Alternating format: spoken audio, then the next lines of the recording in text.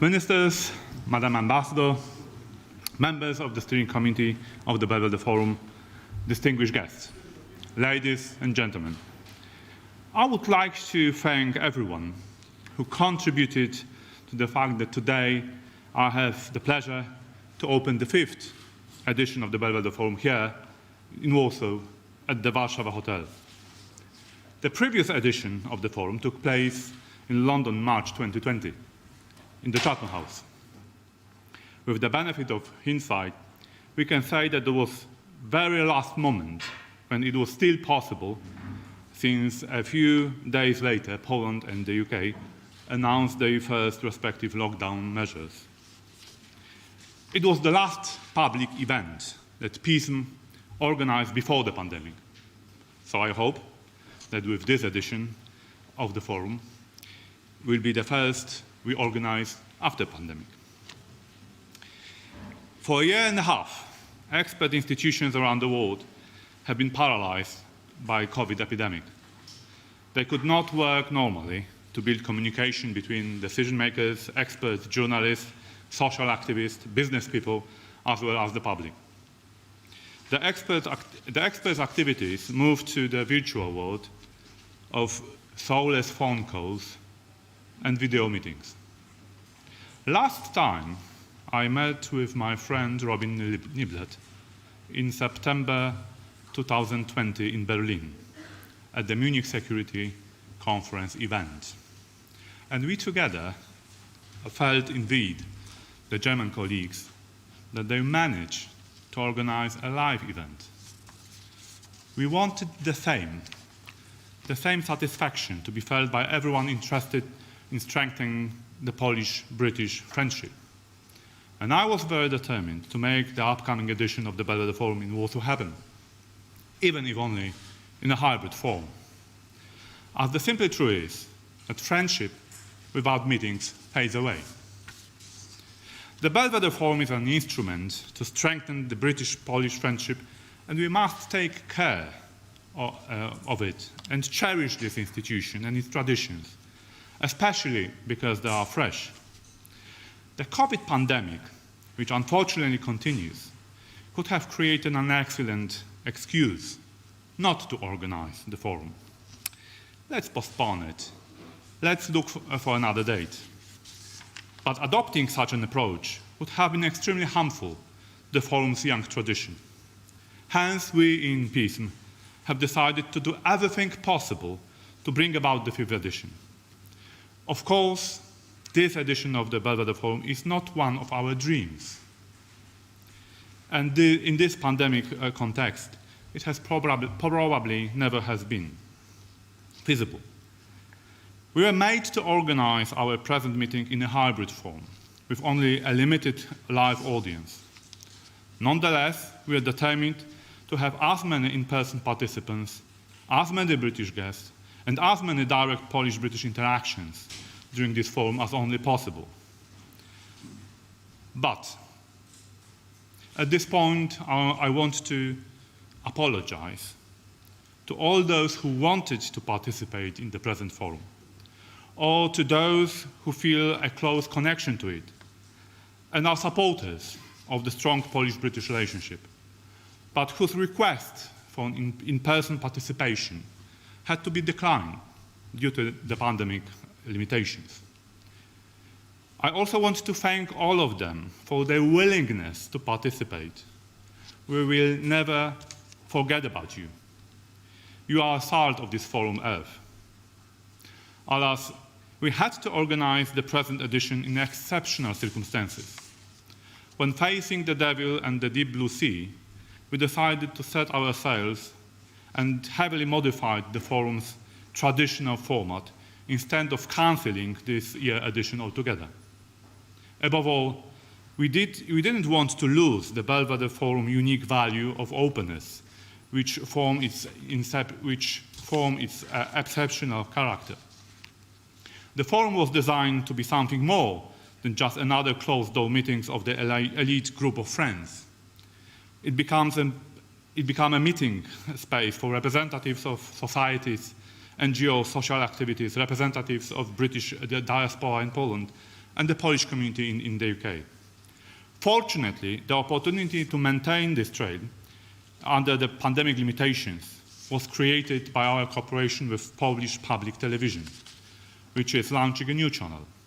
TVP World will be a news channel broadcasting 24/7 in English.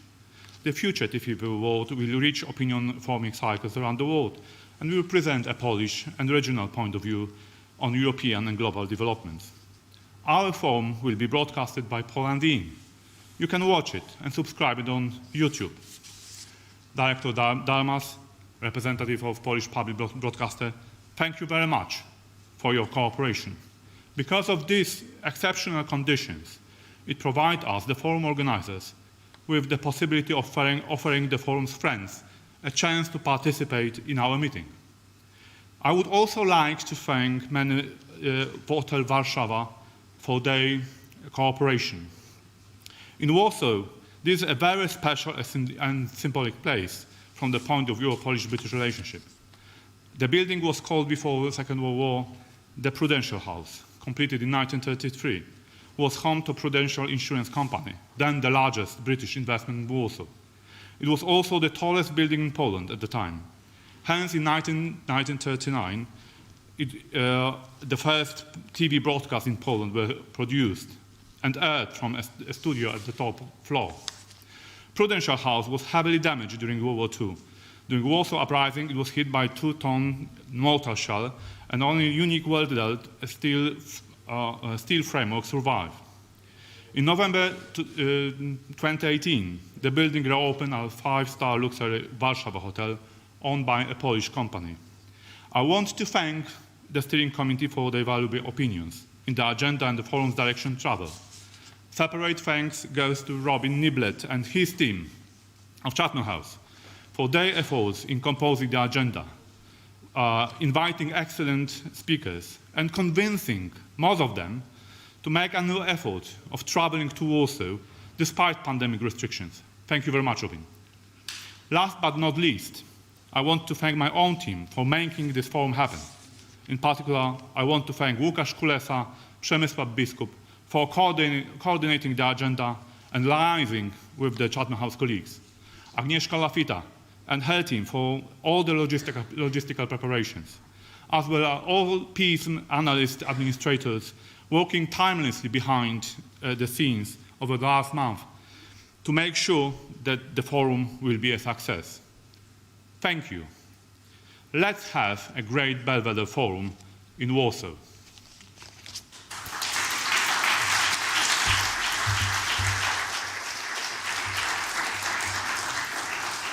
Please welcome to the stage Dr. Robin Niblett, Director of the Royal Institute of International Affairs, Chatham House. Thank you very much, Sławomir. It's such a pleasure to be back in Warsaw. As you said, we were fortunate to just squeeze in the 4th edition of the Belvedere Forum in London just before the full extent of this pandemic became apparent to all of our governments and the kind of lockdown that ensued. So we've only had an 18-month gap or so, which is incredibly important. So we're delighted to be co-hosting this 5th edition of the Belvedere Forum with you, with PISM. Well, the second that we've formally co-hosted, having allowed our two respective ministries of foreign affairs to step back and us take up the lead. It's especially important, I think, this forum, because it is an essential bilateral relationship that we represent here. It's an essential bilateral relationship for both countries. We're two large European states who share, partly because in our own way we're on peripheries of some definitions of Europe, we share some similar perspectives to our security threats, to the importance of alliances, and we've built up those bonds at a very important level through shared historical experience, especially between our two governments. But I think what's so important about this relationship is that it is also a personal one. It is a people-to-people relationship that goes deep. It goes into the 1930s and 40s when so many people from Poland came to the United Kingdom during the Second World War. Deep bonds were forged, not just between, again, our governments, between our peoples, and we were able to show some of that long personal history in the exhibition of photographs that we hosted at Chatham House at the same time as the Belvedere Forum last year. So I think the Belvedere Forum, in a way, celebrates the breadth of the relationship. It is a dialogue, and it was designed to be, by our respective ministries and by us, to be a dialogue between our civil societies that includes our governments. Hence, most of the participants here, and most of the participants, sadly, not here with us today, but who were with us in London and will be with us again here in Warsaw and in London, are from the civil society community, from NGOs, academia, other think tanks, entrepreneurs as well, and importantly and increasingly youth activists and people from the younger generations, I will say, and also parliamentarians. And I want to thank in particular those who made it over here from the United Kingdom, as well as those represented here from Poland. They are ultimately representatives of citizens, I think count as part of that civil society in our mind. Strong civil societies are part of the bedrock of our liberal democratic systems of government. Along with independent media, independent judiciary, we help hold our governments to account. I think we reflect the diversity and the plurality of our political systems. And this is what makes the Belvedere Forum distinct from the many other forms of bilateral cooperation that already take place between our countries and between our governments. And so we've tried to capture that distinctiveness in the agenda itself, which is not just dealing with issues of international affairs, which are very dear to my heart and to Sławomir's and those of my colleagues from Chatham House and PISM, but also talking about navigating a just energy transition, dealing with the post-COVID or the continuing COVID or the endemic context in which we're in, Polish-British cultural relations, trade. It's that breadth of that agenda that affects all of our citizens that we're hoping to capture today. So thank you, everyone, for being here. I'm especially grateful to all of our British colleagues who came over, as Sławomir said, to join us here in Warsaw. Incredibly important they did. Thank you, Sławomir, to you, your great team, who have really carried a lot of the heavy burden here to bring this off, which is very complex logistically. I do want to thank Anna Clunes and the British Embassy and the FCDO for all of their support to help us pull this together. And obviously also my Chatham House colleagues, Hans Kanani, leading our Europe program, and Anna Durant-Hayes, who really has been in the engine room making this possible. So good to get your thanks in early, but I'm really looking forward to a super Belvedere Forum. Thank you very much for being with us.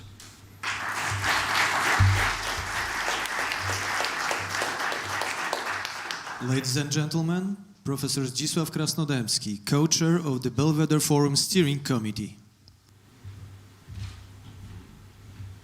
Madam Ambassador, Sir Malcolm, dear ministers. Yeah, we are all very happy that we can meet physically. And it was already mentioned by Director Dębski that when we met in London last year, there was no pandemic yet. It was just beginning. And it was also the epoch as Britain had just left the European Union. So now we meet in the new situation. I hope that the worst of the pandemic is behind us. But as we know, the UK and the EU are still trying to work out how they will relate to each other in the future. And we all know it is not easy. We have also, this is not secret, our problems with the European Union. Today we had a very interesting discussion with Ursula von der Leyen. She gave us in European Parliament the State of the Union. But we noticed also some growing problem. Just recently, Michel Barnier, who is, I think, very popular in Great Britain, has noticed the worrying tendencies that exist in the Union and that have intensified after Brexit, unfortunately. He said, this is now a very famous statement, that the legal sovereignty of France is threatened by the EU. There are indeed dangerous centralizing tendencies in the Union, contrary to the treaties. And if we consider what happened in Afghanistan, we will talk about this, we see that the international situation is difficult. And I think, I'm convinced that this difficult situation requires that we Britain and Poland, should have the best possible relation. So this is, I think, why it is so important that we meet and we can also talk informally. And I am convinced that this forum and our discussion will be fruitful and contribute to achievement of this goal. Unfortunately, also, it reached us very sad information from Great Britain that Madame Lily Pollman passed away. Her work on the memory, on the Holocaust, especially Irena Sandler, but also contribution to Korczak monument in Warsaw. I think it was mentioned how important civil society engagement of the people, and she was really important persons in this keeping out the memory. I think these photos shown by director Dębski show in which peculiar city we are here. It is really, I would say, the place of memory. I think that Warsaw should be a place of memory for whole Europe, and sometimes it is neglected, and sometimes it's forget. But I think it's important, and so once again. We also keep Lily Pollman in our memory. So thank you very, very, very much, and I hope that we will have a very fruitful discussion. Thank you.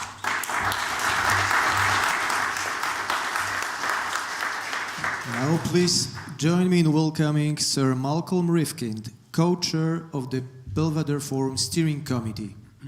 Minister, Ambassador, ladies and gentlemen, it is an unusual pleasure. One always starts with these sort of occasions by saying how delighted one is to be here. But as it's, I think, either the first or second country that I've only visited in the last year and a half, it is a privilege for all sorts of reasons. And it's a mark of the relevance of Belvedere that as a relatively new initiative, begun only a few years ago, it then faced, as have so many other organizations, this extraordinary, frustrating gap when we've been unable to meet in person. And if anyone had any doubts about the importance that so many people attach, not just to Polish-British relations, but the way in which the Belvedere Forum can enhance those relations, it's the fact that here at this very first opportunity, we are all here today in person, and many others who are watching. And I echo the tributes that have been made to PISM and to Chatham House for the incredible work they've done in bringing this together. You'll be relieved to know that I don't intend to make a long speech. I shall follow the very wise precedent of King Henry VIII of England, who on one occasion said to his 6 wives, he said, "Please do not worry, I do not intend to keep you long." So on that basis, I just want to make 2 general points in these short introductory comments. It's been said by Robin and by others that the Belvedere Forum is about civic society. It's not about governments speaking to governments, politicians speaking to politicians.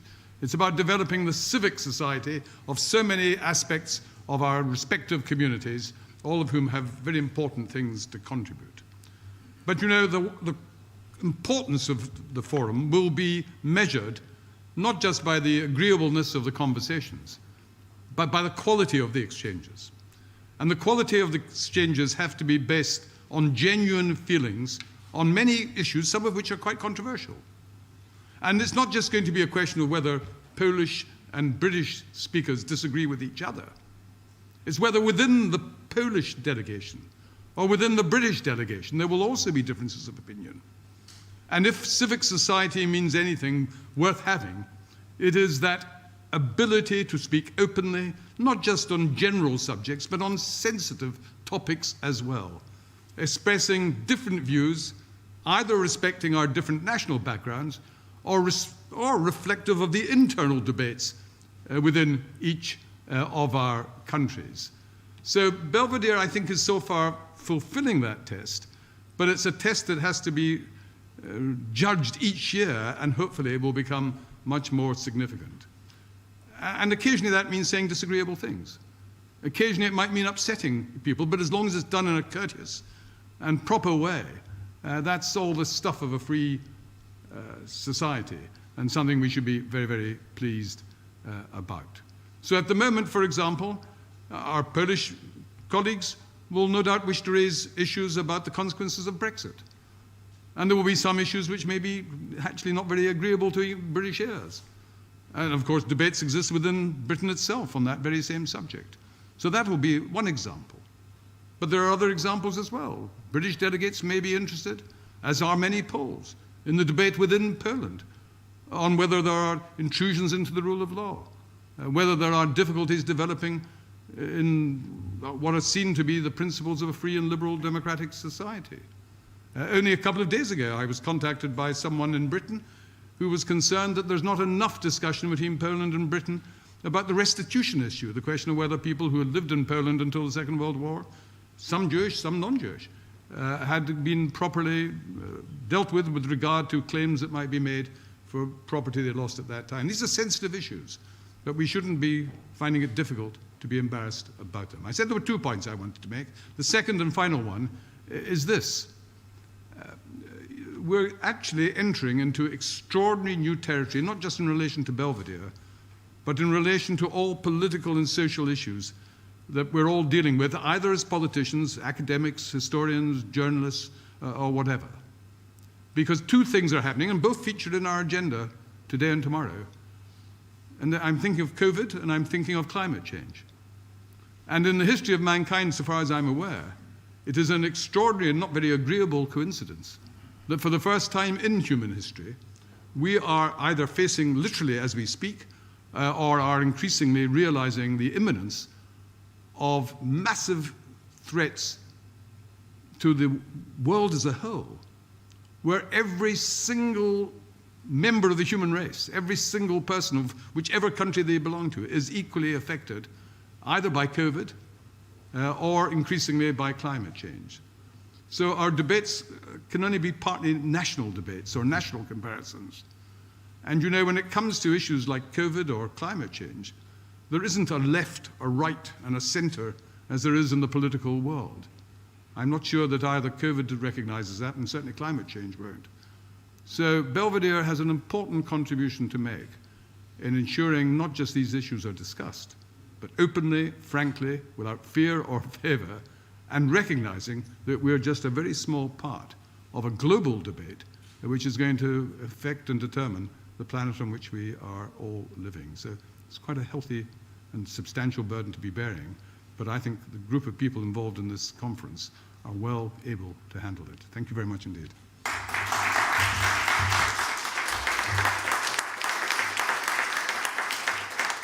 The opening address will be delivered by His Excellency Zbigniew Rau, Minister of Foreign Affairs of the Republic of Poland.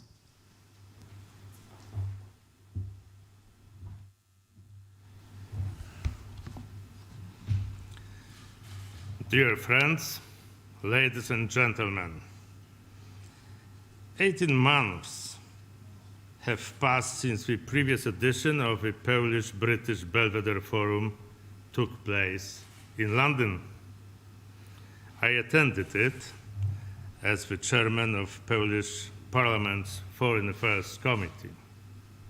Today, I have the great pleasure to welcome the members of the Forum and its 5th edition participants, both those present in this room, as well as everyone following its proceedings on Polish public television and throughout social media as Poland's foreign minister.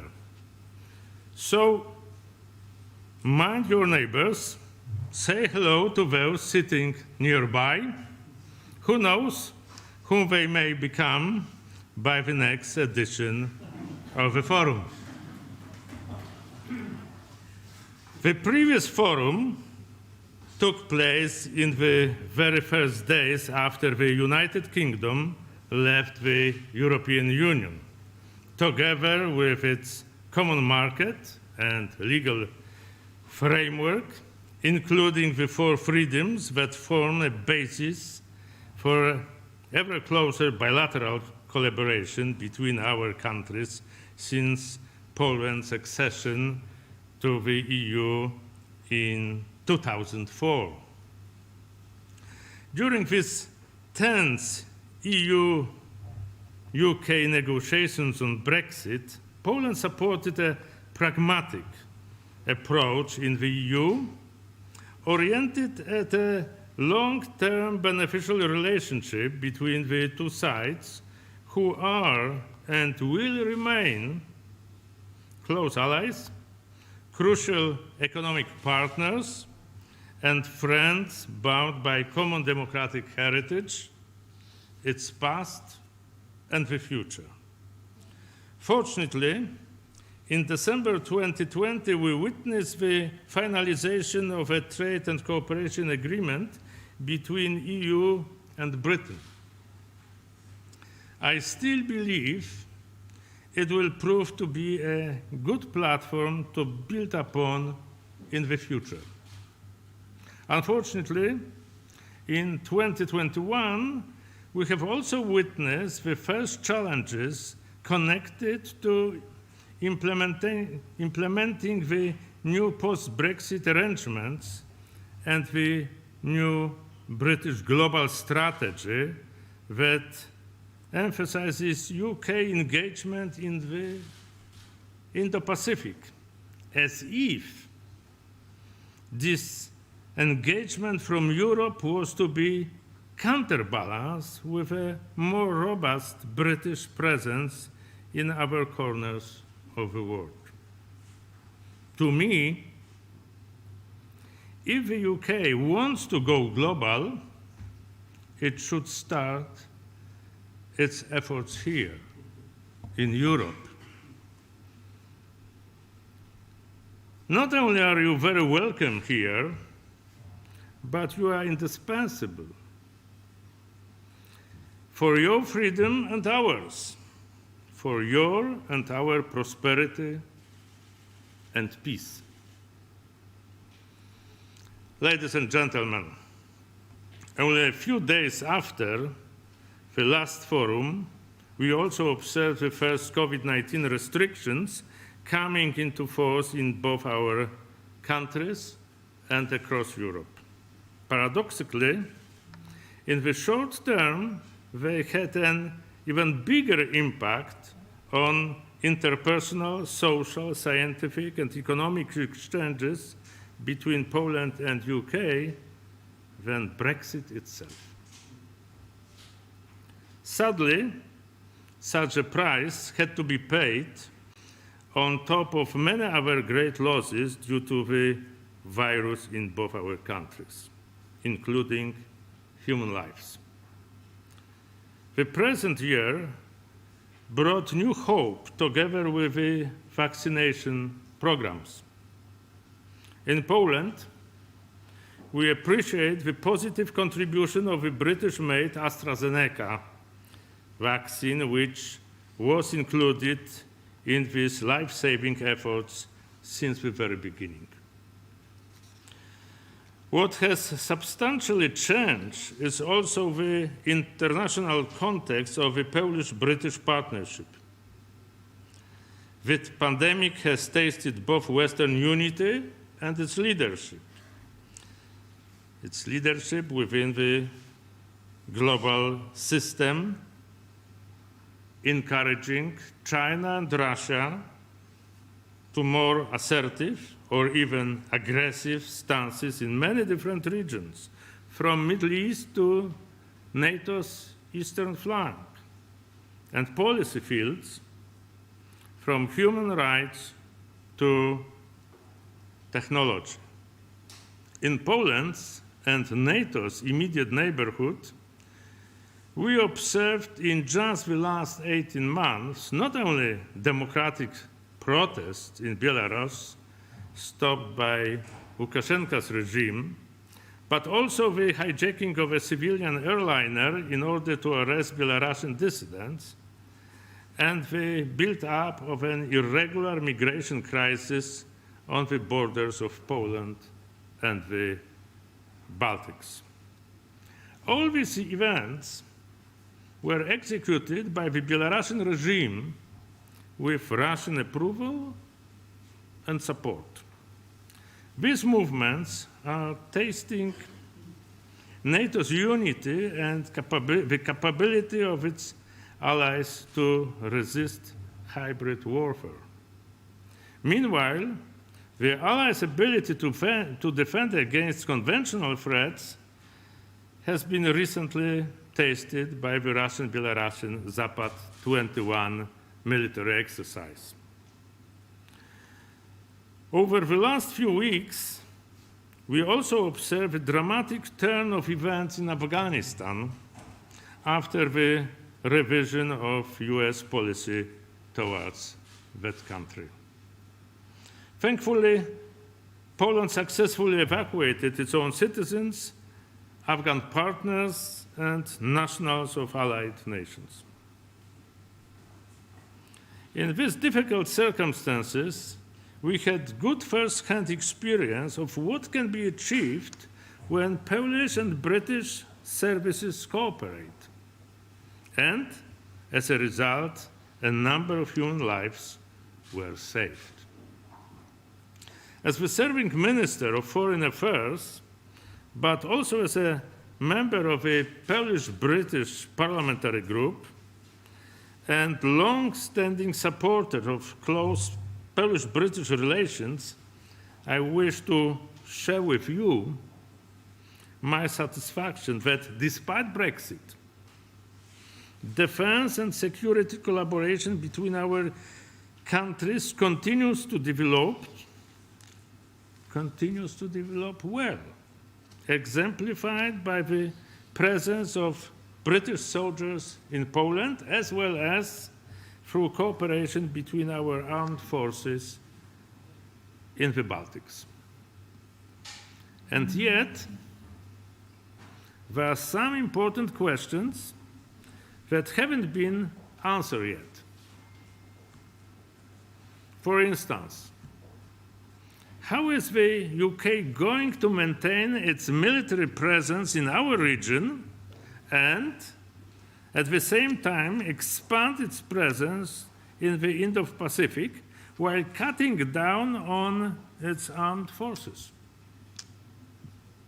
Or how will EU-UK cooperation in Northern Ireland be maintained while protecting the single market in the face of ever-changing internal dynamics in British politics in this regard? The integrated review rightly characterized Poland as an important security partner in Europe. Yet, many in our countries do not fully realize the intensity of the economic links between us. Britain's volume of imports from Poland is comparable with those from Ireland, its closest neighbor. Most importantly, 1 million Polish citizens in the UK who decided to stay there after Brexit, and a smaller but vibrant British community in Poland will remain a living bridge that will be our greatest common capital. Where better to understand the benefits of this kind of close collaboration than in this venue, the Warszawa Hotel, or, as it used to be known, the Prudential House. This skyscraper of pre-war Poland represented the flagship British investment in this part of Europe in the 1930s. It also represented the most advanced construction technology of the time developed by Professor Stefan Bryła at the Prudential Companies Commission. However, The building and its architect's fate during the Second World War illustrate what happens when aggressive, non-democratic regimes are allowed to wage war in Europe, which ultimately endangers the whole continent. During the Munich crisis, British Prime Minister Neville Chamberlain objected to Britain's involvement in a quarrel in a faraway land between people of which we know nothing. This history lesson is clear. Knowing more about each other makes Europe safer. Ladies and gentlemen, both Poland and Britain are modern democratic countries with active civil societies. That means that there are common values to defend and to build on. But this also means that governments cannot create a good and lasting relationship between our countries just by themselves.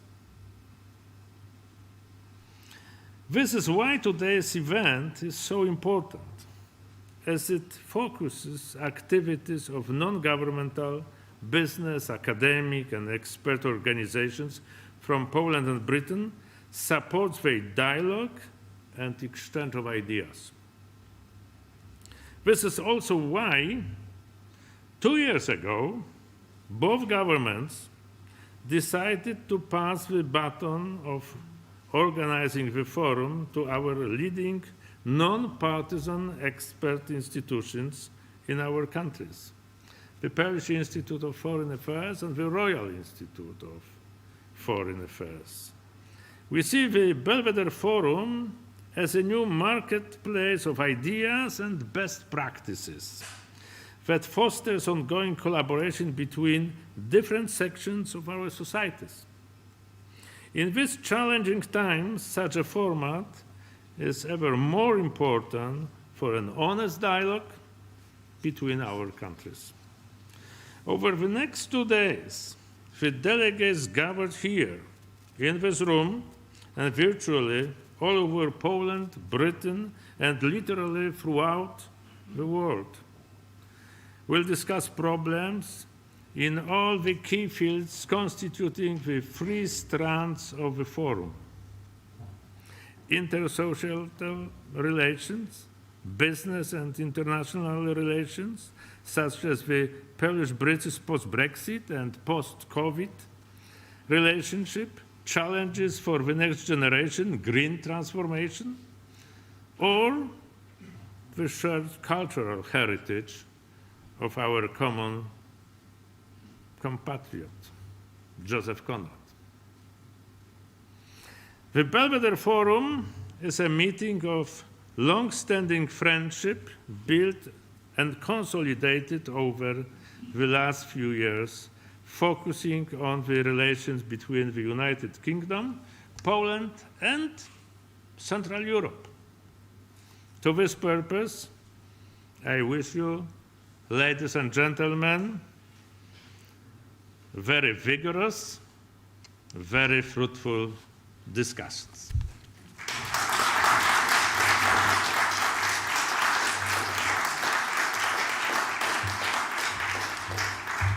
And now the video address will be delivered by Her Excellency Wendy Morton, Minister for European Neighbourhood and the Americas, Foreign, Commonwealth and Development Office of the United Kingdom. Ladies and gentlemen, Szanowni Państwo, welcome to the 5th Belvedere Forum. I wish I could join you in Warsaw today, but though I can't be there in person, I'm so pleased that the forum is taking place. It's been a difficult 18 months for everyone, but despite all the challenges, Chatham House, the Polish Institute of International Affairs, and our partners in the Polish government have done an incredible job. It's a great example of British and Polish people coming together to achieve a shared goal and exactly the spirit that the forum seeks to capture. The Belvedere Forum was created to broaden and amplify the dialogue between the British and Polish people, to create a space where representatives from our diverse civil societies can discuss, debate, maybe even sometimes disagree, and take forward the issues that matter to our citizens. Belvedere is about strengthening the relationship between our people so we can face the future together. We all know that the UK and Poland have shared important moments throughout our history, particularly in relation to security and defence. From the Enigma Code and Polish fighters playing a critical role in the Battle of Britain, to our close cooperation in NATO today, and we have been brought even closer by the Polish diaspora here in the UK. That shared history, that deep partnership and friendship, is something that we must always cherish and look to build upon as we face the challenges and opportunities in front of us. Over the next 2 days, you will discuss the most critical of those issues, how our people can work together in the post-COVID and post-Brexit era, how to face our shared security challenges, how we tackle the climate crisis, and how to support the next generation of our young people to connect.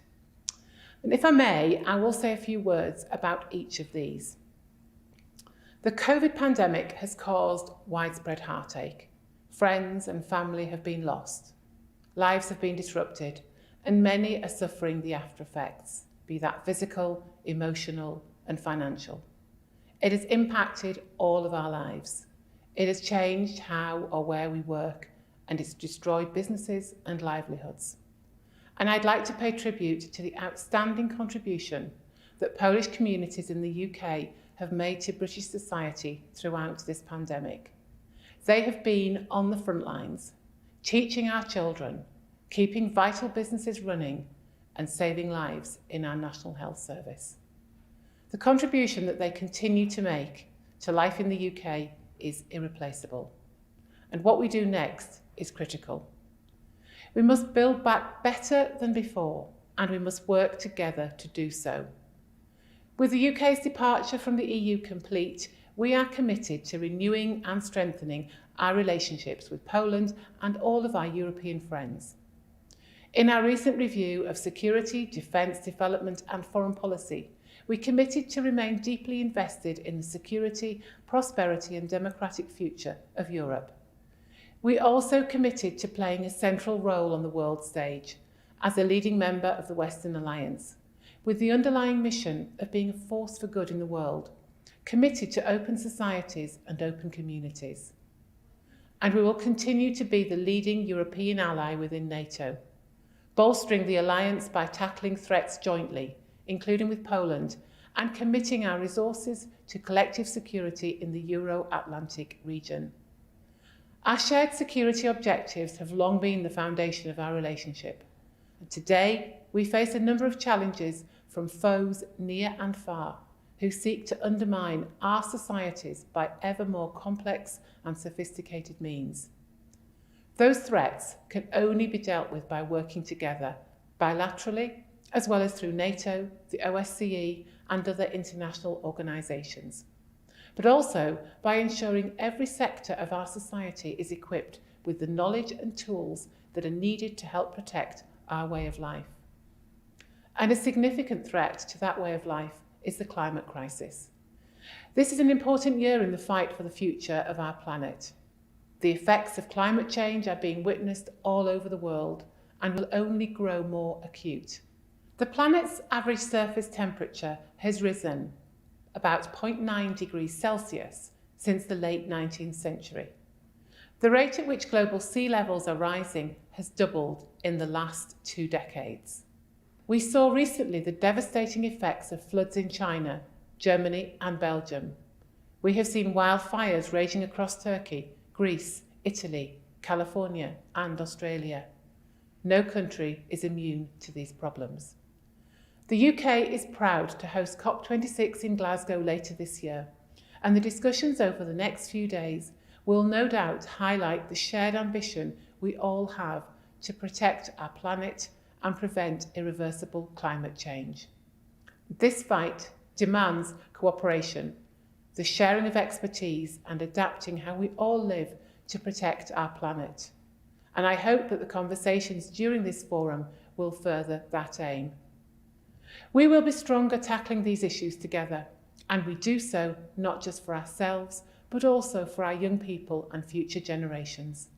And we must consider how to support future generations of Polish and British people to connect.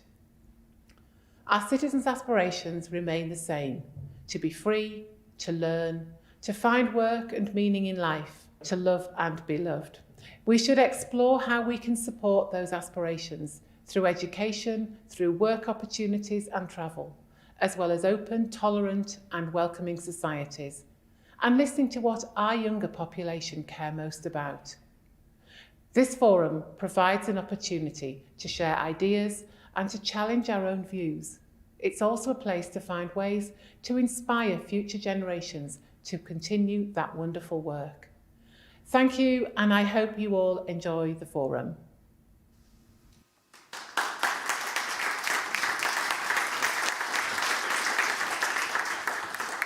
Ladies and gentlemen, this is the end of the opening part of the forum. Now there will be a short technical break, but please remain in your seats as we will begin the first session shortly.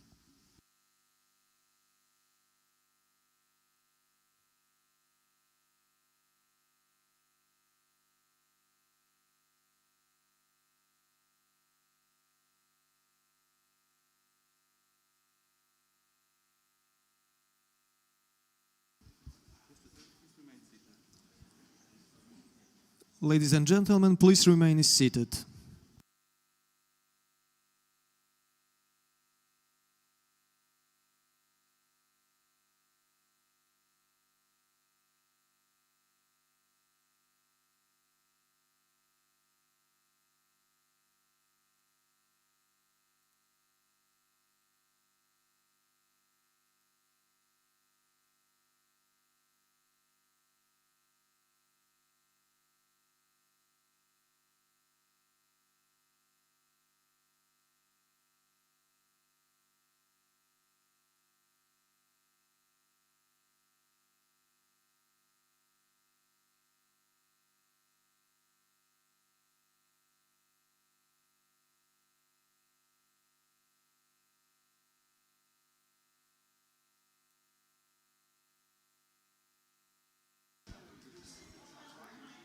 Ladies and gentlemen, it is time to begin the first session of the Belvedere Forum, Polish-British relationship in the post-Brexit and post-pandemic world.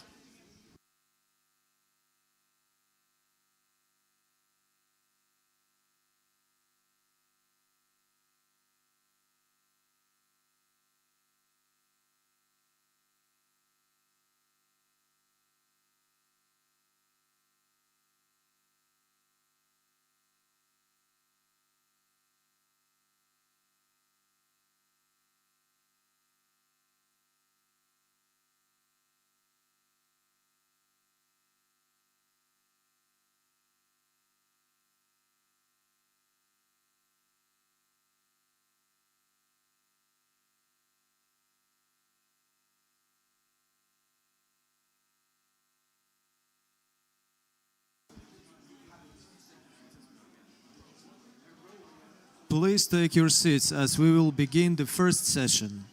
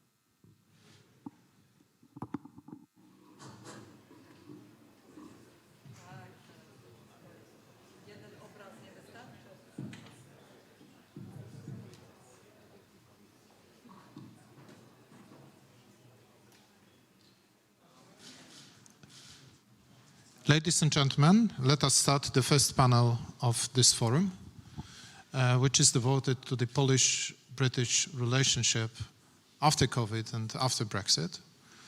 But before we start, since it's the very first panel, I have to do some housekeeping. So each panel will be devoted into 3 parts. The first one is statements from our excellent speakers. Then we will have discussion within the panel.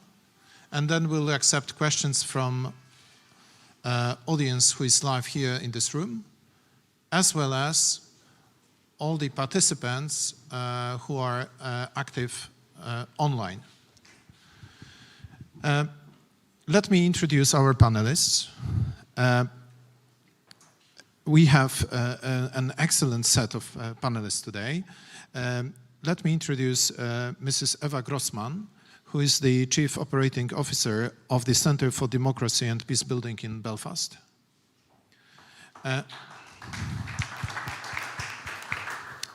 Let me introduce Mr. Władysław Teofil Bartoszewski, who is an MP for the Polish People's Party, the Polish Coalition, and who is a member of the Polish-British Parliamentary Group in the Polish Sejm. Let me introduce Dr. Rupa Haq, who is a Labour MP and a member of the all-party parliamentary group on Poland in the House of Commons.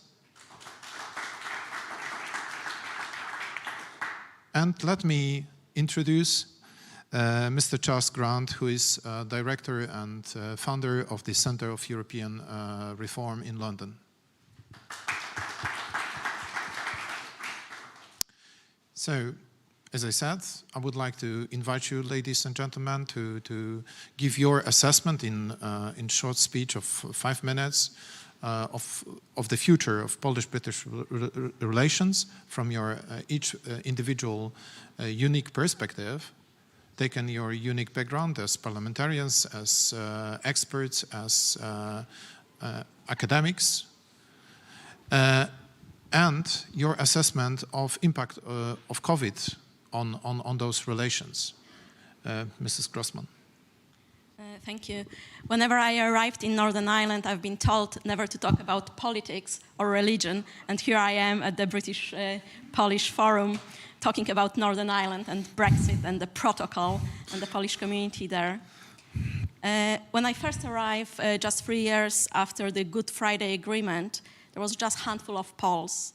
After Poland joined the EU, suddenly the number went up to 50,000. It was a massive shock for the local community, especially for the unionist community who, after a little while, find out that Poles are actually Catholics. It changed the dynamic enormously. I was initially engaged in a private sector, but slowly started moving into work with the local communities, with the police service of Northern Ireland, because what started was the number of hate crime attacks. It was very, very difficult for people in Northern Ireland to accept difference. We set up Unite Against Hate campaign, then slowly I moved to work in the Northern Ireland Assembly, running a program, capacity building program for elected members. And what I noticed that my Polishness helped me, because I was a bit of an insider-outsider. It helped me to cross different, especially throughout the sectarian divide. Right now, the number of Polish people in Northern Ireland probably went down to about 25,000.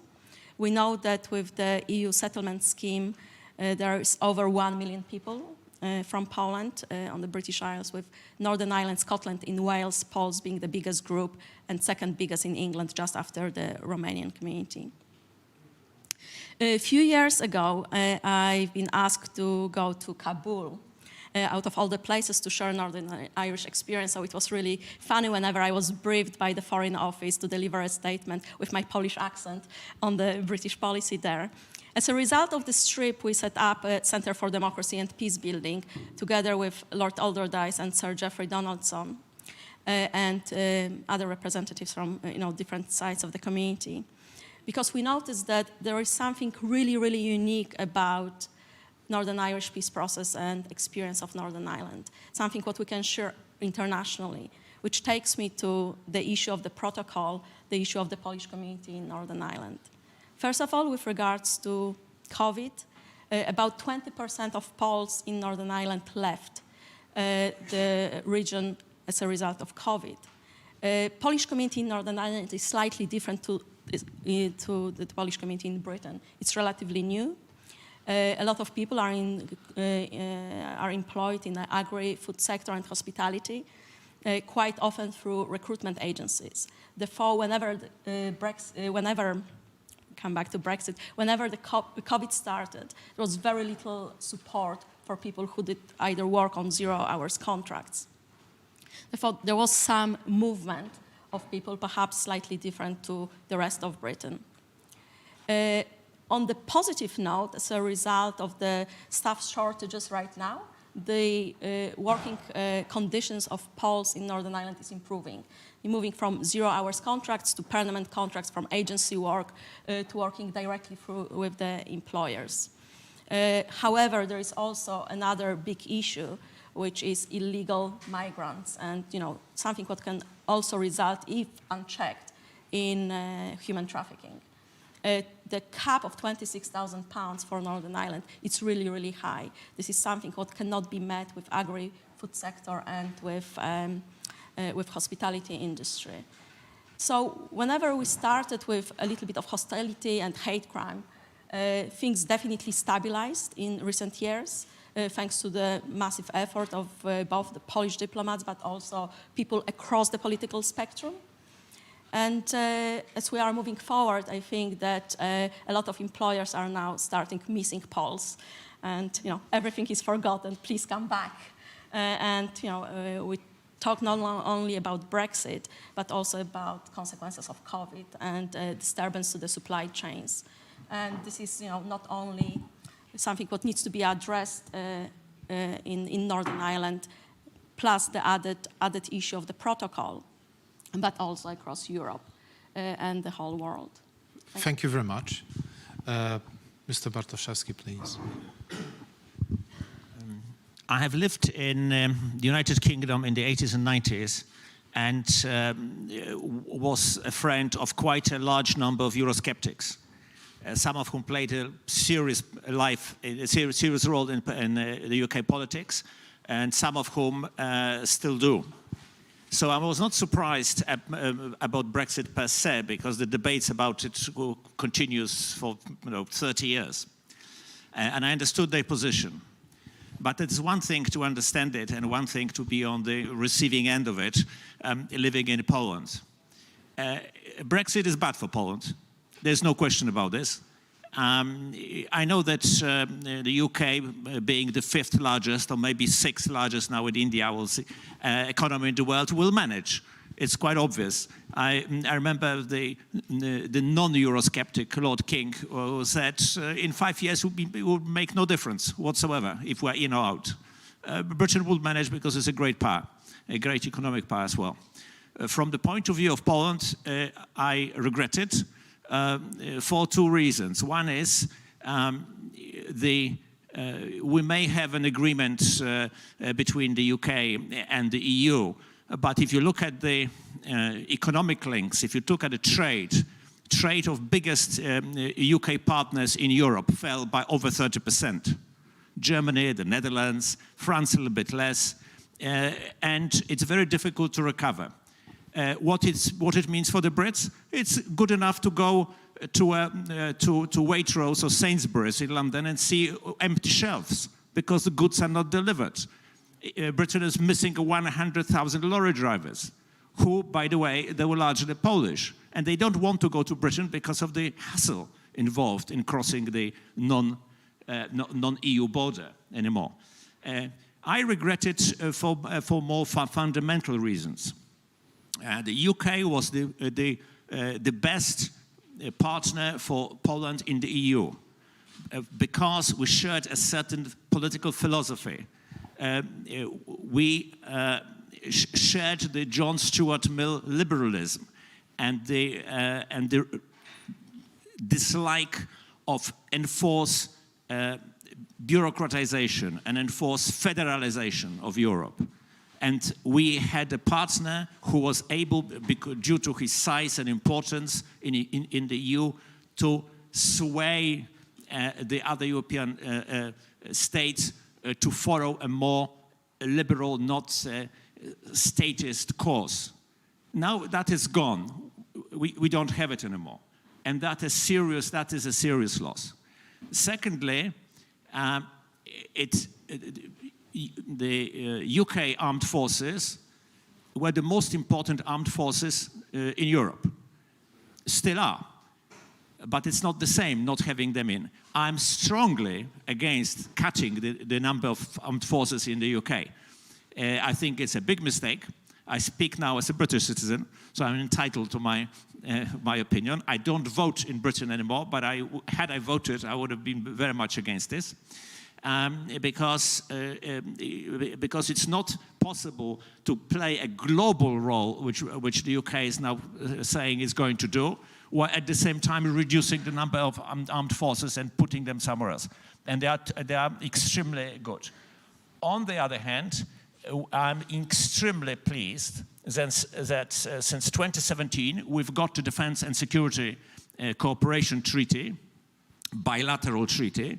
So it's in addition to NATO, in addition to all possible things which a compass within EU may achieve, because I think the future for our cooperation between the UK and Poland is very much in the sphere of security, including cybersecurity, including intelligence and other matters like that, which that treaty allows us to do.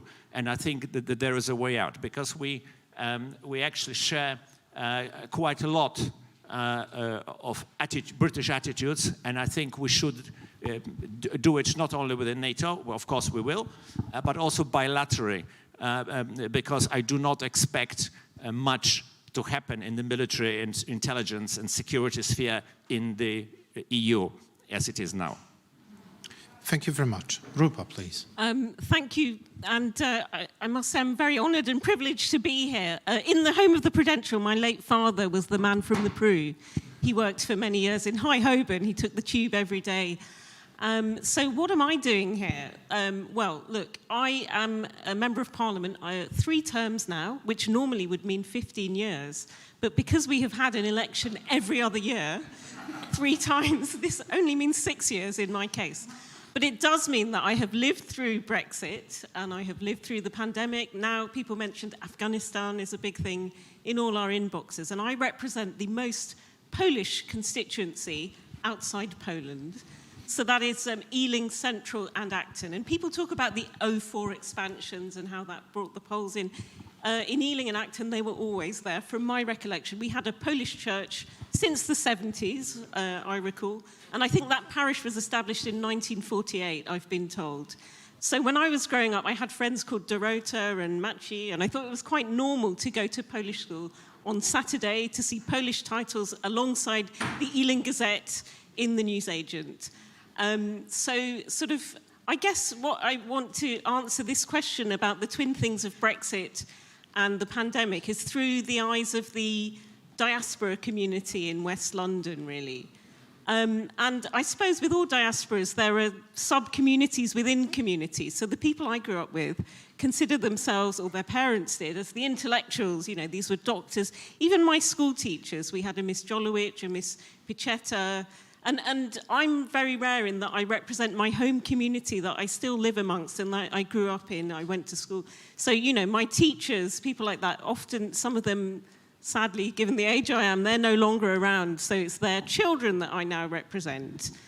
And so there was always a bifurcation between the sort of ex-servicemen's children or the intellectuals or whoever, the people who remember the government in exile, which was in London, and the 04 plumbers and plasterers. There's a little bit of snobbery, and I know this from within my own parents who always thought they came from, well, I think it was East Pakistan, it was India, British India, it was Bangladesh. My grandmother used to say how she'd been in 4 countries and never moved house once. So anyway, they also thought they were better than, I don't know, the Somalians or whoever the more recent people were at the time. They're no longer with us. So, I mean, what has changed since when I was growing up in the 70s and 80s and now?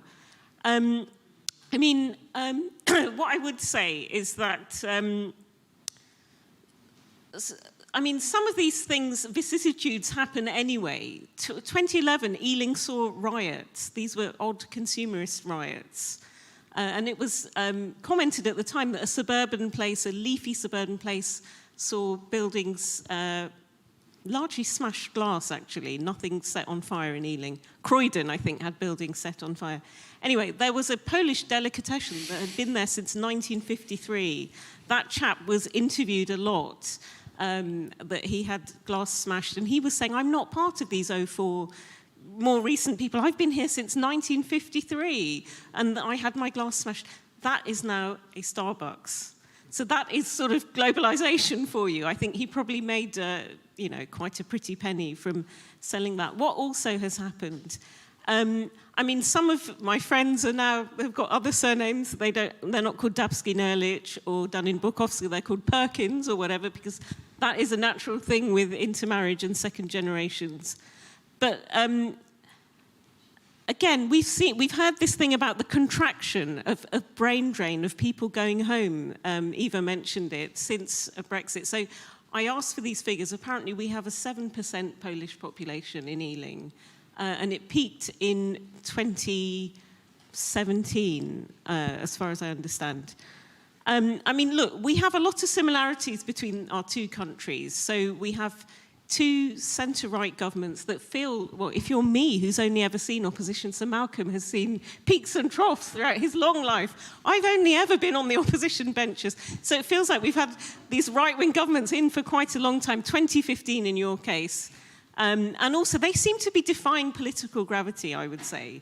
So, I mean, our own Conservative Party should be a low-tax party. Yesterday, they voted for, I voted against it, a tax rise for everyone in the form of national insurance, every working person, businesses at a time when it's supposed to be growing out of a recession.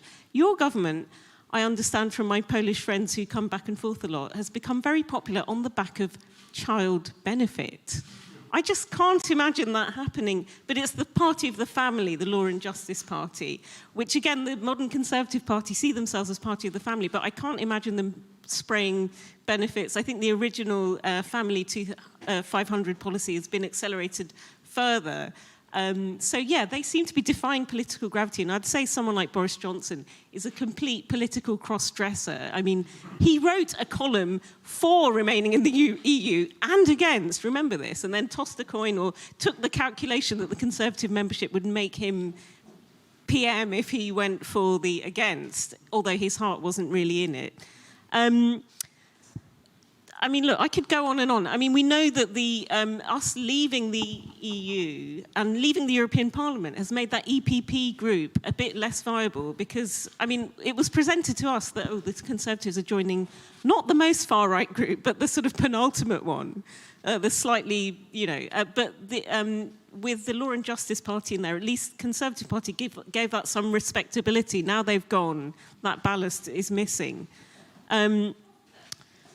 You know, I mean, we both managed to escape the euro, didn't we? I mean, we're never going in that now, or not in the foreseeable. I still harbour hopes that maybe, not immediately, but 10 years' time, I would like to see in my lifetime that Labour could be a rejoin party, because I think it was a monumental mistake.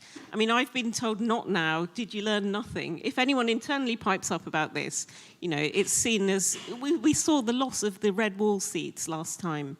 So I don't think it's going to happen anytime soon. But, you know, I'd like to see one day that those sands will shift. But you guys escaped as well. You still have the zloty, proudly. Yeah. Yes, we have. I mean, climate change we're supposed to be talking about a little bit, aren't we? Climate change, I think, is one of those things that is too big to be another Boris sort of whim or U-turn or, you know, bluster.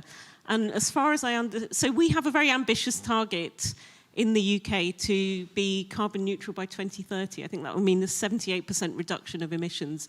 I think Poland has also signed up to the Paris Climate Accords, which are legally binding, but they have no target date. And I wonder about our own government, because so many things have been U-turned on. International aid, the pension triple lock the other day, no border down the Irish Sea, oven-baked deal. You know, we could do a long list of these. No tax rises, the list goes on and on. But look, I mean, on the whole, I think what we have seen is that and you know, I get lobbied about unusual things. Rafał Ziemkiewicz, he wanted to come and speak in my seat in Acton. So I had people emailing saying, don't let this hate preacher in. So then I made representations, and in the end he didn't come. But I also had the odd person. I think they were outweighed by the people that didn't want him coming. He's a Holocaust denier.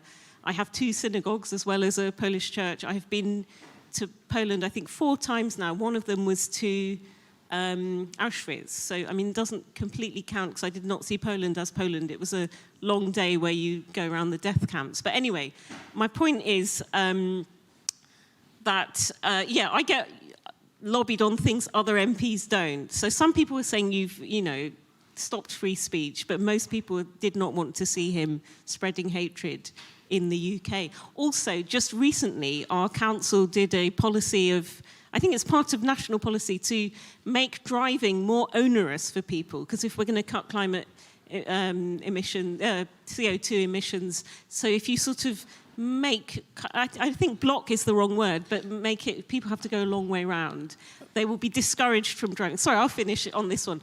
And I wrote an article in the Sunday Telegraph. So some of us can do political cross-dressing. That's a right-wing newspaper, but they would take my copy on low-traffic neighbourhoods. I said, people feel they're living in ghettos. Someone wrote in and said, my parents lived in a real ghetto. How dare you use that language?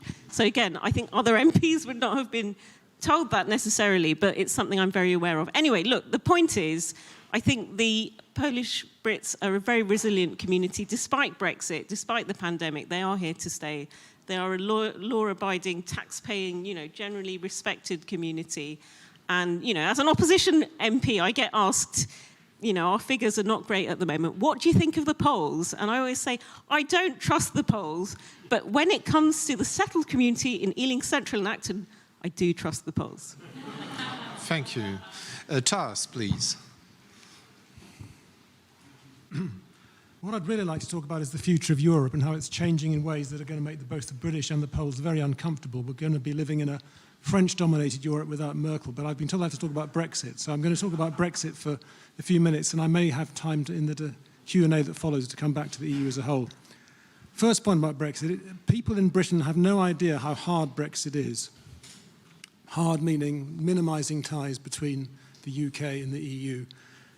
To quote what one of Barnier's deputies said to me at one of the CR events about a year ago, she said, if you talk to the guys in Downing Street about the Brexit deal, they were then negotiating the trade and cooperation agreement, if you talk to them, they just don't care about the economics. All they care about is regulatory sovereignty and autonomy. And if you say to them, but this or that model will produce more or less trade, they're not interested in the trade. And that's actually true. The deal we've gone for is a free trade agreement of the Canada style, with nothing for British services companies in that deal, with a lot of delay and hassle at the border to create friction in trade, which is not even being applied yet as far as goods going from the EU to the UK are concerned, and restrictions on free movement of labour, which are causing serious disruptions already to the British economy. So it's a very hard Brexit. But the EU is not entirely guiltless either, because the EU also has not maximised trade in the way it's approached the European negotiations with the Brexit negotiations with the UK. The EU's had 3 principles driving it throughout, as far as I can see. The first and most important is this great integrity of the single market, in particular the protection of the level playing field, meaning that the UK shouldn't be allowed to cut and slash regulation, social, environmental regulation, other sorts of regulation and taxation and so on. I think the EU went over the top because the UK is not going to become Singapore-on-Thames. There's no way the Tory party wants to cut drastically social environmental regulations, but the EU went over the top on that. But I think the EU was sincere in fearing a super-competitive, turbocharged British economy on its off the edge of Europe. The second driver of the EU was pure mercantilism. This is the French, but not only the French. The French admit it, others support it but don't admit it. Pure mercantilism. That they wanted to design the Brexit deal so that financial services firms relocated to the EU, so aerospace companies, car companies, law firms relocated. It was designed to damage the British economy for the benefit of the EU, which is fair enough. I suppose all's fair in love, war and Brexit negotiations. And then the third principle was simply Macron. This is a Macron principle, but I know it's shared in countries like the Netherlands and Sweden. If you have a big, powerful Eurosceptic party breathing down your neck. You want to show that Brexit's a crazy idea and that Brexit must be seen to hurt. Pour décourager les autres. And that certainly French officials are quite open, and that was one of their objectives in the Brexit talks, was to make sure everybody could see that Brexit was going to be quite painful. But that's where we are. And that's why the EU's not maximised trade at all, as far as I can see. They're not to the same degree as the British. Now, I have to say a word on the Northern Ireland Protocol, because though it's of no interest to most people outside Northern Ireland, as Ava knows, and outside perhaps possibly Paris and Brussels and London, it is actually the most important thing now in the relationship between the UK and the EU. It could blow up very nastily indeed. The basic principles are very clear. As I'm sure you're aware, that there is now a border in the Irish Sea on goods going between Great Britain and Northern Ireland, so that the EU can protect the integrity of its single market and its customs union, because Northern Ireland is part of the single market and the customs union, in order to prevent the need to having border controls on goods passing between the north and south of Ireland, because if you had border controls there, the idea is it would upset people who used to support the IRA and endanger the peace process. That's what Boris Johnson and David Frost signed up to in the withdrawal agreement.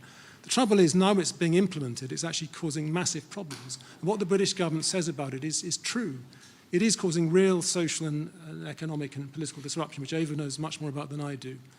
It's destabilising the political system in Northern Ireland, upsetting the unionist community hugely, who don't like to see a border between themselves and their homeland in England.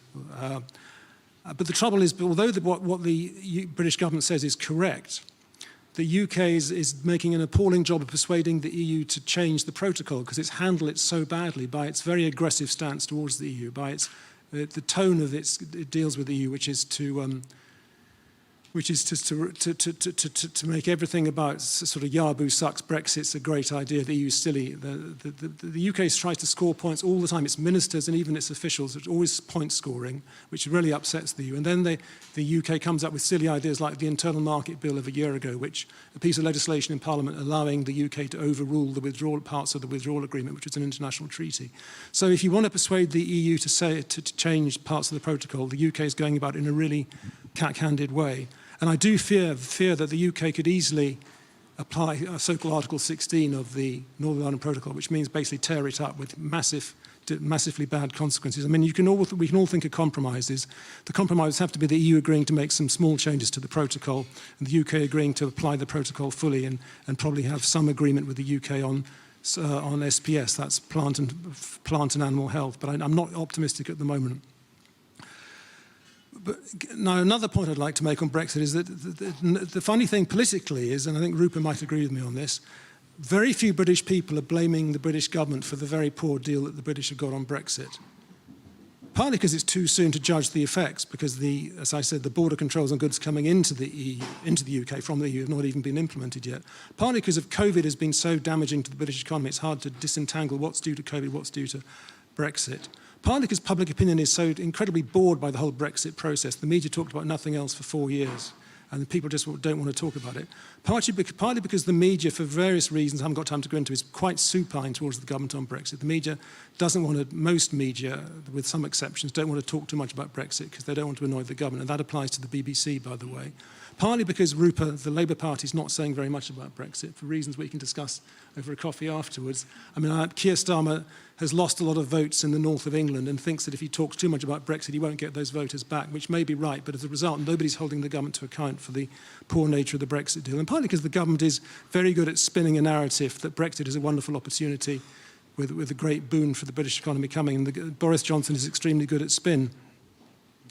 So I'm going to stop now, but I'll just say, let me stop on a more optimistic note. I do think in the long run, the Brexit deal will be improved. It has to be improved. It's so bad for so many sections of the British economy. I mean, the London Symphony Orchestra can no longer tour Europe, for example, because of the rules on transport of instruments and cabotage of lorries and so on. I mean, the Brexit deal is so bad in so many ways for so many groups of people. Eventually, either a Tory party led by Rishi Sunak, the more moderate, slightly more moderate Chancellor, will say we need to improve the deal, or a Labour Party government led by Keir Starmer will say let's improve the deal. It will be improved. There has to be some cooperation on foreign and defence policy. I mean, one of the most balmy things is there is nothing in the Brexit deal at all on foreign and defence policy.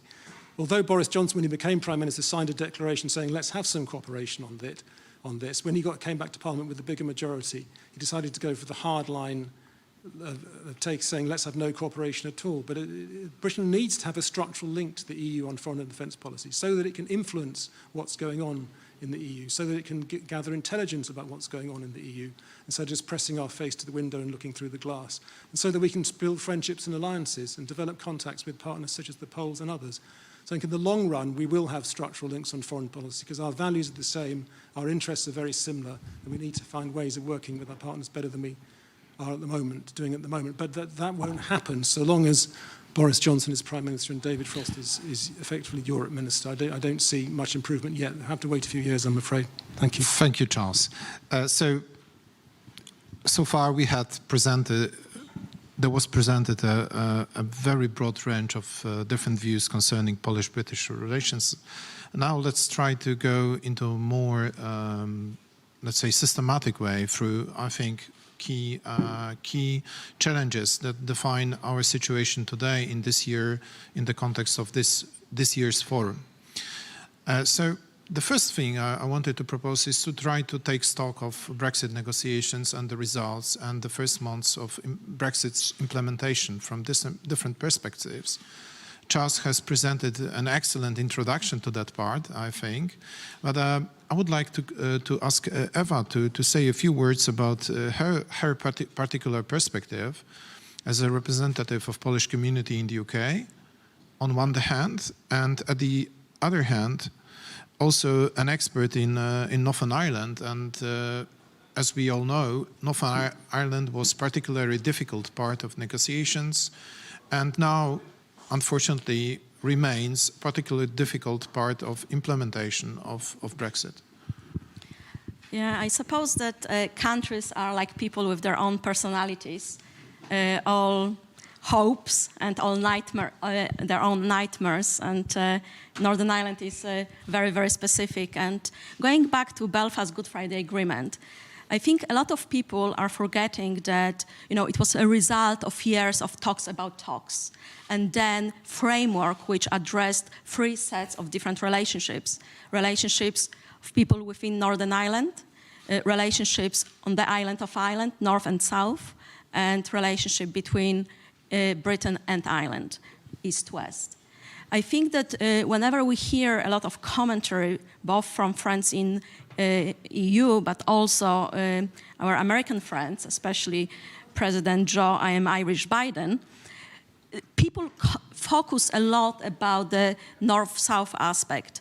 Whenever there is a challenge of the East-West, and it's something what Charles touched on, the sea border, it is very easy to radical Brexiters. It is very easy for us to radical the loyalist and unionist communities who are causing problems, but there are really deep, underlying, disturbed historic relationships, which have been, by the way, addressed by the Good Friday Agreement. And if we go back to the history of EU, the setting up of EU was based on addressing those disturbed relationships between France and Germany. So I think it's very, very important to keep reminding ourselves about that we live in a very, very fractured world. And the relationships are really disintegrating. If I compare the relationships on the island of Ireland, the conversations between Dublin and London, and even conversations within Northern Ireland, tensions are really, really high within those communities. And perhaps, everybody needs to stop, pause, repose, and reflect that why Brexit happened. I'm Polish, I'm a Remainer. Obviously, I benefited from EU and from membership of EU. I also understand some of the grievances of people in Britain and also looking at the motivation. It was different from France and Germany. It was very different for Britain. And it was indeed very, very different for Poland whenever we joined EU. We all come from different backgrounds. We all got different objectives. So as Charles said, the situation with Northern Ireland is quite, Sir Geoffrey Donaldson just made a statement on Thursday about pulling out of the Northern Ireland Assembly. I know that there was probably a little bit of, flexing the muscle before Stefkovic's visit to Northern Ireland and his speech at Queen's University in Belfast, when the tone is slightly changing. There is another element, is the Republic of Ireland. Perhaps the previous government and Taoiseach Leo Varadkar was less of a bridge builder than Taoiseach Michael Martin, who perhaps sees himself as a broker, more of a broker between EU and the UK. What we need to do now is to keep rebuilding and building relationships to something what was at the very, very heart of the Good Friday Agreement. It was at the heart of, setup of the European Union. It wasn't all about policy and single market. It was all about building relationships and addressing those very deep historic grievances. And what we're doing right now, we're creating more grievances. Mm-hmm. Thank you very much.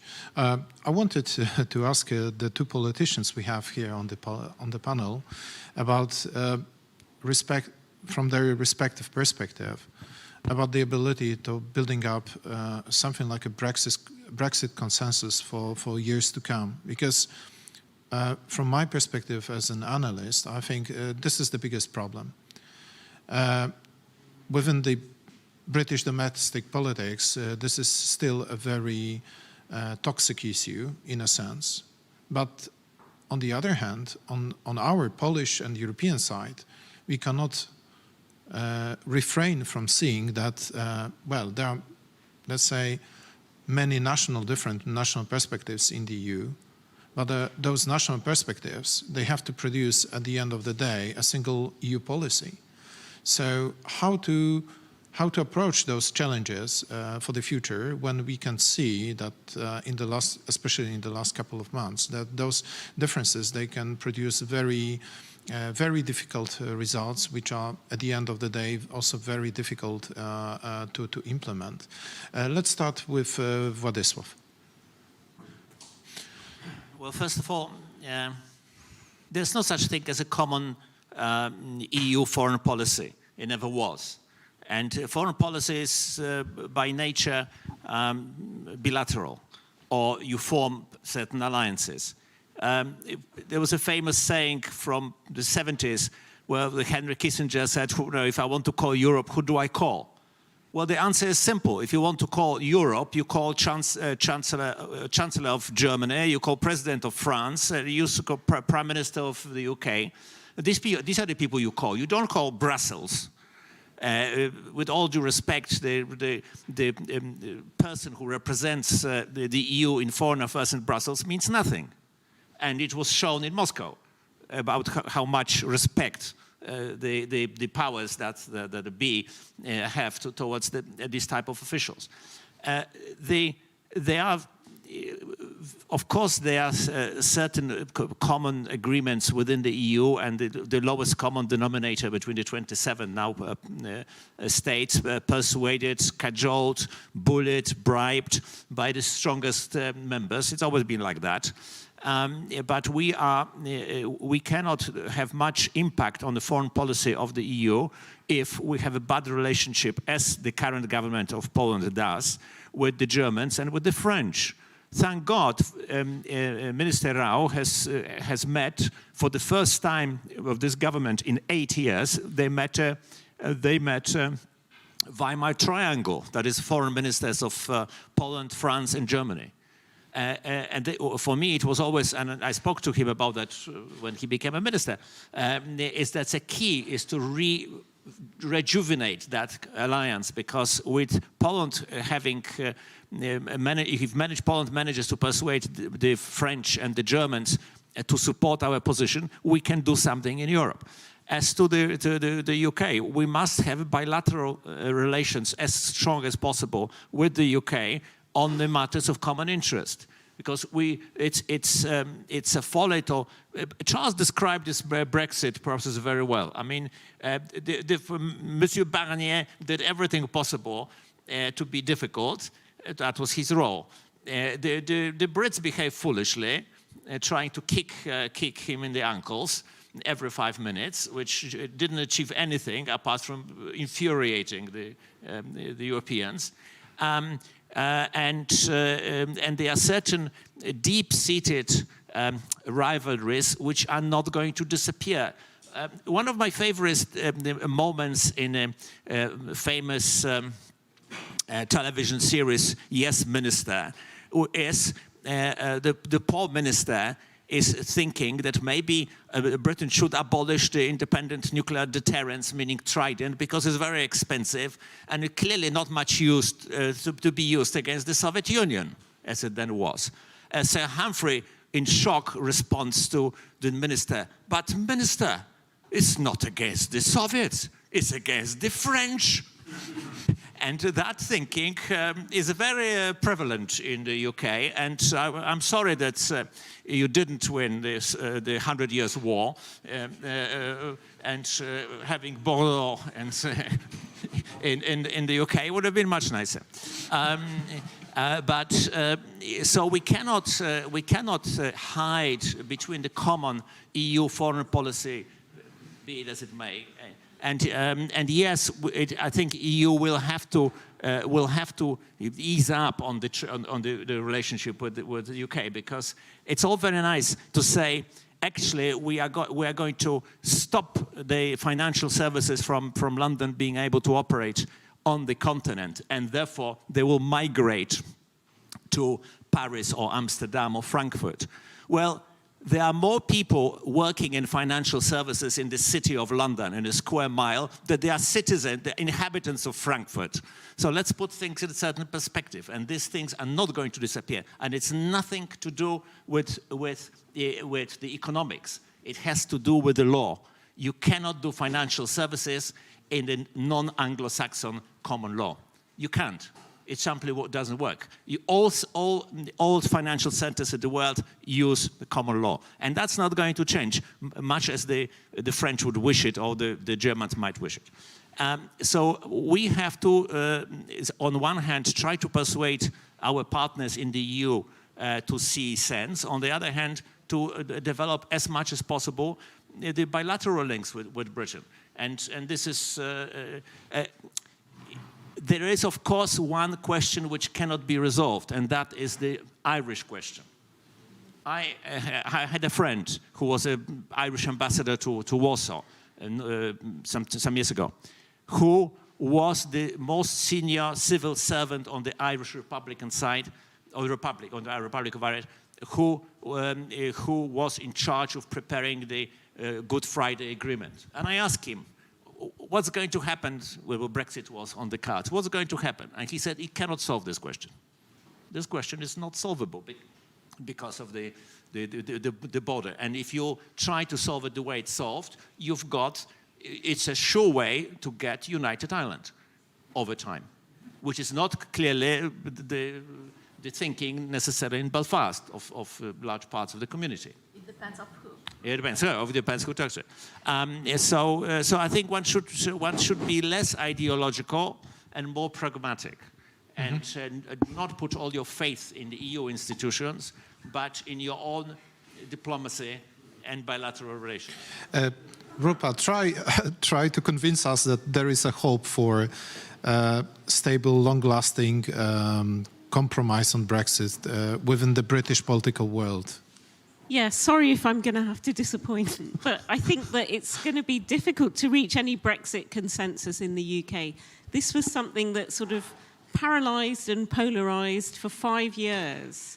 It tore apart families, even the Prime Minister's own family. I think his dad is still a big fan, and the sister as well stood against the Conservative Party for a rejoin party in the European Parliament. So, I mean, I think the promises that the Brexiteers made, and again, the footage of Gove and Johnson when they realised they'd won, they weren't meant to win. It was supposed to be a little bit of red meat to the Conservative Party leadership contest, because it's much easier to talk about it than to execute it. So some of those promises, they need us more than we need them. We hold all the cards now. 70 trade deals at 1 minute to midnight on the original leaving date, which I think was the 31st of March 2018 or something. None of those things came to pass. And now we see empty supermarket shelves, as was described. But I think, as Charles said, basically we've seen the strange disappearance of the word Brexit. It has been completely extinguished from political vocabulary. Nobody talks about it. And because we've all lived through coronavirus, everything has been smuggled through that. So yes, those shelves are empty, or are they full of sovereignty? Is that how we interpret the empty shelves with all the... but, you know, people think that's because of COVID or something. All the stuff's been mixed into one, even filling in extra paperwork to come here. And I must say, this was the last place I came to in 2019 before we stopped traveling. Yeah, so there's a whole ton of paperwork that was not needed. I couldn't quite work out, hang on, is that Brexit or is that COVID? You know, the new gates we're going through, not the EU one, but the all passports. So, I mean, I think it is one of those things that nobody wants to open that can of worms again, because people have Brexit fatigue, maybe. Everyone's bored by Brexit after 5 years. So, yes, it was a really shoddy deal. Lots of it is TBC, and those people in the financial services, they're my constituents. I have been a Brexit beneficiary. I first was elected in 2015. I took a Conservative seat by 274 votes. Twice that's been over 13,000 because of Brexit, anti-Brexit Tories. People saying to me on polling day, I have never voted Labour before, but I work in financial passporting and I want you to save that, and your opponent is not going to do that. So, I mean, we've seen weird things happen in politics. Somewhere like Canterbury, my friend Rosie Duffield represents, that was the student vote. The sort of academic anti-Brexit vote. That was a Conservative seat as well for decades. She took that for the first time ever in 2017. Yet we have seen these so-called red wall places, former mining communities, where I'm afraid it was an easy thing to blame 04 expansions and migrations on their lot. And again, people, you know, don't necessarily have a good level of political education in this country that they know what's going on. You see people interviewed, why did you vote Conservative in the most recent general election? And they say, because we've always had a Labour MP around here and nothing's ever changed. But we've had a Conservative government for 11 years and they're very clever at conning people that they're new. The Boris Johnson, you know, the Conservatives can change the face at the top and persuade people that it's something new, whereas they've been in power since 2010. So, sorry to sound depressing, I just don't think we're going to reach any consensus on this. I mean, for a long time it was fabled that the younger generation are the people who want to remain. And there was meant to be a tipping point, I think of 2017 or something, that enough young people will overtake that any second referendum would give a yes vote. But, I mean, the results of the 2019 election don't really bear that out. Yeah, I think they just couldn't be bothered to get out of bed in 2016 and vote, because we might have had a different result if they did. Thanks. Charles, I wanted to ask you one particular question, actually drawing on what you already said. How to build up, how to institutionalize British-European dialogue after Brexit on strategic issues? Obviously, there are dialogue mechanisms, both in the withdrawal agreement and the trade and cooperation agreement, but they are linked to the scope of those agreements, which is not broad enough, I would say. And certainly any of those agreements, none of them touches upon the really important strategic issues. So what would be your proposal for building up this kind of dialogue? Well, let me try and answer that, but let me first just say something in response to Vladislav. I agree with just about everything Vladislav said, but I think you're a little bit too hard on the EU in foreign policy. The EU is not yet a great and effective actor in foreign policy. It's had its successes over the years. Many of us have forgotten what happened in Macedonia in 2001. Macedonia was on the brink of a civil war. George Robertson, working for NATO, Javier Solana, working for the EU, went to Macedonia, persuaded all the parties to accept a peace settlement, the Ohrid Accords, which worked. Macedonia's been at peace ever since. The Iran nuclear agreement, the JCPOA, which may or may not be revived in the coming weeks, that was basically an EU achievement. I mean, with the Americans, Russians and Chinese jumped on board eventually, but the EU drove that. The sanctions against Russia because of the invasion of Ukraine, those are very strong sanctions. They annoyed the Russians. The EU sanctions are much stronger than the Americans thought they ever would be, but they're quite strong and quite effective, and they have been maintained despite Brexit. So I would say, you know, don't write off the EU as a player in foreign policy. It hasn't had its finest hour recently because it's the member states have appointed weak people to the job of High Representative, which is unfortunate. We haven't had the best and biggest names in doing that kind of job. But in the long run, the EU countries do have common interests and common values, and so that it makes sense for them to pool their resources in foreign policy. I'm not saying let's have lots of majority voting. I've never been an advocate for QMV on foreign policy. I don't think that would work at all. But I do think in the long run, the EU has potential in foreign policy to help. It needs to, because otherwise it can't stand up to the Russians and the Chinese and others who may threaten its interests, and the Turks. So if the EU isn't good on foreign policy, we need to find ways of making it good, which leads me on to your question. Well, for a start, I mean, the level of knowledge in the British government about the EU is greatly reduced in recent years, and that's nobody's fault, well, except for the Brexiteers. But therefore, I think any event like this forum can help. Any event where British people sit in a room with people from other EU countries helps to reduce the knowledge deficit, which is a big problem in policymaking. Think tanks can help. Bilateral forums can help. Schools and universities can help. Britain has left the Erasmus exchange scheme, unfortunately. More specifically, obviously, a close bilateral dialogue can help, and the more we can have UK-Poland summits or UK-France summits. But do you know there's supposed to be a summit between the British and the French every year? There hasn't been one for 3 years, because nobody in the British government can. The French say we're willing to have one, but we want to have an agenda, and the British government says we can't think of what we want to talk about. So there hasn't been a summit. So the bilateral relationship between Britain and France is really bad. And that's appalling, because we have so many common challenges and so many difficulties we face in the world. And we are the premier two military powers in Europe. But nobody's doing enough to try and sort it out. I'm not saying all the fault's on the British side at all. I'm sure there's fault on both sides, but it is a problem. So part of the answer is bilateral, much better bilateral relations. The trouble is the British have used bilateral relations in the last few years just to try and undermine EU unity. The British, throughout the Brexit negotiations, tried to play the Polish card. They sent people to Poland and say, help us undermine European unity. Well, we sent people to Germany saying, let's have more BMW imports and help us. And the EU wasn't playing that game. The EU knew, including the Polish government, knew that actually they had to stay together with their European partners in Brexit to be stronger. So I think if the bilateral relationship has not been used as an excuse to create divisions within the EU. So you have the British government needs to have a more positive attitude to the EU as a whole and not try and score points all the time. But to finish on, you do need structural links. So you need some sort of, I think the British should attend the Political and Security Committee on a regular basis. They should attend meetings of the foreign ministers on a regular basis. There should be summits on a regular basis between the EU and the European leaders. The more contact, the better. The knowledge base will never be as good as it was when we were members, but if we have enough meetings, enough structures in place, we can reduce the deficit to some degree. Thank you very much. To make sure that we will have enough time for questions from the audience, let me just ask the last question to the panelists concerning COVID. It will be quite general.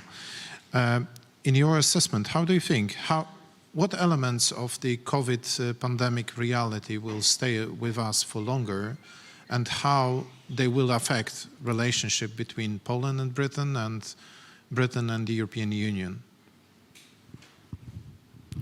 Travel restrictions, I don't know, trade restrictions, permanently decreased level of personal interchanges. What's your opinion about that? Let's start with Rupa. Yeah, I mean, I imagine working from home will stick for a large number of white-collar workplaces. I don't know if that's the sense here as well, but in the UK, certainly my staff, I'm an employer myself, so I have 4 people that work for me.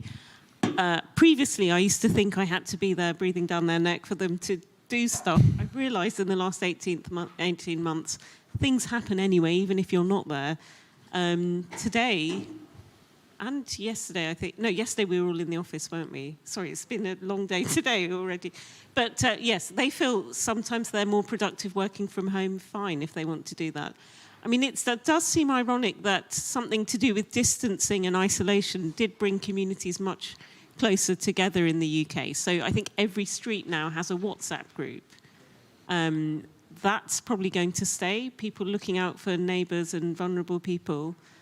Yeah, it's difficult to totally know. Will this kind of breakthrough, which is first localized, help to foster relationships over the borders, for example? How do you think? Because, you know, once you have big part of population moving to WhatsApp groups, they can work using this tool with friends from other countries. Certainly, so I represent a seat in suburban London. From what estate agents tell me locally, people want more physical space because they see themselves working from home forever. So flats are less popular unless they have outside garden as well. And I send an email newsletter to about 10,000 people every so often. And the recent ones I've sent, people reply back saying, we actually moved to the country. We loved having you as our MP, but take us off the list because we've gone.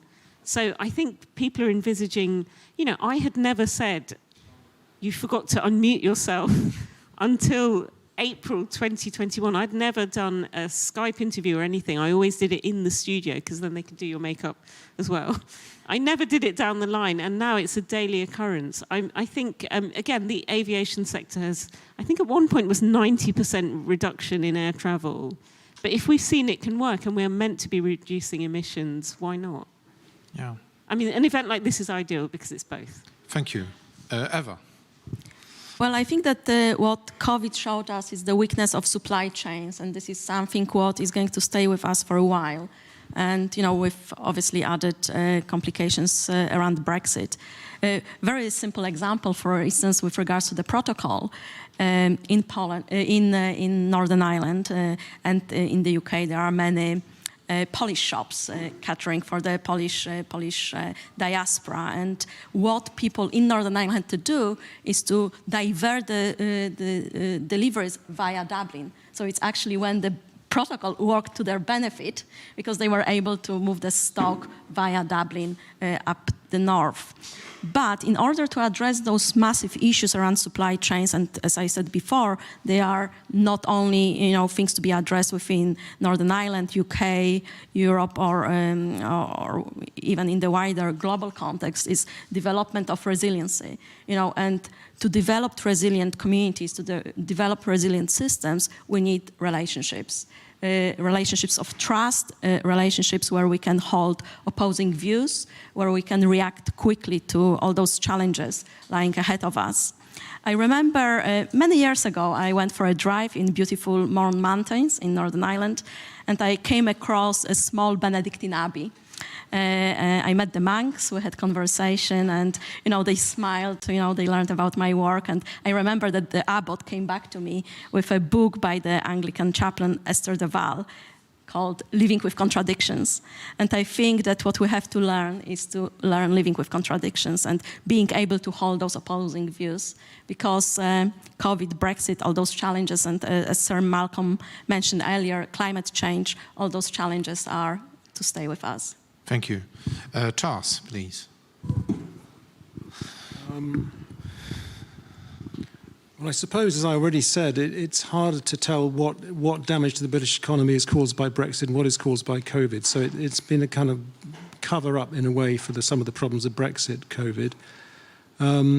I think as Eva said, you know, the supply chains are more important now. As I said right at the start of my remarks, we're living in a more French EU. In one respect, it's more French because everybody's become a bit more protectionist, a bit more keen to have strategic autonomy, including economic strategic autonomy, meaning you look after your own supply chains, your own provisions of key sources of equipment and microchips or whatever. So it makes everybody a bit less open, a bit less libre-échangiste, as the French would say. I think that's probably one lasting effect. We live in a more French EU, and that the whole world is a little bit more protectionist. You have the sort of decoupling of the US and Chinese IT industries. Final point. I mean, I think the vaccine, the wars about vaccines have really created a big disruptions between Britain and its neighbours and haven't helped at all. Certainly, I don't often agree with Boris Johnson, but he was quite right. He got really annoyed with the French in the spring when they started, the French Europe minister and even Macron himself started bad-mouthing the British AstraZeneca vaccine, saying things about it that were scientifically untrue, saying old people shouldn't have it because it would hurt them. And I know that created huge ill feeling towards the French in Downing Street, not without reason. So I think the sort of wars about vaccines and who's got the better vaccine and who's exporting more vaccines, who's importing more vaccines, that hasn't helped at all relations between Britain and its partners. Thank you. Władysław. I think pandemic is going to stay with us. It's not going to go away, and I think the economic world is not going to be the same. There are certain industries which obviously suffered horribly and are kind of semi-disappeared, and others, for instance, people who do deliveries boomed, and people had to readjust. One of the outcomes of it is, of course, a crisis of globalization, which Charles is mentioning, is people are much more selfish, people are much more self-protecting. It's more war-type economy that you have to produce, you have to have stuff for your own benefit. And but this, in the background of that, is a huge conflict which is going to emerge between China and the rest of the world, and China and Europe, because of course, the virus is Chinese virus, as President Trump used to say, and it's something in it.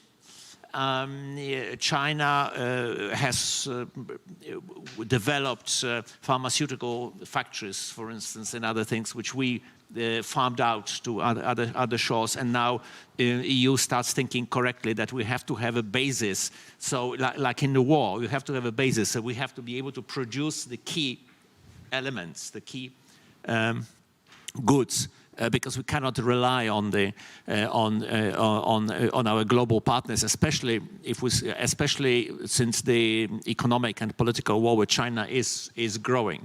Here, as a small aside comment, it is not the EU who was strong in the foreign relations. It's the deal with China was signed because of Mrs. Merkel in December last year, and the sanctions against Russia were passed thanks to Mrs. Merkel, because without her intervention and strong stance, the EU as such wouldn't quite. Yes, but the deal with China it will not ever happen. The comprehensive agreement on investment, because the European Parliament has blocked it because of Chinese sanctions against MEPs. So although Mrs. Merkel wants the deal, it will not happen. The European Parliament is going to stop it. That's true. She's not no chancellor is, it's not a dictatorship. So we have some ways to moderate it.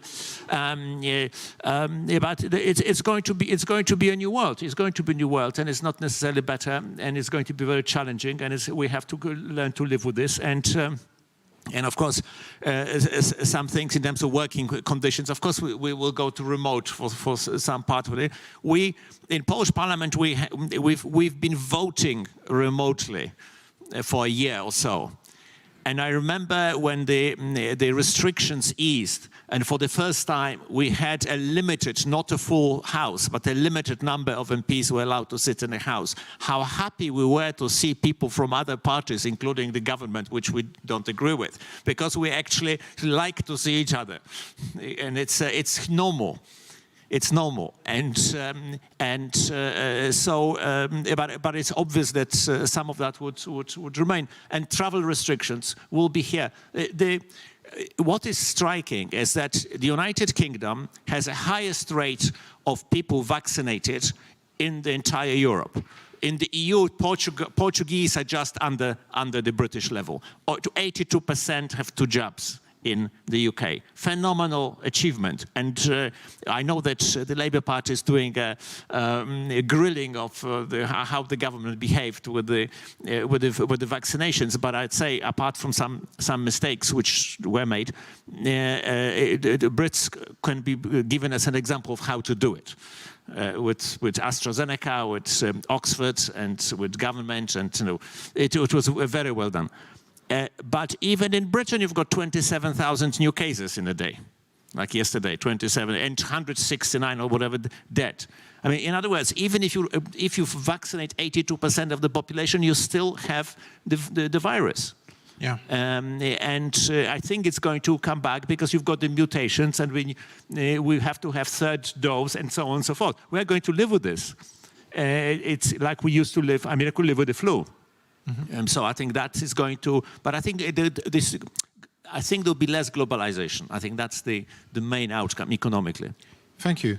Now I would like to open the floor to questions. I propose we proceed with one question from the audience in our conference room, and one question from the audience in front of their monitors and television sets.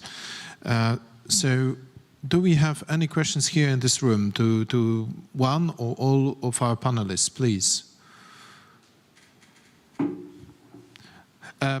Could I ask each person asking the question to introduce themselves, give their affiliation?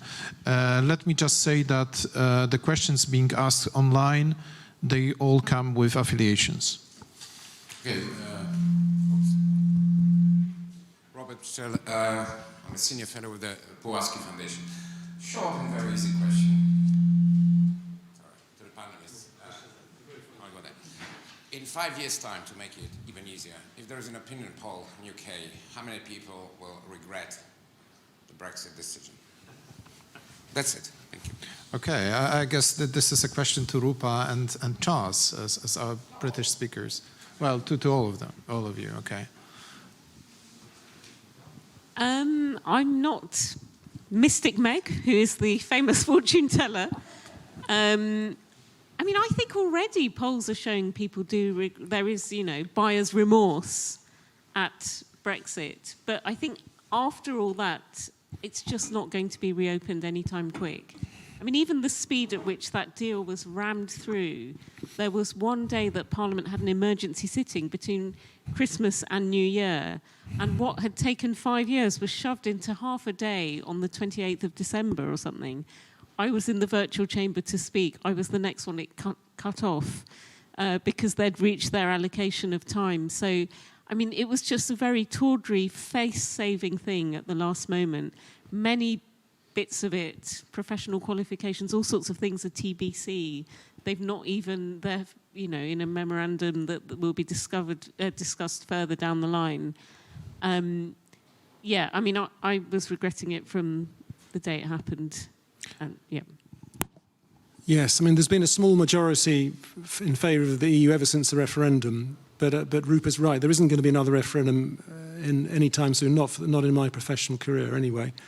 And even if there was, I don't think we could just get back into the EU very easily. The EU is quite clear about this, and the EU leaders would be clear about this. If unless there's a national consensus in Britain in favour of joining, they wouldn't want us, because if we rejoined and then the Tory party in opposition was committed to taking us out 5 years later, and then the EU would say, it's ridiculous, every few years you're in and out. The EU would say, no. So if the Tory party, and Malcolm Rifkin have a better view on this than I would, is it suddenly becomes pro-European and says we'd like to support EU membership, then it becomes viable. But I don't see that happening in the near future, I'm afraid. So I think Brexit isn't going to be reversed for 20 years, ever.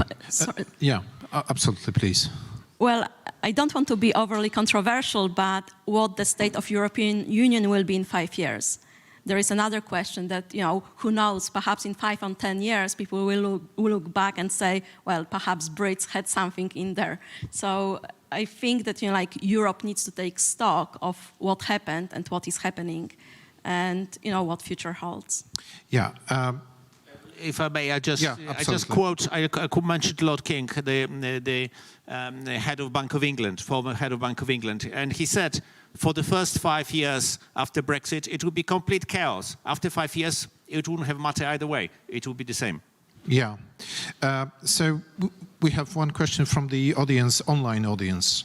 Which changes or reforms in the EU would be particularly beneficial for the European Union-United Kingdom relationship? I guess this is a question especially to Charles, but I believe our political friends would probably also have opinion about that.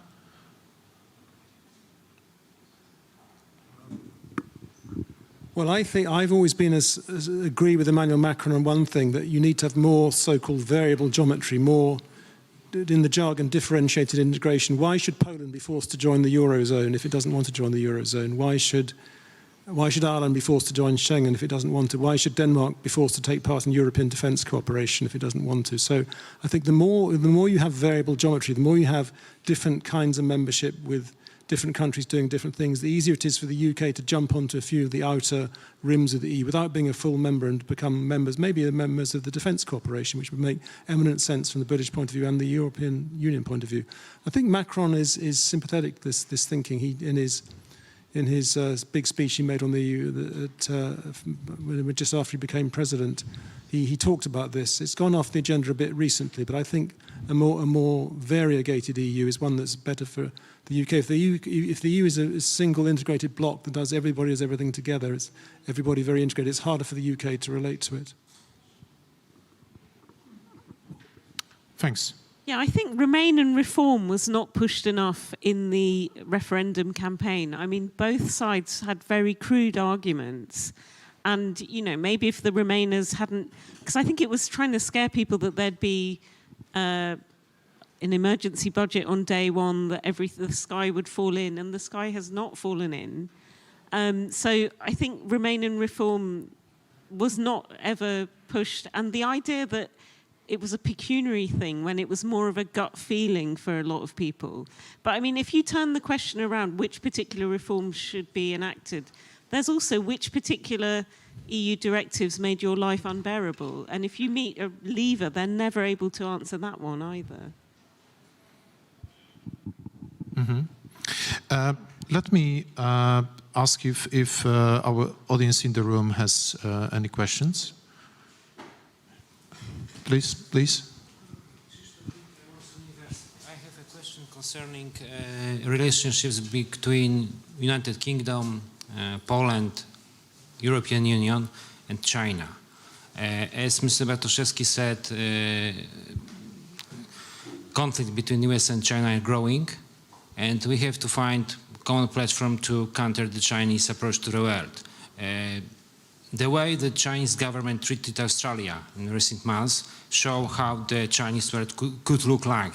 So do you think there is a chance to build a broad coalition of West against China, or particular interests between, I don't know, United Kingdom, European Union, Poland and the United States, Canada, maybe India, prove that this West platform cannot be built?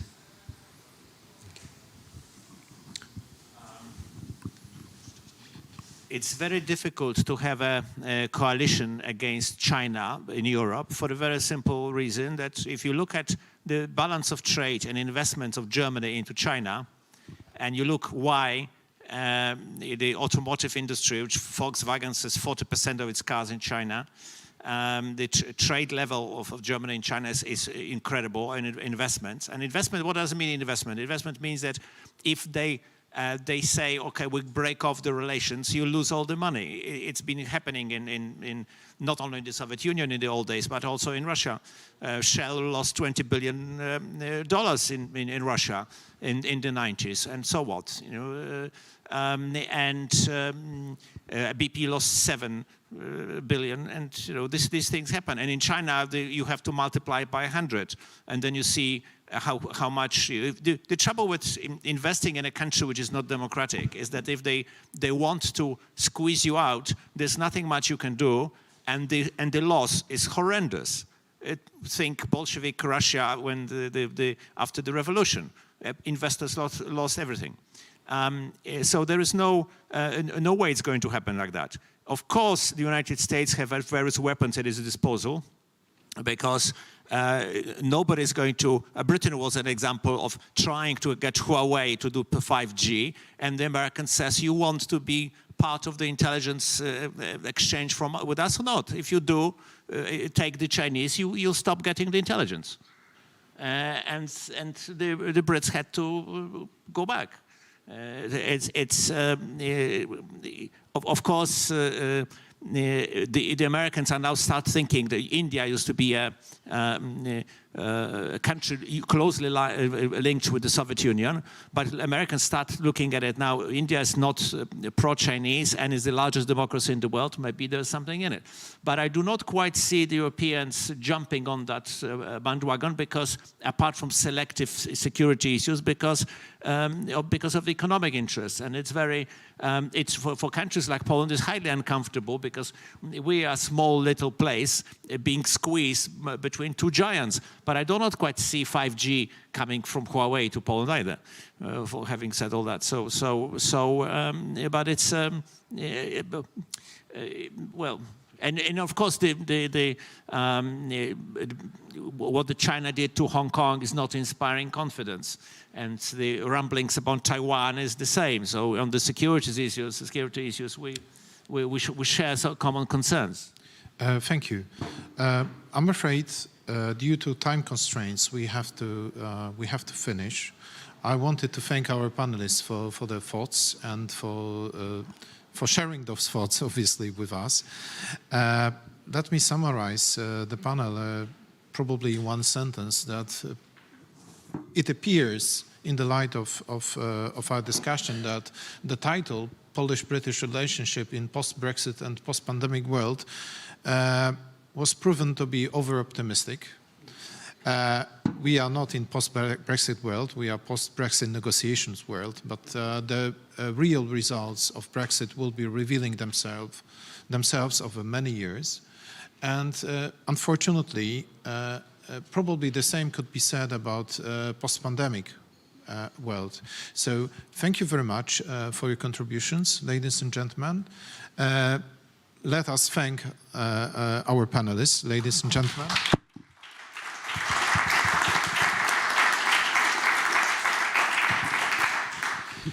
And I would like to close this panel and invite everybody present here in person for a coffee break, and our audience in front of monitors to have coffee or tea themselves at their homes. Thank you.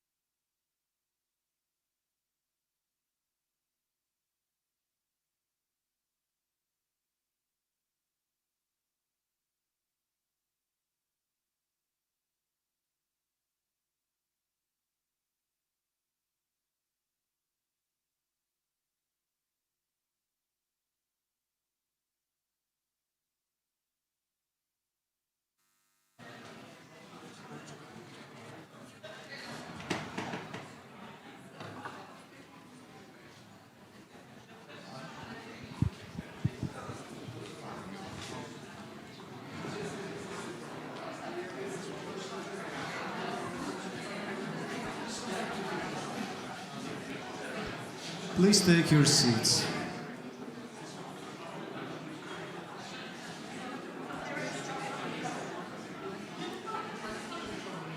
Ladies and gentlemen, there will be a presentation of the forum's media patron, the Polish television world, by Donald Arlett. Ladies and gentlemen, it's a pleasure to be speaking to you today. My name is Don Arleth, and I come from TVP World, which is a new project in progress. It has not yet been launched, but what it is a 24-hour streaming news channel in English, which will be broadcast to Western Europe, the United States, and beyond. Today I have a short preview for you to see what it's like. I know that several members of Chatham House and the Polish Institute of International Affairs have joined us on several of our programs. Right now we are streaming live on Poland In, and if you're not familiar with Poland In, you can go to polandin.com and you can see a lot of what we're working on for TVP World. I also encourage you to tune in to our YouTube channel and subscribe, because there are lots of programs there, which we have been working on, which you will see on TVP World. So without further notice, let's go ahead and roll the video so you can take a look. Hello, I'm Anna Jabłońska, welcoming you to World Today.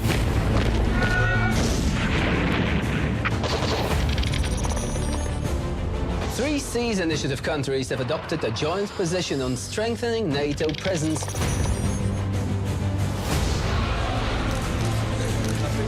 Take a look and enjoy. Regional and international diplomatic efforts have intensified, but so far failed. Hello, everyone, and welcome to Business Arena. And indeed, the subject is of great political and economic importance.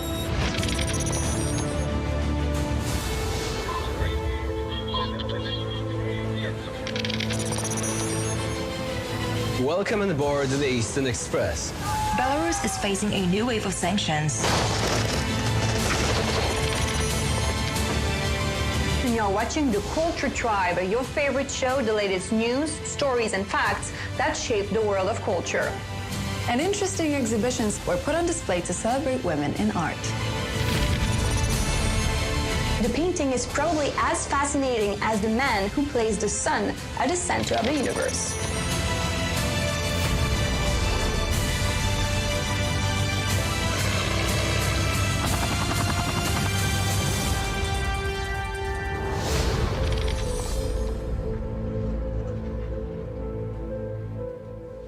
Now, as a television presenter, I usually do better with a prompter in front of an audience.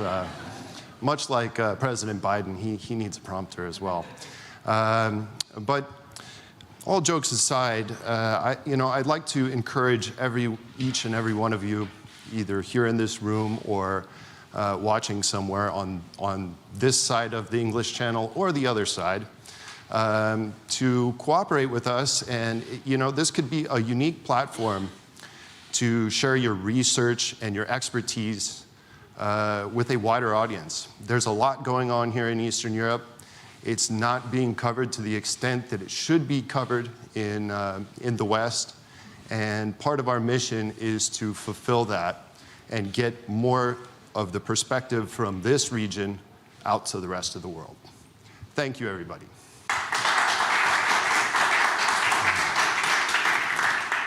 We'll now move to the second session of today's forum, Generation Z in a Post-Pandemic World.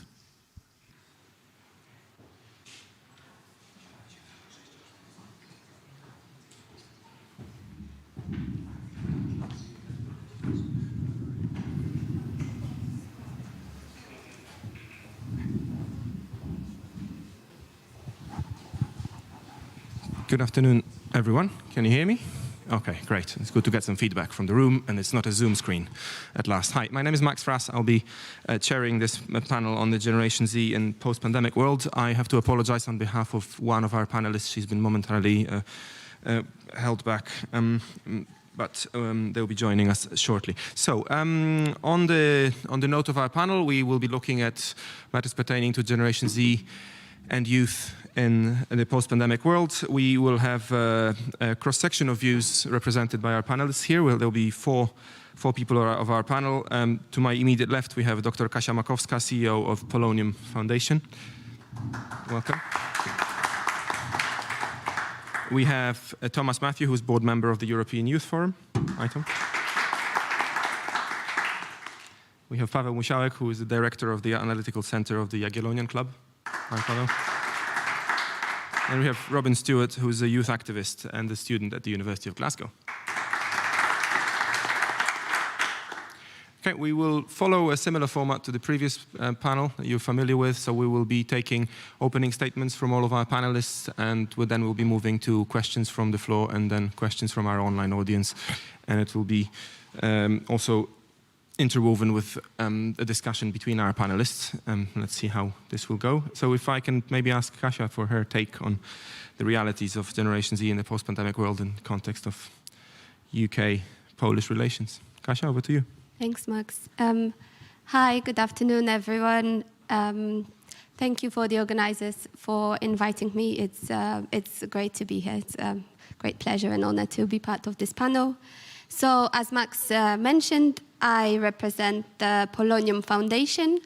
We are an organization that brings together Polish researchers abroad. So we are a diaspora organization sort of maximizing the potential of the Polish research community all over the world, including in Poland, and including also everyone who is interested in research opportunities within Poland or any Poland-related aspect of science and research. And our motto is turning brain drain into brain circulation. So everything that is linked to mobility and youth mobility and anything that affects it is extremely relevant to us. In our activities, we organize events, workshops, webinars to basically get together people who maybe would not be in the same room or in the same Zoom meeting if it wasn't for the foundation. Thinking about the younger generations, we are also hoping to launch either by the end of this year or in the coming year a series of career advice / knowledge exchange sessions, and hopefully also a mentoring scheme. So I'll be very happy to talk about that if you want to catch me in the break or later on. I must admit our main audience is students who are at PhD level or postdocs, so slightly older than Generation Z. But we do have a huge overlap with, and we work together with various organizations, with student associations, with student societies, including Polish student societies in the UK. And I believe our activities are also of interest for students who are thinking about their next steps. And we do see a big interest in people who are doing their undergrad studies or master studies. And after all, the students of today are the researchers or the workforce of tomorrow. I should mention that I am based in the UK, but our foundation is based worldwide. And we have volunteers all around Europe and in the US. But because of where I'm based, I'll speak, and obviously because of the theme of the forum, I'll try to speak more about the UK and Poland. And when it comes to Generation Z, I must say, because of my other day job, which is working in a law center that deals with migrants' rights, and my volunteering within that sector, as well as volunteering within feminist organizations, I also, on personal level, come into contact with younger generations every day. And I think if I was to summarize Generation Z, maybe in terms of education, but not only, I would say it's a generation that is quite frustrated. It's a generation that has is a bit disappointed by maybe the higher education that it's been provided. I don't think there is a feeling of that education is preparing people for their grown-up lives. There is some crucial skills that, or aspects of education that are missing there. And I think it's also a generational, somewhat generational divide. I think in Poland, especially my parents' generation and my generation, there was this sort of belief or almost a promise that if you study hard, then you will have a good life or a stable life. And I feel that nowadays, with the uncertain economic situation, with the very busy job markets, with the lack of promise of pensions, I think people in Generation Z are finding that that promise is no longer enough. I mean, of course, there is exceptions, like maybe people who go into IT careers, and topically also, I think, job careers around climate change, which are also linked to research. We see a surge of interest there, which is very interesting. But maybe I am biased here because I am talking about people who want to go into academic careers or get their PhDs and work hard. In that sense, I feel like they feel like maybe that advice is no longer standing. And I wouldn't be, it would be difficult not to mention Brexit. So another aspect of the foundation's activities is also research. We have in the past done a very big report about the Polish research diaspora. And recently, we've also been looking at the attitudes of Polish PhD students and researchers in the UK towards Brexit and how that will affect their lives and their career plans. So maybe in the interest of time, I'll end here, but I'll be really happy to talk about that later on. Thank you. Thank you. We'll definitely come back to you on the results of your survey. Thank you very much. Tom? Thank you, Max. It is a huge honour to have the opportunity to speak to everyone here in Warsaw and to those that are watching on TV or online too. I want to make 2 points about Gen Z in the post-pandemic world. The first is about the roles that I think my generation can play as we recover from the pandemic and move on to other defining issues of our time. And the second point are the things that I think we need to change in our political institutions and democratic institutions to make sure that young people can perform the roles that I think we can play as we move forward. So the first role I think we can play is about mobilization. And across history, many of the world-changing events that have occurred, that have been sort of human-induced, I think have often been led or triggered by young people.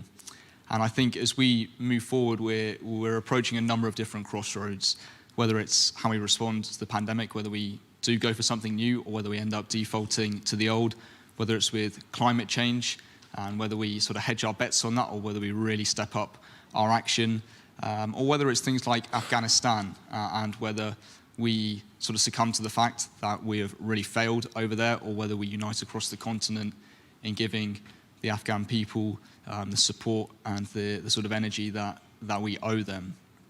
And I think for me and the 40 million young people that I represent as a board member at the European Youth Forum, the answers to these questions are often quite clear, but I think to our political leaders, often they are not. And so I think as we move forward, I think it's absolutely critical that young people have a super sort of central role to play in making sure that our political leaders hear the sorts of messages that have been communicated by hundreds and thousands of young people across the continent for a number of years now. So I think the first role we can play as we recover from the pandemic is about mobilization. I think the effect of my generation's mobilization is an intensification and a clarification of what is required to make a more just, a more equal, fairer and more sustainable world. And I think if you look at some of the movements across history which have made the most progress towards a more just, a fairer, a more equal, a more sustainable world, I think you look at things like the civil rights movement in America, which was led and triggered by young people who saw unjust systems of racial inequality as something that had to go.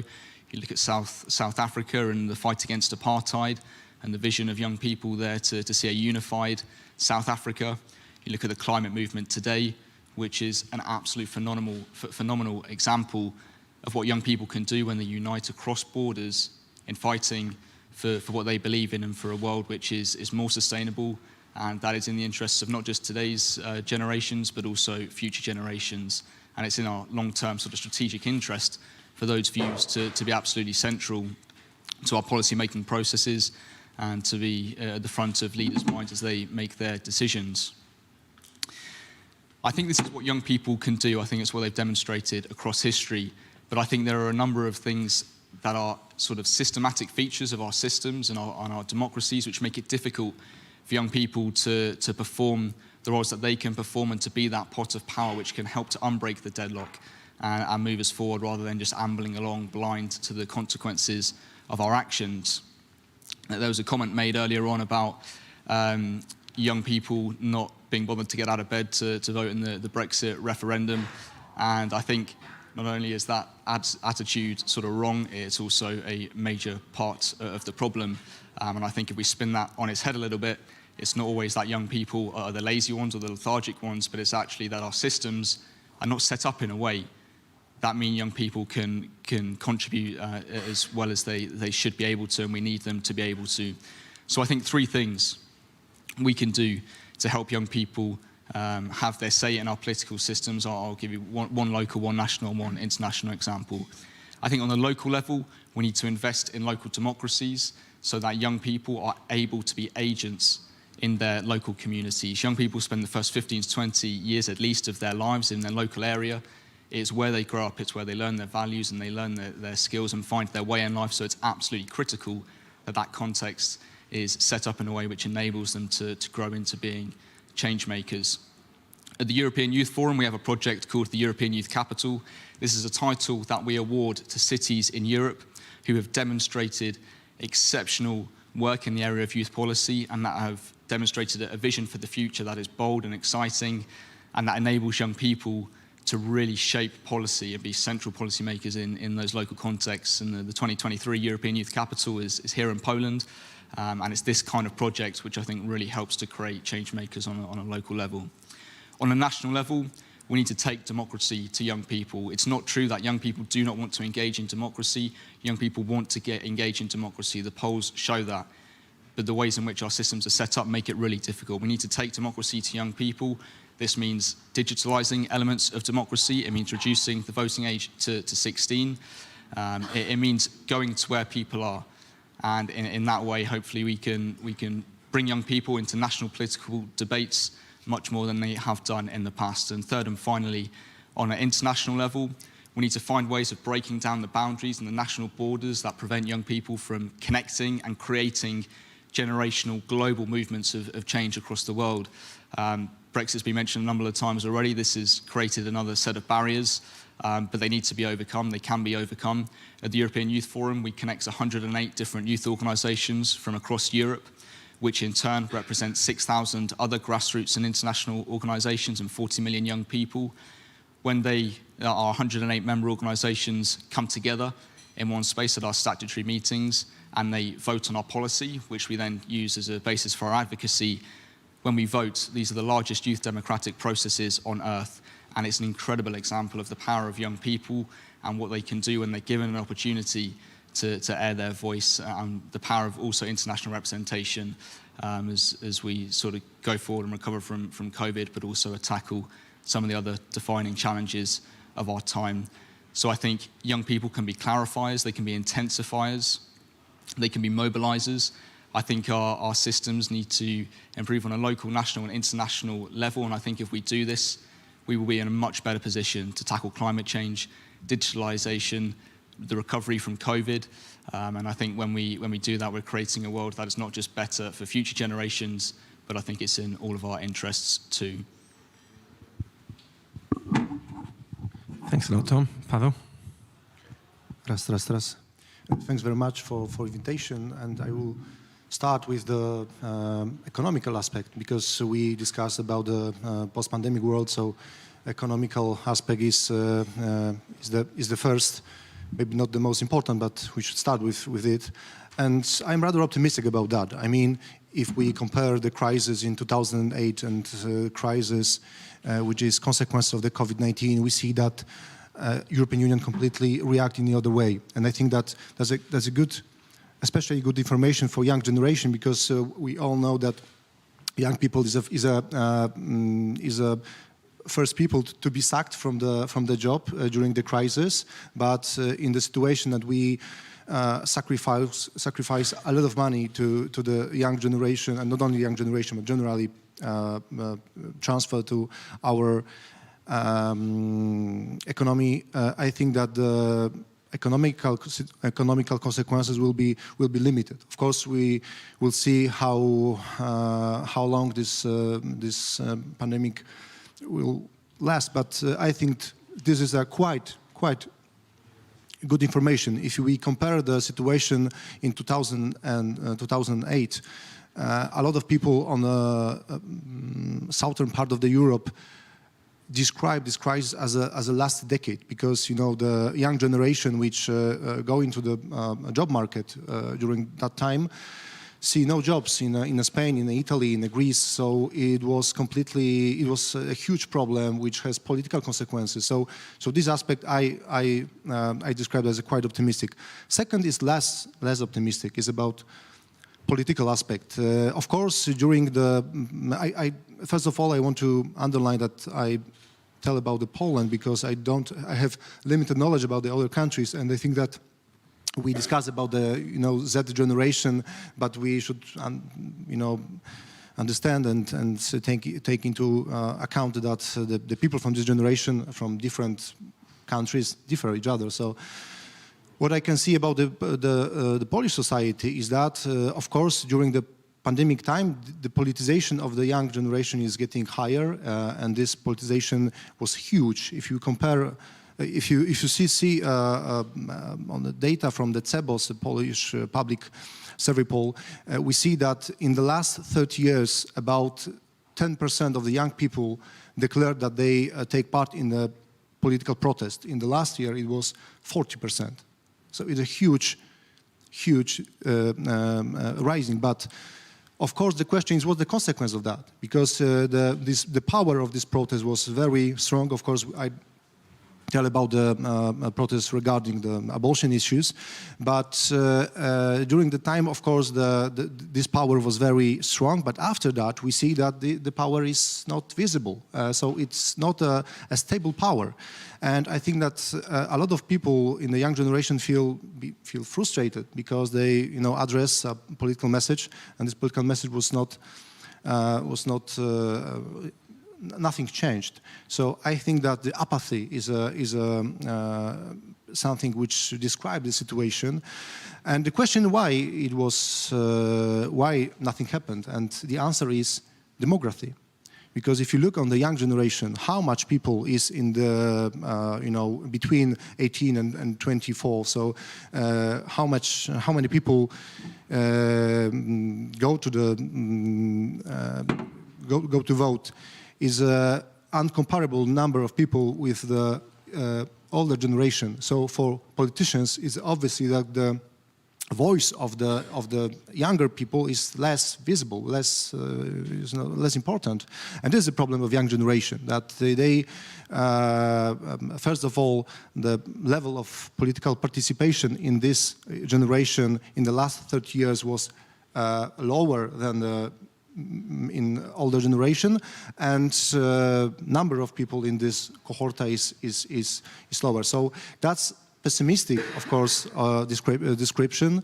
But the third thing is the even most sad, because I think that COVID-19 and this political protest which was happening in Poland show for me a very deep problem which is not described in Poland properly. I mean, we see that there is a radicalization and polarization between women and men in Poland.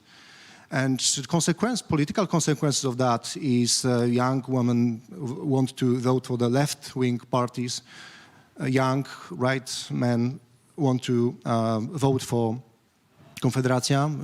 But of course, it's more complex, but as a first choice. But this political choosing is not the most important problem. The problem is that was the source of this problem, and the source is that, and that's my main thesis, my main message. That generation is a iGen generation. iGen generation is a generation be socialized in a digital world and has a problem with the relations, which is very difficult, which is very and it is very important, not only for our personal life, but the social life as well. And I think that the political polarization between men and women as a consequence of the problem of lack of deep relationship between young generation, and this of course has a consequence of the relationship between men and women, and but not only, it's lack of not only deep relationship by means of love affairs and those kind of things, but it's lack of friendship, lack of other deep relationships. So I think that this is a very seriously social problem we should discuss, and we should answer the question how to help these people. But I think that the answer is very difficult, because if somebody was socialized in a digital world and socialized in a world where our relation is built in completely other way, it is very hard to just click like that and to build a true relationship in our real world, which is very, very hard, very difficult. And I think that the situation where in the young generation people expect more from others than from themselves, it is additional factors that makes me sad how much we can do to change the situation. So we shouldn't be concentrate only on the political consequences, I mean different political choices made by women and men, but we should discuss about the deeper layer of this problem, which is for me very, very, very difficult and not described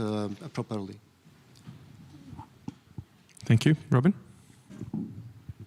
Hi, so as you can tell from my accent, I'm from Scotland. So that's where I'm coming from my experience of being a Gen Z person. And I think that's important for me to say, because although I am British, I am also Scottish, and Scottish young people can sometimes very much differ from the rest of the UK young people. And I think we've very much seen that in the Brexit vote afterwards. I couldn't vote in the Brexit vote. I was 16 at the time, and Scotland hadn't lowered the voting age to 16 at that point. And the frustration with a lot of young people with the Brexit vote afterwards was quite immense, because there's a whole generation of people the same age as me that never got to vote in a thing that seemed to be such a big decision for all of us. And we never really got any part in the decision making, because there's basically no young people in the Scottish Parliament or the UK Parliament. And I think that's a really important point when it comes to young people in the post-pandemic and post-Brexit, because young people aren't in these political institutions that we know as traditional political institutions. And so if they can't see themselves in these political institutions, they will not want to engage with them. That's a fact. Young people are quite hung up on representation. And if I cannot see myself in a parliament or in a government body, then I don't really want to engage with it, because I don't think that they're considering me, or they're not considering my age group properly. And I think that's something that's an issue not just in politics, but in a lot of other places too, where young people are left out of the conversation because they think, oh, well, we don't care about it, or we're apathetic, when in actual fact, young people aren't being invited to the table because people don't think that we should be invited to the table, even though we do have, important ideas and important decisions, and we do have a part to play in society. But at the same time, we're not being told what our rights and responsibilities are as a citizen in these countries either. So how are we supposed to know how to engage with these traditional political institutions when we don't even know how they function or how to be a citizen? And I think that's why you tend to see a lot more young people nowadays will engage with non-traditional politics and activism. And you see that in the climate change activism with Greta Thunberg, and you see that for me personally, I'm an LGBT activist. We don't tend to engage with a lot of organizations because honestly, at this point, it feels quite, like, I don't want to be bad, but it can feel quite useless at some, like, stages, and it can be quite hard because you don't even know how to take it to a parliament, you don't know how to take it up with your MP, because you've never been taught how to actually be a citizen. And I think that's something that a lot of, not even just the UK and Poland, but a lot of countries could do better, is teaching the younger generation what it means to be a citizen of a country, but also to be a global citizen, because then they have the rights and responsibilities, they know what they can do, they know what they can take up to a government and be heard, and I think that's one of the most important things. As I mentioned, I'm an LGBT activist, and obviously that's like quite a big issue in Poland and the UK, but obviously I can really only speak on Scotland and the UK. Obviously the situation in Poland is quite dire in some places. I don't think that's controversial for me to say, but I don't think the UK can sit on its high horse either exactly. And I think this is something that the pandemic has shown, especially in like anti-racism, but also in dealing with homophobia, and especially in the UK, transphobia. And I think you're going to find that young people in these situations, they care about these issues so much, but they don't know where to put that energy. So they'll take it to the streets and they'll protest, but they actually don't know how to engage with MPs. They don't know how to engage with political bodies.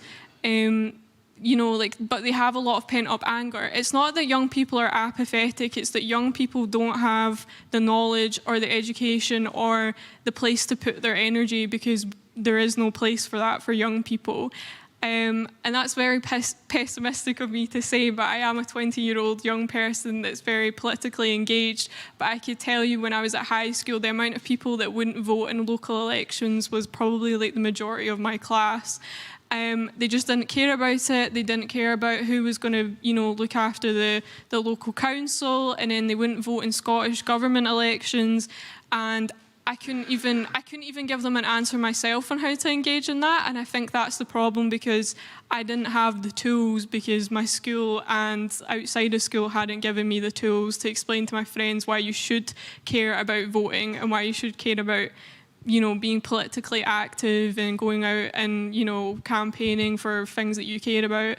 But I think that Brexit, especially in Scotland with a lot of young people, has given them like kind of a bit of energy. Like, I think it's really hard to speak about it because Scottish young people, I feel it can be quite different to English and Welsh and Northern Irish young people when it comes to issues. We often feel we're going one way and we're getting pulled another.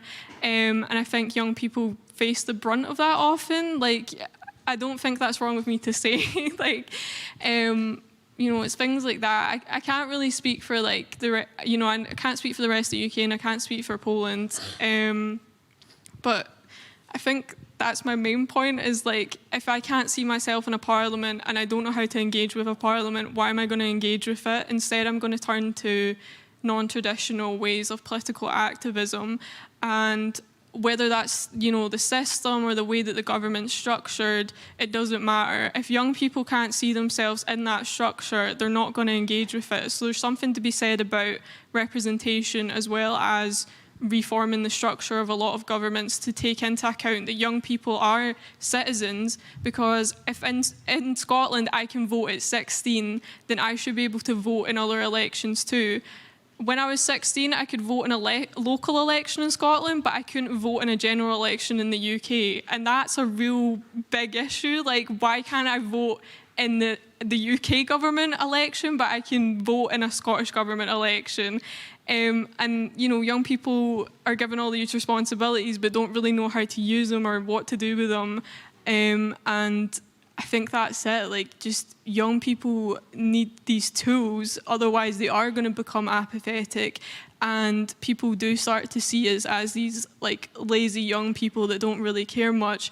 But also at the same time, we clearly do care about a lot of these issues, because at the end of the day, I think with climate change as well, young people, for me at least, you know, it's hard to actually see the future in front of you when you think that nobody's doing anything about climate change, and you feel like you actually don't have a future. So sometimes young people, I think nowadays, feel apathetic because they think, I don't have a future ahead of me because this planet's going to burn up before I even get a chance to get into a career or even start a family or get even ahead or get a pension or anything. Young people are pessimistic about the future as well as optimistic, and it's a contradiction inside of young people, but it's true. And I think that's why you see young people don't engage also, is because they don't see that they actually have a future. They don't know what jobs and opportunities they have anymore because of Brexit and the pandemic's kind of ripped that away from them. Like, I had my year abroad in France ripped away from me last year because of the pandemic, and then we exited the EU, and now it's too much for me to actually afford to go and do a year abroad for my degree. And I think that's appalling because a lot of lower income young people will never have that opportunity. And I'm just very glad that I made it here to Poland today, because that's a very important thing to me. I'm not a low income student, but there's tons of other people too that should be offered this kind of opportunity to speak on issues facing young people and how young people aren't apathetic. It's that people just don't want to listen to us. And I think that's the bottom line. Thanks a lot, Robin. Okay, I was just trying to draw out common threads and issues. I mean, we had a sort of a research perspective, and we had a personal testimony, and we looked at what things look like in Poland and what things look like in the UK. But all of a sudden, it all feels very Polish in a way that we're all complaining a lot. And it used to be when I grew up in Poland, it used to be a national sport. Not so much anymore. I'm very glad to see this. And if you see the most recent Next Generation report on youth in Poland by the British Council, you see that Polish youth are actually quite optimistic these days. I have to talk to them and ask why. But if I try to maybe move on from what we're discussing now to the next part of our discussion, is maybe if we could look a little bit at what works and what solutions we have. And some of you have named it already. So Robin, you spoke a little bit about the issue of representation, and then Tom also you talked about changing political structures. And if I go back to what's actually in the program and what previous speakers and panelists have already mentioned, so Sir Malcolm mentioned the issues of the pandemic and the climate change, which cannot be dealt with at national level, have to be dealt with across borders. And this is something that we can also reflect on in this room, as representing various countries and backgrounds. And if you look at the issues that young people face, in broad strokes, you would see a lot of commonality. So again, if you look at what young people in Poland identify as key issues or problems in their lives, and in Britain and other countries, you would see health, issues of health there. I mean, it's actually quite interesting that if you look at the UK data on youth, that what young people are most proud of is the NHS. I'm not sure how many Polish youth will be proud of the NFZ or other such provision. So, you know, health is important, but it's important in different ways, and there are different considerations. And the same would go for climate change and then issues of employment. So again, if you look at what's happening in Poland, there are a lot of discussions and ongoing concerns about economic freedoms. This does not really feature so highly in the UK public debate, at least on youth. And then you'd see obviously the issue of education, quality education, and how this is related to the world of employment. So if we stay within those four areas, and maybe others that you're expert in, if you can maybe speak a little bit about what works and what your research or your expertise shows and what solutions we can offer. I mean, you can, well, Tom kindly offered this division into what happens locally, nationally. If you can already divide it into those, that's great. And then maybe later on in discussion, we can also look at bilateral solutions and maybe also broader. So obviously what we can do in the Polish-British context and what we can do internationally. And then we're going to move on to questions from the audience, if that's okay. So if I can, do you have any responses? What works? Is there any optimism on this floor as to what we can do to actually address all the horrible things that... Because the other Polish trait, at least self-identified, is overcoming adversity. So let's try to look at that. How can we figure this out? I can offer a couple of thoughts. I think while we are facing some of the biggest challenges in history, I think we also have a special capability to overcome some of these. And I think a lot of the time it can start small, and with showing people that you value them, you value their input, you take them seriously, and from that I think a lot can grow.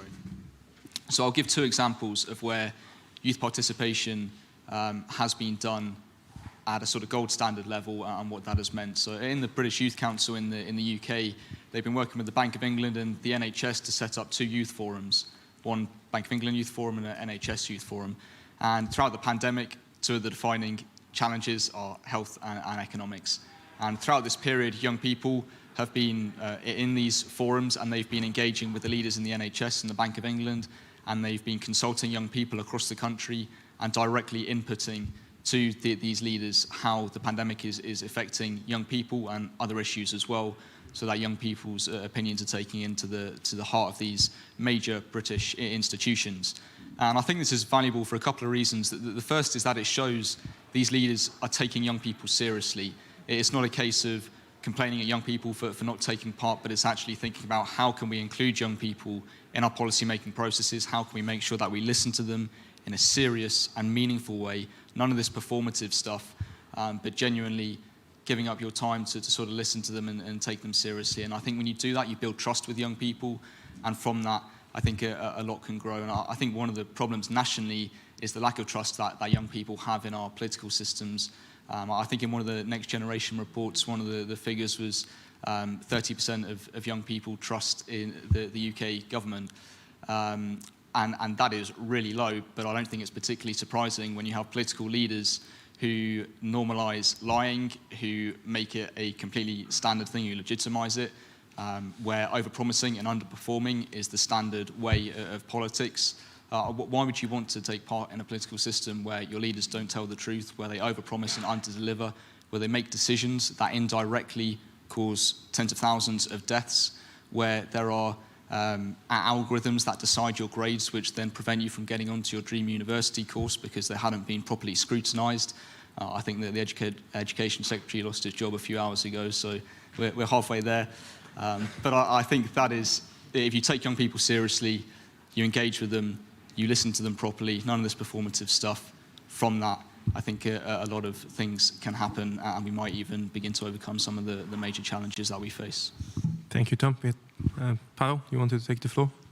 Okay, so maybe less optimistic view.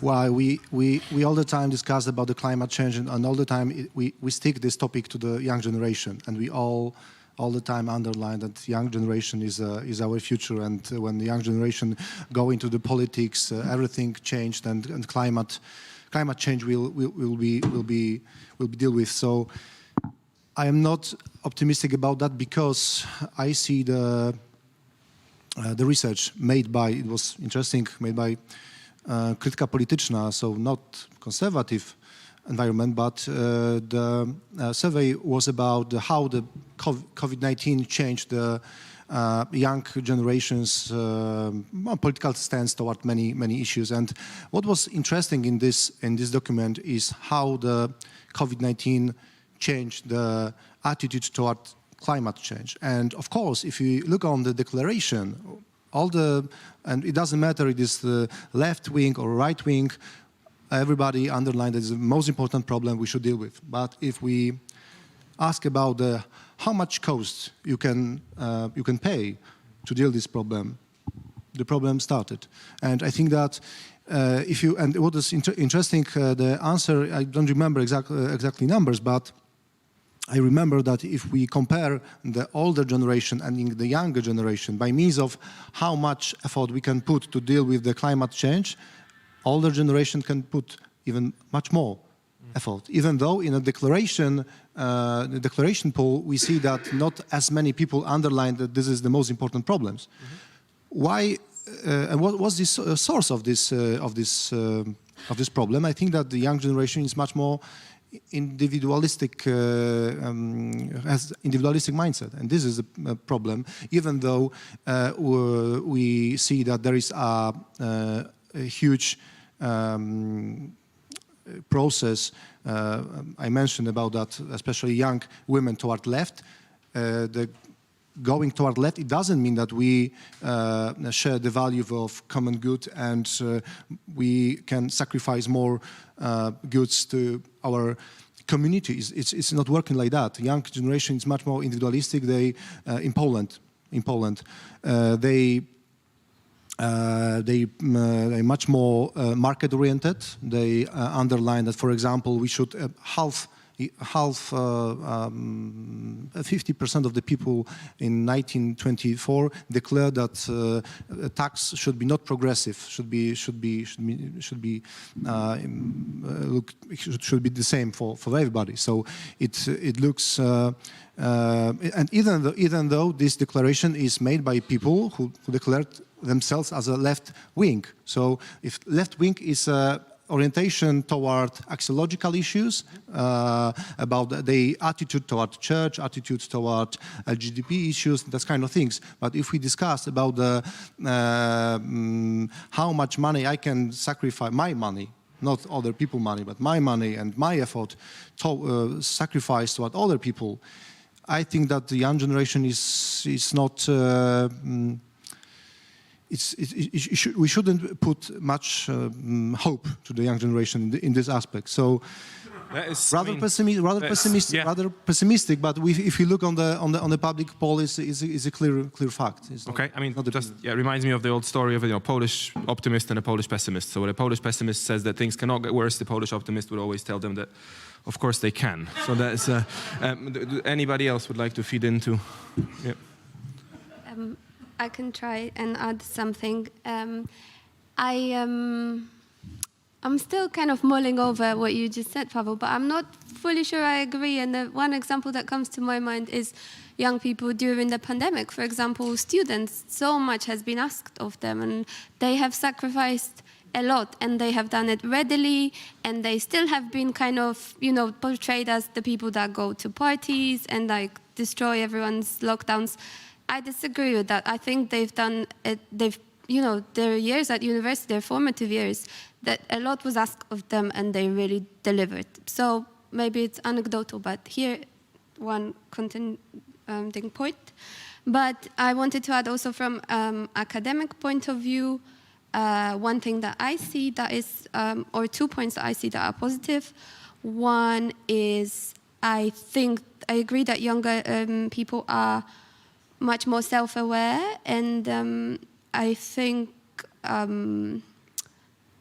the consequence of that we see in the academic world is, for example, and also around higher education, is the conversations around well-being and mental health. They're being started by my younger colleagues.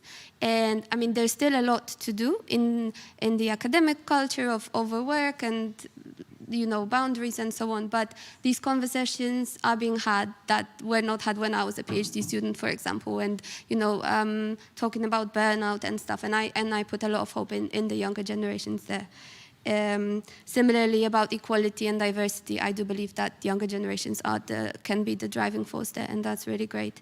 And just another positive aspect around Brexit that is maybe not easy to bring up, but what we've noticed as sort of Polish students and Polish researchers in the UK when we were so frustrated with the incoming changes is we looked around and we came together with the Spanish researchers in the UK, with the Portuguese researchers in the UK, Italian, Dutch, and it was really great because we could come together and, share our grievances, but at least we had a united voice that was louder and more meaningful, and everyone was more ready to listen to it because we were more representative. So there is also an optimism there in finding your allies in unexpected places, maybe. Great, thank you. And Robin, do you want to? Yeah, it was just kind of off the back of Tom's point about the British Youth Council. In Scotland, we kind of have a similar sort of thing, except they're called Young Scot. And what they've basically done for the last few years is do these youth forums where they bring in these big companies or big organisations in Scotland, and they get young people to tell them what they think they should be doing better. So, for example, I'm on one for, this is completely different, but Historic Environment Scotland, that look after all the historic places in Scotland. And I've been on it for a year now, and we're just about to implement all the changes that we've asked them to make. So basically, you get a year with Young Scots supporting you, and you get to attend these meetings with these organisations. And I found it really beneficial as a young person, because I don't know if this is more like Historic Environment Scotland's got a very good company, but they were very good at listening to us and taking on board. And we wrote up this whole report with the support of Young Scot, who is like, you know, it's mostly run by older people, but these are people that are maybe like 26 plus, so it's not like a huge age gap, which I think actually makes a difference, because the young people that Young Scot looks after go all the way from your childhood all the way up to 25. So when you've got people leading organisations like Young Scot that are 26, 27, they know exactly what they're dealing with. They know exactly how to deal with these young people, because they were literally just in their shoes only a few years ago. And that can really help. And these youth forums that they do are really good. They've had ones on mental health and how the NHS in Scotland could do better with mental health in Scotland and approaching young people. And it's about them being that middle person for young people and these organisations, because then it kind of, you know, brings that bridge together that, you know, suddenly that gap that was so huge isn't so huge anymore. And I don't really know what the golden key that Young Scot has, but they do such an amazing job, and like I couldn't praise them enough, even though I'm a volunteer at Young Scot. But I think something like the youth forums are really important, and I think that's something optimistic, and it's something that you could definitely recommend to like any kind of country. It's something definitely worth doing, and the European Youth Forum obviously does a lot of that work too, bringing these organisations to young people and bringing young people to these organisations to start discussions about how their organisation could do better for young people and what are their concerns. And I think that's something that, you know, could be a recommendation for other organisations or countries to take on board.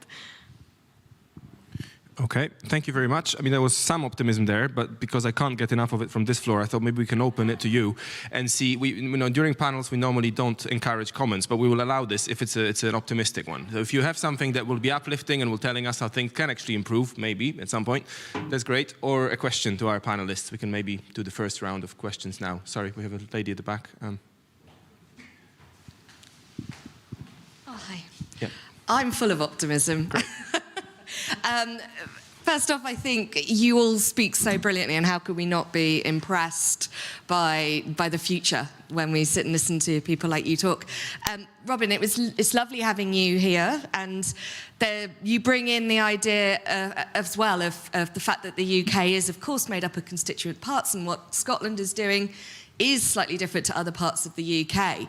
You made a point. You said young people are given these tools and don't know what to do with them. I'd argue a lot of old people are given these tools and don't know what to do with them as well. So the theme that seems to be coming through from all the speakers is about education and the importance of really instilling from youth a sense of how to be a citizen and how to partake, how to be involved, how to get to the point where you all are now, where you have a voice and you are listened to. Because I do see a disenfranchised youth too. I see many that feel silenced and that there is just no point, they will not be listened to. So for educators like myself, how would you encourage us to instill those ideals younger? I mean, do we start when they're very, very small? What sort of things work? How can we do it? Okay. Anyone like to take some of this qualified optimism and respond? We can. Okay, Tom. Kick it off. I think education is absolutely one of the fundamental things that needs to improve, and I think right now we have an amazing opportunity to do this. Education has been through a massive load of disruption over the past few years, and I think as has already been mentioned, young people sacrificed a huge amount in their education and also in employment and other areas of their lives too. But I think now the thing we can do is rethink how we do education. And I think for me, one of the fundamental parts of that is how we do assessment. And I know it's easy to complain about examinations and say they're unfair, they're not accurate representations of people's abilities and so on and so forth. The difficult thing is proposing solutions. But I think what the pandemic has forced us to do is to go to one extreme. So for me, I've had lots of long open book online exams, which are completely different to the usual, much shorter, intense, written, closed book exams. And I think we can use what we've learned in different institutions where they've gone to different extremes to find the middle ground that best enables young people's abilities to come through. And I think a critical part of the curriculum, which is missing aside from how we do assessment, it is about citizenship education, as has been mentioned. And I think it's also true that this is not a problem unique to young people. I think the idea that everyone who is not a young person is able to perfectly understand who to vote for and what is in their best interests is kind of for the birds too. I think we all as a society need more citizenship education, and I think also our political leaders have a big role to play in terms of, first and foremost, telling the truth, talking squarely, being open and honest, living up to manifesto pledges, what they promise, so that we are in a better position to be able to judge who is best in our interests. And I think to go to the specific point about what teachers can do in the classroom, it's, I think, to inspire people that their voice matters, what they say matters, and that their views matter and need to belong not just in sort of classrooms where young people are given the opportunity to sort of contribute and raise their hands and so on and so forth, but that shouldn't end at the classroom. That should be the start. And when people go up into adulthood and into the rest of the society, it should be normalised that they are expected to sort of give their opinions, to stand up. But I also think it should be an expectation that our leaders do what is necessary to fight for young people's vote. They shouldn't just expect it. They shouldn't expect young people to do whatever is sort of necessary to participate in the system. They should campaign to young people like they campaign to anyone else. And that way, I think young people will be able to go from the sort of comfortable setting of education, where in a sense it's a safe space for sort of developing and sharing your views, and go in and take that into our democracies too. Okay, great. So we had 2 doses of optimism. Rupa, sorry, do you have the microphone at the front?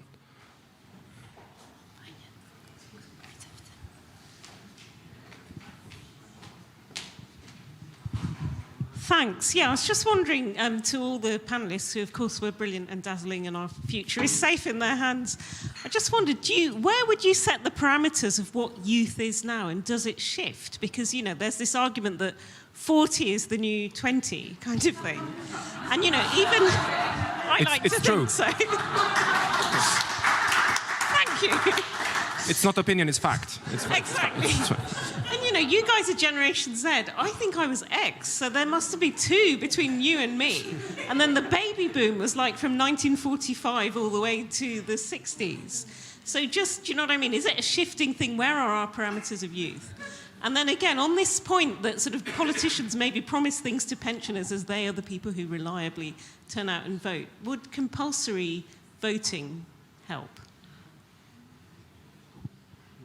Okay, now, when you reply to this age question, be mindful of the audience here, okay? Read and look at the room, and no pressure, but yes, what...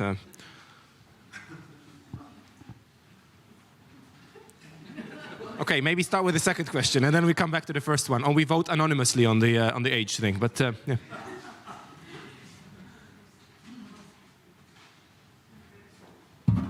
I could jump in if no one wants to give it a go. I think the age one is an interesting and sort of serious point as well, in that there are legal definitions for what qualifies as a young person, and it varies massively across the continent and across the world. I think in parts of Africa, 35 is sort of considered a young person. So I think there's massive variation. Some people would say it's a state of mind. I think it is a lot about your experience and where you are in life. I think if you're a tax-paying, employed adult, then I think you have a slightly different set of experiences. I think if you're in education or in sort of part-time employment and you're still sort of finding your way in life, then that's probably more what would maybe qualify as a young person. But I think, in a sense, the exact way we quantify it is sort of less important in a sense. But I think at the same time, it's a sort of useful category to have, because it enables better sort of analysis and problem solving and how to engage certain groups of people. I think on compulsory voting, this is an interesting one. I think it is not something that would make be a positive difference, because I think you're forcing people to vote who don't want to vote, and that vote is not going to be of great value to the sort of the political system if it's not a considered vote, and it sort of defeats the whole point of voting, which is that you sort of consider what is in your interests, you vote, and hopefully you get some representatives in the system. I think what needs to be done is to try and increase the amount of people voting. And I think to do it via compulsory voting is a superficial way of sort of brushing over the fundamental underlying problems, which is that young people don't necessarily trust the political system, not least because of the ways in which our leaders sort of treat young people, and not just young people, but others more generally. And it's those problems that need to be addressed. And in doing that, I think you increase the turnout. So I think compulsory voting is a superficial way of sort of brushing aside the fundamental underlying problems. Thank you. Yep, Kasia?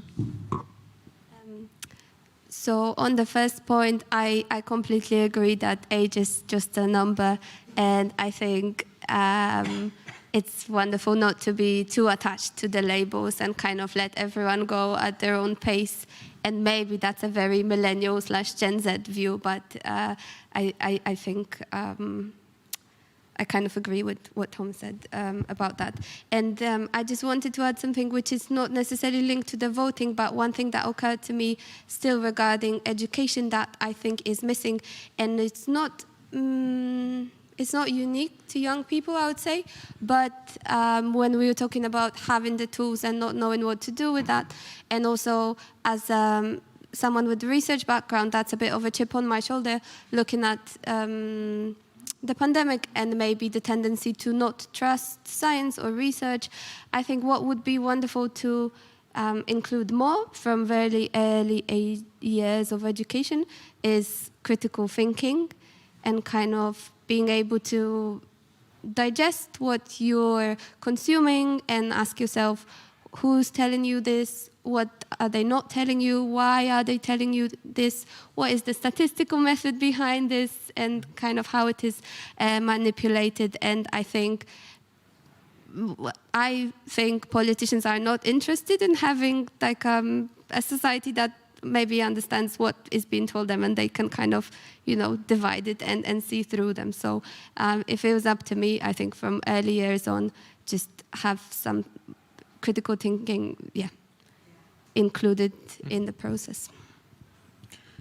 Okay, thank you. We'll maybe take two questions that we've now received online, if that's okay, to also recognize the people that are following us on YouTube or on the online platform of the Belvedere Forum. So we have the first question from Monika Piekut about technology and its contribution to political engagement of young people. So the question is, how can technology contribute to increasing the engagement of young people in political life? And I guess that resonates well with the comments that were made here previously about the potential of digitalization and about how young people engage in sometimes outside the formal political structure. So what is the potential of technology here? I can see Pavel, yep. I will start with the underlying that the technology is influence of the young generation, not only in a political way, but social way, as the most important things. So I want to underline second time, because I see in the technology much more, I don't want to say negative aspects, but maybe we should call it like that, because of course we know, everybody know, and everybody agree with that technology give us a lot of opportunities, blah blah blah. There is no point to underline all this positive aspect. That's all. This aspect is of course regarding to democracy system as well, because technology give us opportunity to communicate better and be in a group with, and realize our activist souls. But I think that we should more be concentrated on negative aspect of technology, and even though negative consequence in politics, because I think that what is the most important, for me, the most important negative aspect of the technology is giving the feel that we build something stable, something deep, but it's not deep, not stable. It's not only about the relationship by means of, as I mentioned before, but generally, if we, I have more than 10 years experience in NGOs in Poland, and my job for many years was to invite new people from the younger generation to my organization. And I'm for sure can tell you that I have a lot of meetings online and a lot of meetings offline. And my very short message is that if we communicate only online and we don't have a meeting offline, we don't have a meeting with, don't have a situation when we can face to face and see all our body language and you know, see all this very sensitive communicate from other peoples, we cannot build anything stable. So of course technology as a something which fasten any process is a good answer, but technology which replace the real meeting, the real structures, the real, you know, real emotions is something very, very dangerous. And I think that a lot of people, especially in the younger generation, don't know this difference between the role of the technology. And I think that our aim is to give the younger generation this message and help them to build something additional, build this real life. When this real life will be stable, the digital part of our activity will be something additional, not something which is negative. Thank you. Any more takes on technology? Yeah, Robin.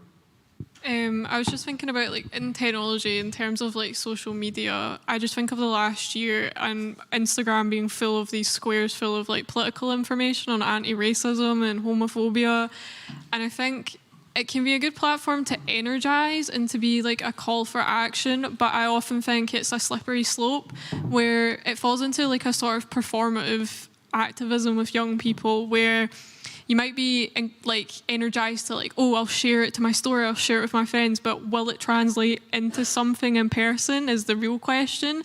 And I think that's something that a lot of young people have been reckoning with over the last year. Is me engaging with it online actually going to translate it into action? And I think that's something to consider when we talk about technology and, you know, like activism and young people. It can be really good to be like, hey, this is an issue you should really care about and maybe you should do something about it. But actually a lot of the time when you actually look behind the scenes, a lot of these things don't get turned into actual action or don't happen. You know, I think it can be a real like balancing act with some people. Some young people just think it's good enough to retweet something or like reshare something and that's it. They've done their activism for the day, but they don't really understand that it doesn't always translate very well into real like life activism, going to protests or like, you know, helping out like in the community or like mutual aid. I think it can be good in some sense, but there is bad aspects to it. But I think that's just technology in general has good aspects and bad aspects. But I think that is something worth highlighting. You know, this like activism that's popped up in the last year with young people. You know, I think it's a worrying trend because you worry. We care enough about these causes, but do we care enough about to actually put them into action? I think that's my concern. Thanks a lot. Yeah, Pavel? Short sentence as something additional. We should remember that, you know, especially Facebook, but not only as not the only tool, make a real problem of polarization and the problem of bubbles when we live in. And there's a huge problem for politics, especially for politics, because, you know, 10 years ago, I see in my wall opinion that I disagree, but I see them. But now probably I didn't even see them because, you know, the algorithm works like that. I see only information that I like, that I share, and this is the problem that people cannot even confront their opinion with the other arguments. And the problem is even worse because, you know, the way of consuming information of younger generation is that most information come from social media. So social media is not a place for older generation that we transfer some knowledge, but we have knowledge from the newspapers, from the, you know, the traditional media. If you consume all your information from the social media, and this social media is a bubble, that's a problem of polarization, and we see we see it in a voting system because in many countries the people who has a center opinion is limited. You know, everybody going to left, going right because of this process. So this is something that we should remember when we discuss about the technology. Yeah, Kasia? just very quickly also, I completely agree with what both of you said. And I think just as a very short reminder, on the flip side of using technology and social media, we've seen it in the Polish example where people have used Facebook or other platforms to organize themselves for strikes and protests, for example, which would have not been possible before. Without that, it's maybe obvious. But then also, just to comment on what you said, Pavel, I think it's not just the bubbles, but I think a lot of issues are not just black or white. And when you are doing a tweet or an Instagram post or even a TikTok, the nuance of it is lost completely. So I think that also plays a lot into the polarization, because you can do one tweet about something and then there's this sort of tribalism where people jump to conclusions about your political views about everything else, or you make a comment and there is 3 exceptions to it, but there's not enough time or characters or space to explain that. And I think especially if you consume knowledge in those snippets, and you see the kind of over-policing of social media and people who are almost on the same side and yet end up being very hostile towards each other. I think algorithms a lot and the bubbles, but also the nuance isn't there.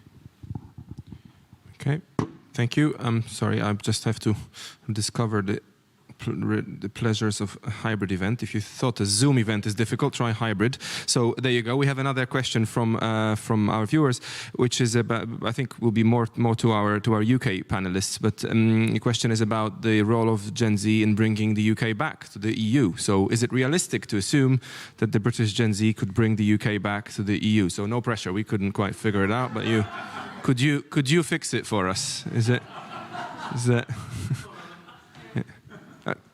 I think I'm in a very interesting position here because Scotland's in a very interesting position. I mean, all you have to do is look at the Brexit vote and look at the split between general elections as well between Scotland and the rest of the UK to understand it's a very precarious situation. I think there is a lot of emotion running high in Scotland, and I think it's because we're like, oh, everybody voted this way and we voted another way and we're getting pulled along. And there is potential. I can't look into the future and say, yes, Scotland's going to go independent and decide to join the EU. I can't say that straight out. But I think there is an appetite for it, but I don't know whether that's more of a retaliation against the rest of the UK for voting the opposite way, where there's a lot of well, for me personally, there's a lot of good things about going independent, but there's also my concern that we're only going independent because we voted to remain in Brexit, rather than looking at what makes it good to go independent, what are actually the benefits of being an independent Scotland, rather than looking at, are we actually just doing this because we feel a bit miffed off by the rest of the UK, which I think it's a bit of both, honestly. Obviously, I can't really say, and I don't like to say either, because not every Scottish young person thinks the same way as me, and obviously you can kind of tell I'm a little bit more pro-independence than other people, but there's other young people that aren't for independence and they don't really care much for the European Union, but I can't honestly say from the Scottish perspective, and I don't want to say, because I don't want to go and anger half the nation. I know it's only 5 million people, but there will be angry people, believe me. So that's all I'm going to say on that. Okay, thank you. Any more replies? Tom? I think it's unlikely, just mostly for practical political reasons. I think it's probably going to be decades at the least before the UK even thinks about returning to the European Union. And to be honest, I think it could be a little bit of an unnecessary distraction as we're trying to deal with climate change, the increasing penetration of digitalization and AI into all areas of our lives before we're really ready to govern it. There'll be more pandemics, and I think we've seen how politically difficult it has been to leave the European Union. I think it would be as difficult, if not more difficult, to rejoin. And I think our position, where if we were to rejoin, would be significantly compromised, and we wouldn't have the values that we once did. So I'm not sure there's the value proposition there that there was when we first joined, and during the referendum, the value that was put for why we should remain. So I think it's unlikely. My generation might be gone by the time that happens, so I don't think we could sort of put it on us. But at the same time, I think we need to make as many connections with Europe as possible. It's in our geostrategic interest. It's in our interest in a number of other respects, I think especially for young people as well. It's critical that we maintain our connection to the European continent where possible. But the European Union for a while might be a bit of a stretch, I think. Okay, so since we're already on this, we will maybe have another round of questions from the floor if we have time, but this connects well to what I wanted to ask you next, which was specific sort of UK-Polish context ideas and realities in terms of cooperation, not only between youth, but also affecting youth and with youth. So for example, education, obviously chances are if you're in formal education, you're more likely to be within the younger age brackets. So I think it was Charles who mentioned in the previous panel, I'm usually the first person to mention it, that UK is out of Erasmus, and I think this is an incredibly damaging thing to happen. And it affects a lot of young people and their mobility opportunities and so on. You will have different experiences and takes on that, but I was wondering whether you have any specific ideas about engaging young people jointly in Polish, British initiatives or wider European initiatives. Robin, you spoke to the realities of LGBT youth in Poland. There's definitely space there for supporting groups and activists and organizations. There is that in the academia, there's that in research. If you have any ideas as to what can be done, I mean, we did mention digital or the technological advantages of cooperating across borders. Chatham House is running a wonderful initiative called Common Futures Conversations, where young people from all over the world can engage online in discussing global problems. Those kind of solutions do exist, those platforms do exist. I was wondering what your thoughts and ideas are there for closer bilateral relations involving young people from Poland and the UK in whatever areas you're working in. Any thoughts? Yeah, Pavel? One message, but I'm not sure that I answer your question, but when we see something optimistic about the Z generation and link to the Polish and Polish and British relations, I think that we should remember about the one important thing is that all young people is socialized in the same world. So digital world is more common world because all people in young people in Poland watch the same films on the Netflix, consume the same culture, even much more than older generation. So I think that's. I don't know exactly how to describe, how to explain the mindset of these people, but this mindset is very similar. Of course, there are local differences, national differences, but the common denominator, I think, is higher than in younger. Than older generation. So of course this process is linked not only regarding Polish-British relation, but Polish-German, Polish-American, that's all countries. But I think that we should remember that this is something which maybe will create our world more common, and this is something optimistic. Thank you. Any other thoughts or ideas on this? I'm looking at you, Kasia, yes, but I'm sorry, maybe. Okay. So I don't have anything straight away that would be very optimistic, because I think if there were easy solutions, they would have already been done. But what we have seen... Sorry?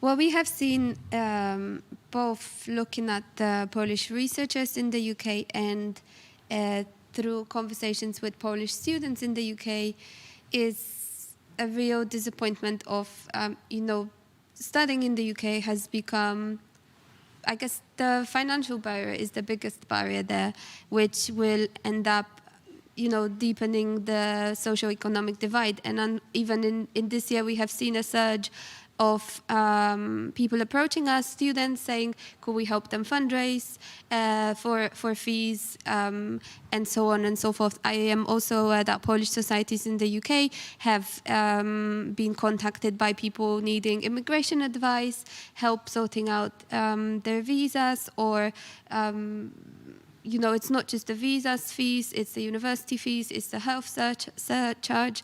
There's a lot there. So I guess one thing that Polish people need to keep up or keep having the opportunities to study in the UK will definitely be money. Simple as that. I think it's slightly different for researchers at PhD level and later on. What we have seen in our surveys is that if people are already established in the UK, then they're probably going to stay in the UK, and Brexit is not going to affect them so much. They might be worried about an income of fresh talent if they're a team leader or a group leader, but it doesn't affect their decisions. But what we do see is that less people are applying for undergrad studies, but also PhD studies. So it's, for now, it's a trickle, but with years, it might also become more. It might only become more visible and more clear. As I said, I don't have optimistic solutions, but one thing that has come to my mind is I know that many British universities are partnering up with Polish universities, and I think these partnerships are looking very promising, and it's also touching up a bit on what you said, Paweł, about accessibility. I guess technology could here be used also to our advantage to give opportunities to people regardless of where they are based.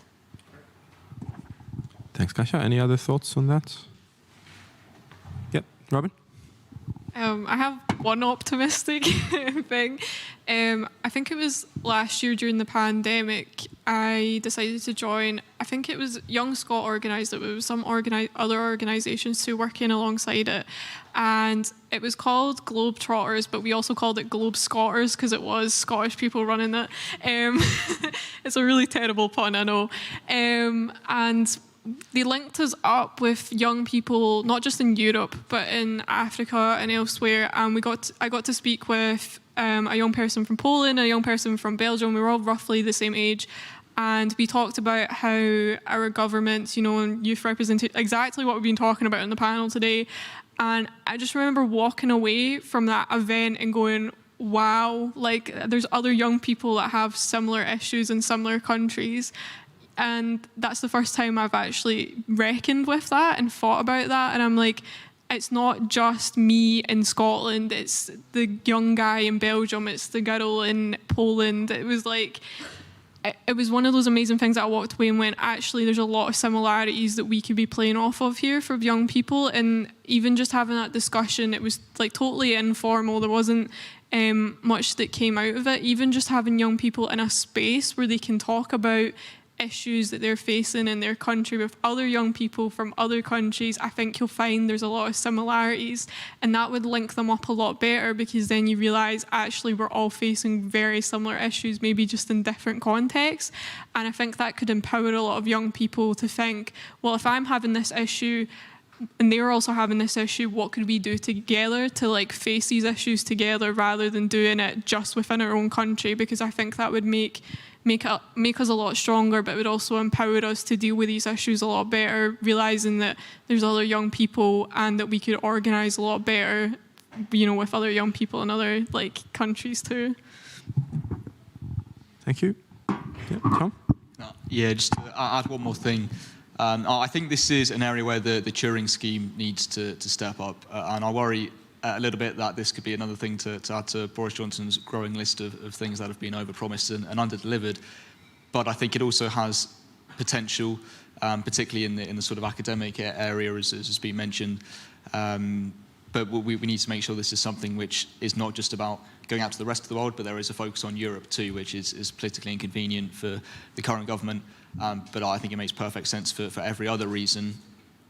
I think it's also really important that one of the major things I think we've lost from Erasmus, which I think is often ignored, is the funding that it gave to civil society. It's not just an education exchange program, but millions of pounds went into youth organisations across the country in the UK, and that has not been replaced by Turing. And these enabled young people to sort of mix with other people from around the world and around the continent, and also to engage in democratic processes in the UK too. So I think Turing needs to happen sooner rather than later. Not sure whether it will for a number of sort of practical and political reasons, but I think that's one thing that needs to happen. And I think the funding that Erasmus did provide to civil society needs to be replaced, and I think that will help us to build up the international connections with Poland, but other countries in Europe too. Okay, thank you very much. I was wondering if there are any last-minute questions or comments from the floor. Yep, Colm, and there's a mic. Thanks, Max. I'm Colm from the British Council. And I just want to build on something that Robin was saying there, and it's about the commonalities across European countries. Some of the research that we've done, next generation research that we've done in the British Council in Poland and other countries, shows us that young people in a lot of European countries are dissatisfied with the education that's being provided to them and don't recognize themselves in the governments that are ruling them. But the one kind of big piece of positivity that comes out uniformly is that there is a sense of agency, that they feel that they can change things if they channel their activism in the right direction. And it was seen in Poland last year, came through in that research very clearly. And I just wanted to ask the panel, do they think that there is a sense of agency, and when focused, can young people precipitate change in the societies that we live in? Okay. Thank you, Colm. Any reactions to that? Okay. Oh, I think absolutely. I think across history this is something which young people have demonstrated. I think it's something that has been seen in Poland recently, as you mentioned. I think when you look at the climate movement around the world, you can see the impact that young people have had. Ursula von der Leyen has gone on record to say the European Green Deal wouldn't exist without the climate movement, which has overwhelmingly been led by young people. I think where the traditional institutions and political systems are not necessarily set up in a way which enables young people to have their voice heard in those systems, and where there is distrust and they choose not to go down that road. When you look at the movements that young people have built from scratch in many places, I think it can only be a source of inspiration and hope for the future about what can be achieved and what could be achieved if our political systems were able to channel young people's passion and activism into traditional democratic mechanisms as well as the non-traditional, more technologically focused mechanisms. So I think absolutely young people have the capability to change the world, but there are things that we can do to better enable young people to do that. And I think when we do that, it's not just young people that benefit, but it's our countries and all our societies too. Thank you. Paweł? I think that the problem of education is that we all know that there is something wrong about our common education system. I think that in Poland and many other countries, but the problem is we don't know how to build the new one, and how to answer this expectation, which for me is as maybe over exaggeration, because we should understand that education system cannot give us all necessary knowledge and give us all necessary competence, which will be that we efficiently use in our life. So we should answer this question: what's the role of the school? What's the role of the university? Of course, I know that the simple answer is this institution should learn us how to think and how to solve the problem. But everybody agree on that, general level. But the problem is how this level, how to deal with this of the operational level. And I think that it's not I don't have a simply answer, but I want to underline that everybody see that there is a problem, but I don't think the new model that everybody agree, which will be better than the previous one. And one more reflection is that we should remember that it is very attractive to expect from the school to be, catch up with our, pace of our, changing technology, society, all things. But maybe education, maybe important role of education is learn something which is stable, which is something which is not changed so fast. Because when we, change the role of the school and we want to keep up the pace with our world, our world, we always will be, not in the same pace. So we cannot achieve the satisfaction, cannot achieve the goal, but we lost something which now we learn in our education, even though this is not satisfactory and don't fulfill our all expectations. So one comment towards education system. Thank you. Any other comments or reactions? Yep, Robin? Just from my own personal experience, I'm the president of the LGBT society on campus, and it's a 16-person committee, which is a lot of people, I know, but it's actually 18, but we're down 2 members, and I think even we're one of the biggest societies on campus, but the amount of change that society does every year is immense. The changes we've made to make the university environment more safe and sustainable for LGBT students every year is unreal. And I think it's because there's a structure to the society that's been set up for over decades. It's it's been set up since the 70s, but it's there, it's existed in a structure, and it's always young people leading it. I'm only 28 and I'm the president, but there is other people on committee that are a little bit older than me.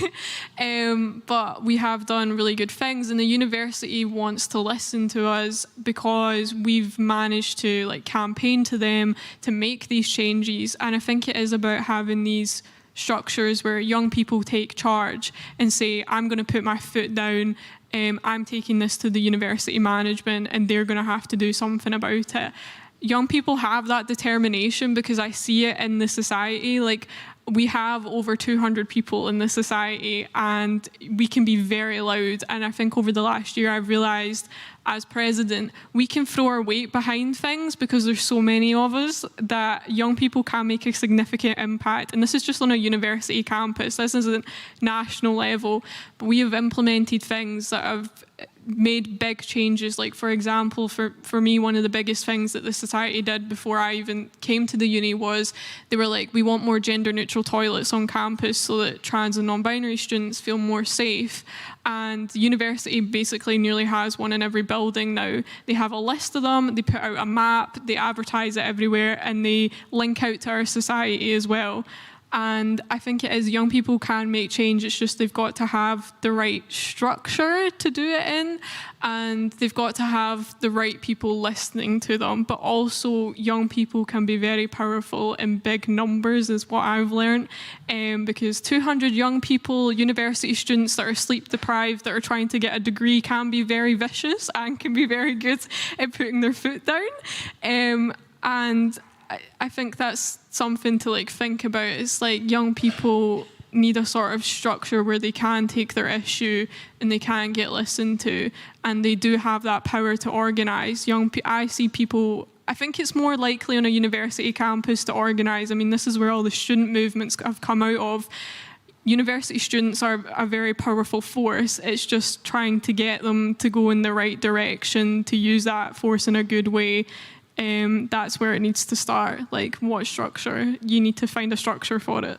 Thanks a lot, Robin, and thank you, Colm, for inspiring those optimistic answers. This will be the last intervention by our panelists, but just maybe to also wrap up in the here and now, rather than talking about the future. That you mentioned greater youth engagement. I think, Robin, in your opening statement, you talked about youth being sort of the new component to the diverse audience here.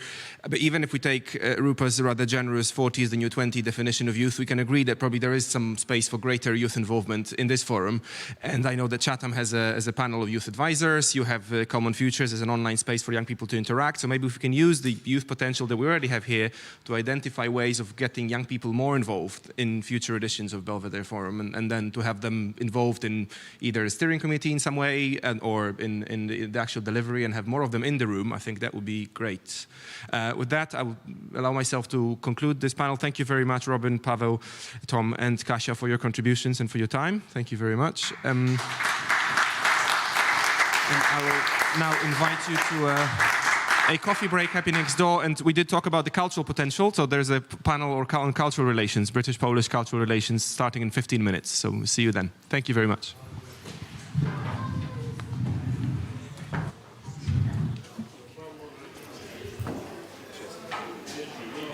Ladies and gentlemen, we invite you to the coffee break. We'll gather here in 15 minutes.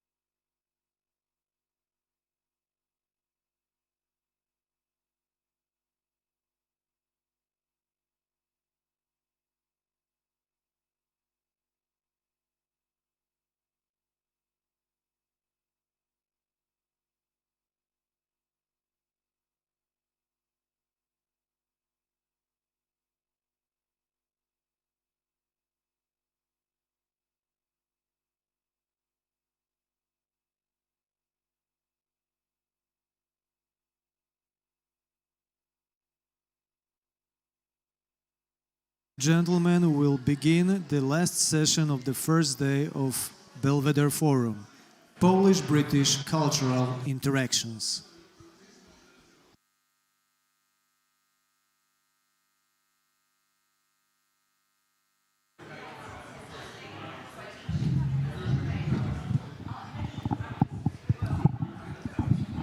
Please welcome to the stage Professor Maja Jasanow from Harvard University and Dr. Patrycja Sasnal, Head of Research from the Polish Institute of International Affairs.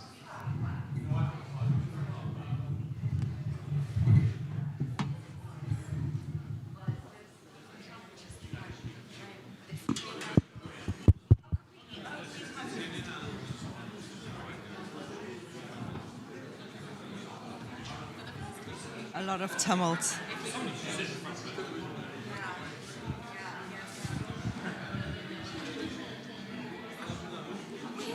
Good evening, ladies and gentlemen.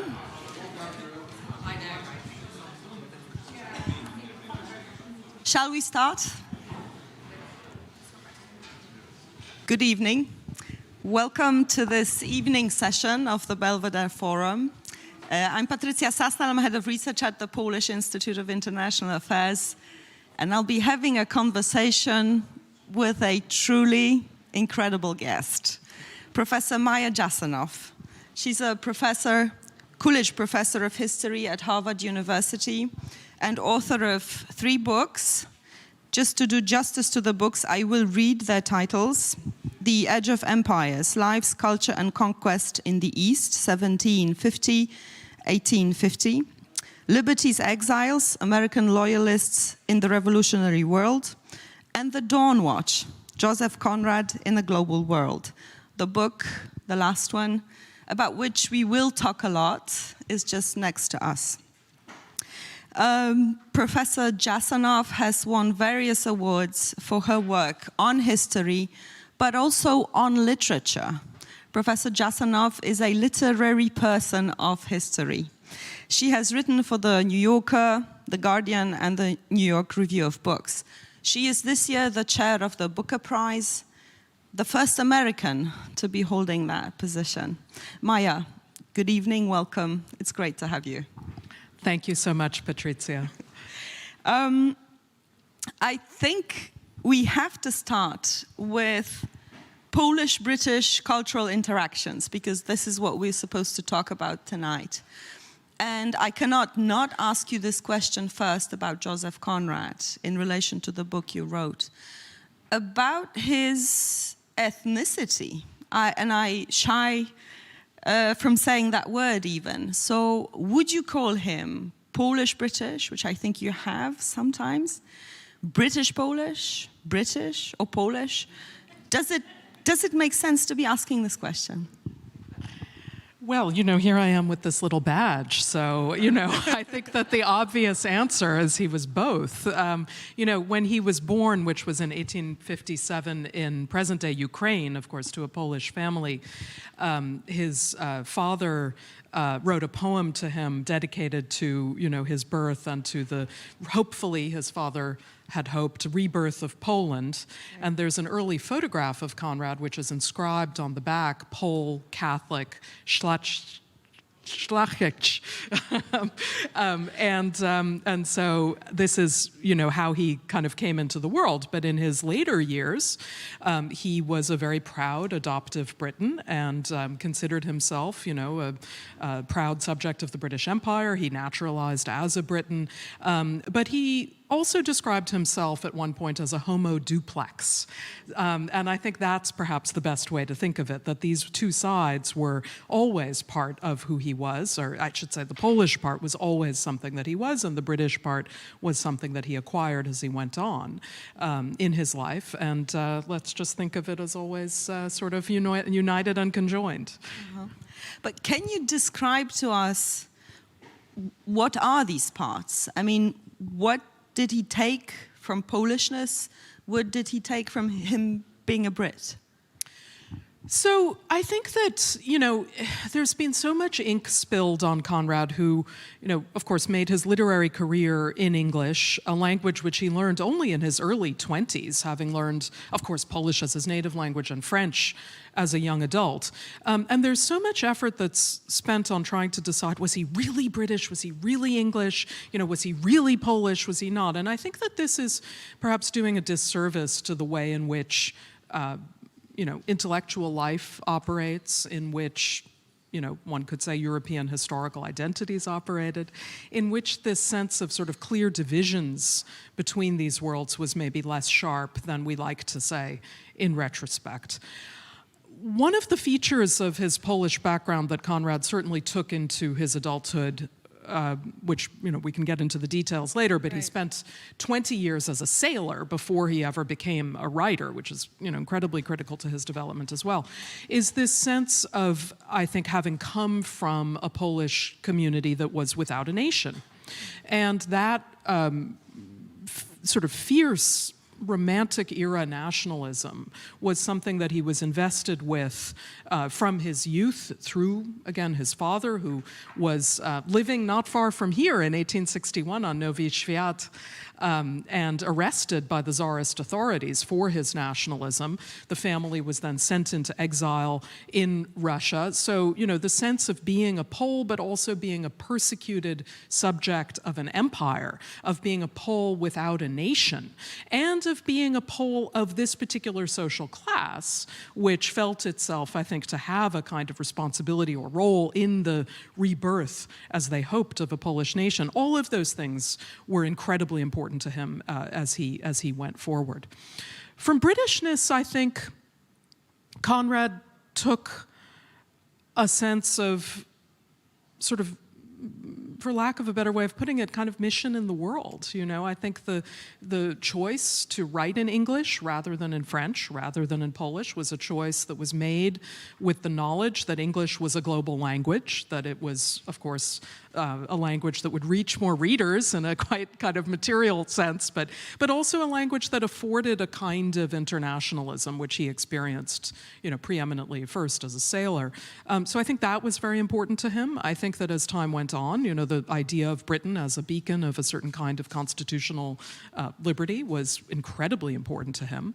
And these were, and then I think this sense of almost class. I mean, he had an idea of himself as a Polish gentleman. He even said something to this effect, like a Polish gentleman in the clothing of a British tar, as a sailor. So I think that was something that also he saw embodied in the Britain of his time. Right. I could, I guess, put it in different words, which you've just said, taking martyrdom from the one side and a bit of imperialism from the other, but I know it's making it very crude while you have just said it so elegantly. But let's stay with Conrad for a little while to do justice to his person. As a writer, as a sailor, I wonder about his psyche, because I'm drawn to what you write in your book, and I want to quote you. It's that more troubled, complicated sort of person who crops up over and over as a figure in Conrad's novels, and every novel, Conrad conceded in a personal record, contains an element of autobiography. His characters struggle with displacement, alienation, and despair. 17 of them commit suicide. 17 of his people, main characters in his books, commit suicide. Actually, there are other people who corroborate what you write. So W.G. Sebald, in The Rings of Saturn, he took out a terribly pessimistic quote from Conrad's letters to a friend. So was he such a person in despair? What do we know about him? Do you find hope in his writings? Well, I mean, 17 suicides. I mean, it does sort of say something. And he himself had a suicide attempt, which some biographers sort of gloss over as sort of, you know, oh, that was just youthful romanticism. I don't think that taking a gun and pointing it to your chest and pulling the trigger is easily written off as, you know, just an act of youthful romanticism. He was clearly, you know, what we would say in retrospect, a clinical depressive. He writes very movingly about depression without necessarily using all of the words that we might use today. It's extremely recognizable. And one of the things that he says about this is that he feels himself to be sort of falling down a black pit. So, you know, in moments like that, I don't think that as a psyche, you would be, you know, turning up to chat with Conrad and have him say, oh, you know, tomorrow everything's going to be fine, you know. That's not really the mentality of this person. Nevertheless, you know, one thing that Conrad did throughout his life, and you see in interviews and you see in letters, is that whenever people ascribed something to him, he would then claim that he was not that. So, you know, if they said, well, you're British, he'd say, no, I'm Polish. If they said, you're Polish, no, I'm British. You know, you're depressive. No, I'm not. I'm actually very hopeful. You know, and so this is, of course, given literary critics a lot to work with. And it's also made him, you know, a bit hard to pin down. But I think that you know, leaving aside the question of whether he was simply being, you know, sort of contrary for its own sake, I do think that he is a person who is fundamentally engaged with human complexity. And that, in a more serious sense, gives literary critics something to work with. And I think that as a result, you know, he actually did say now and then that he had hope about things and felt hopeful. And I think that he, you know, I personally read him as being, you know, extremely mindful of the possibilities for negative change in the world. But he's also somebody who is very attached to certain kinds of ideals. And I suppose the question then is, can you be an idealist, as I think he is, and nonetheless be completely lacking in hope? And I would tend to say no. Mm-hmm. So I need to ask you about those ideals that he cherished. And only having read your book did I realize that indeed the only credo that he ever explicitly wrote about, emphasized, is in the novel The Nigger of the Narcissus. And I will read that out. Why did he write? Right? Why did he write? What's the goal?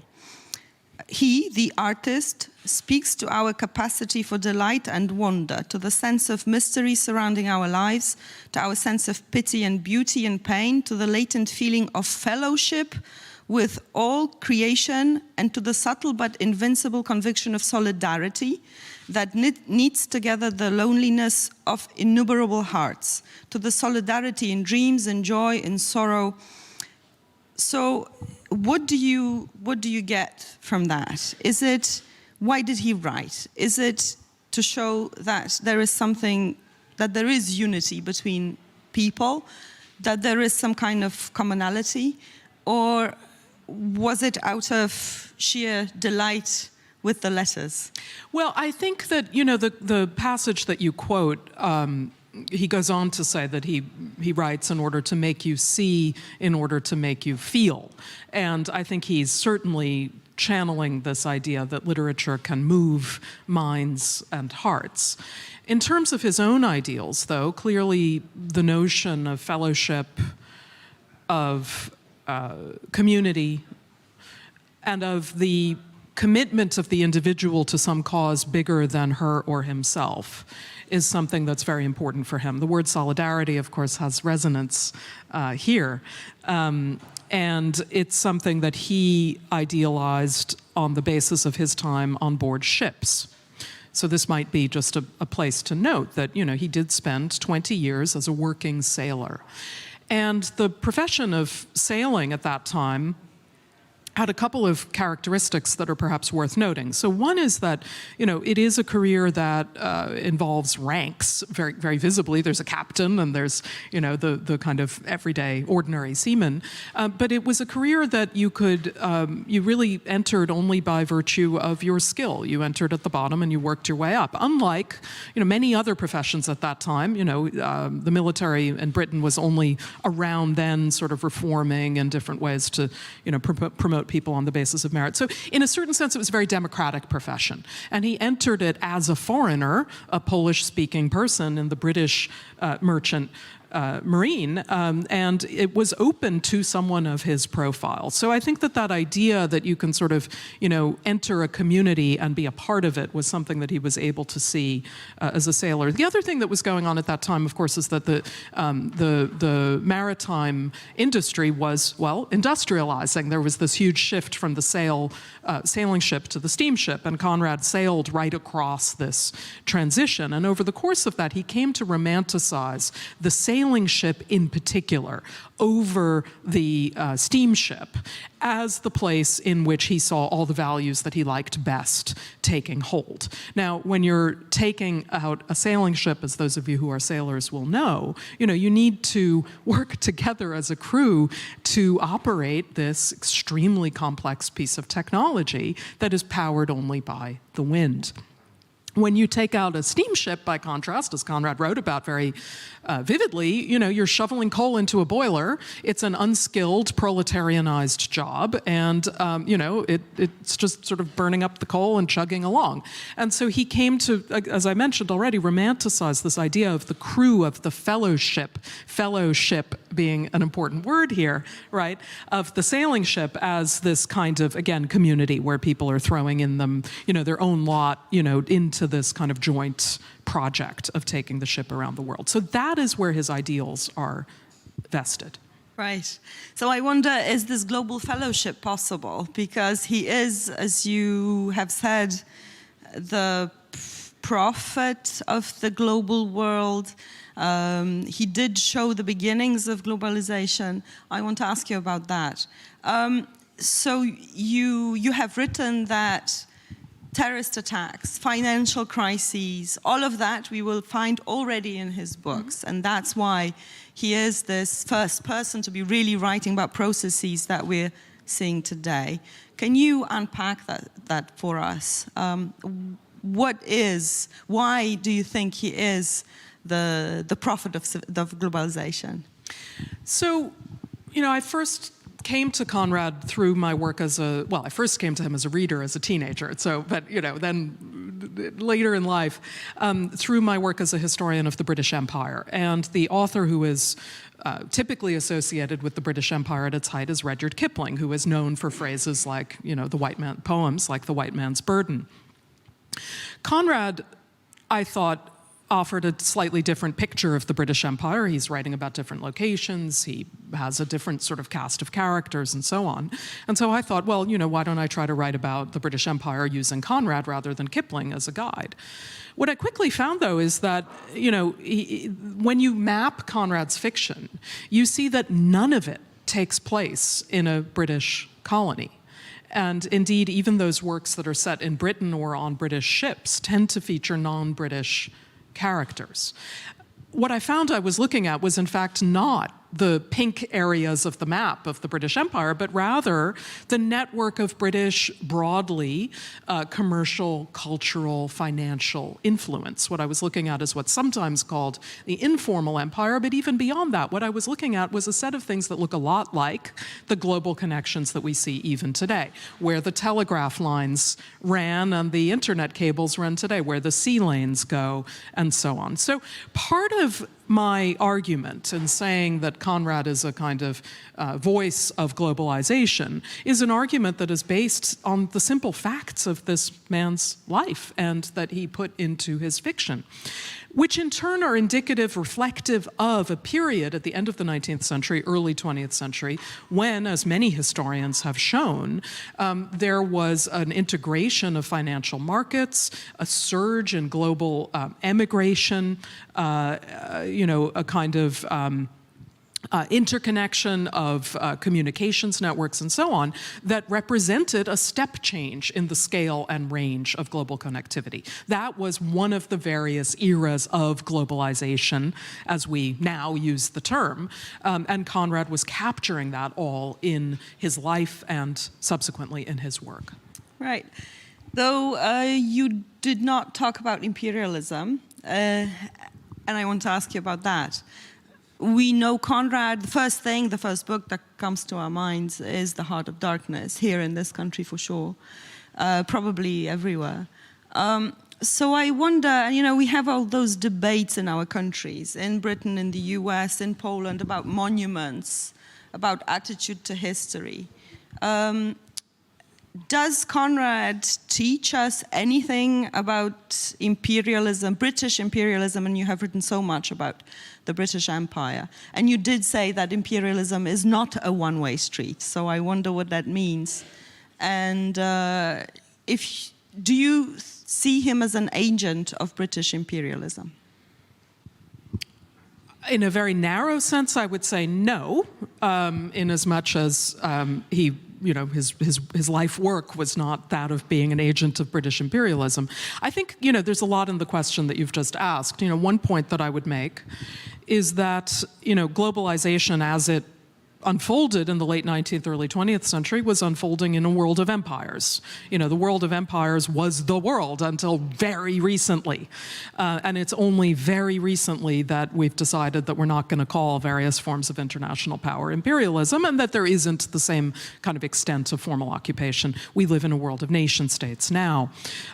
So, in that sense, I would say that he was a product of an imperial world. Every one of his time was. And he certainly believed that of all of the empires in the world at the time that he lived, the British Empire was the best. And there's actually a reference to this obliquely in Heart of Darkness, where Marlowe goes to the company office in the place that is not named as Belgium, and sees on the wall a map of the place that is not named as Africa, and says that there was a lot of red on it, good to see at any time because one knows that real work is being done there, of the place that is not named as the British Empire, right? So, so we can sort of parse through this, but the fact that he doesn't name these things is actually quite interesting, right? And so that goes to another feature of Conrad's work, which is an effort to try to universalize the particular, which we see, of course, happening in Heart of Darkness a great deal.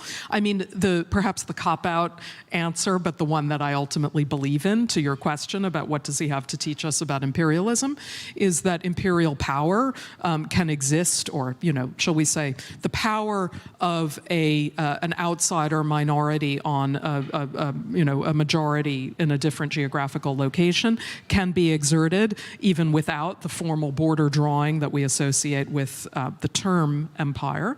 And then I would also say that he is able to sort of tack between the particularities of a situation, a historical set of circumstances that, for example, he might have witnessed in his own time, and more trans-historical kinds of phenomena.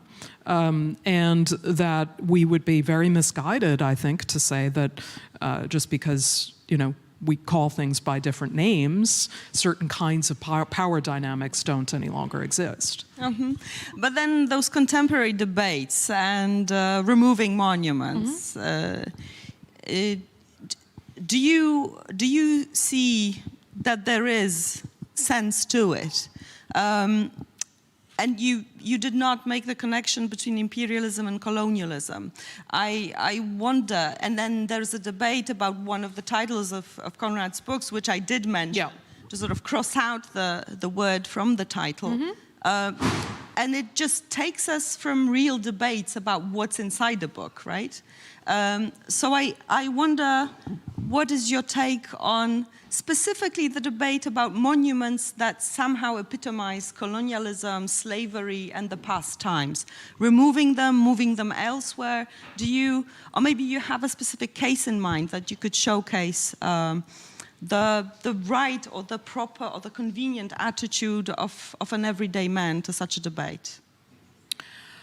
I mean, I'm not sure that I can speak to what Conrad would have thought of different statues, but I mean, you know, obviously, yes. I mean, I think that, you know, I think that it's commonplace now to hear people saying statues represent history and removing statues therefore equals erasing history. What I would say is that removing statues is an act of making history. It's an act of making history to make it look different.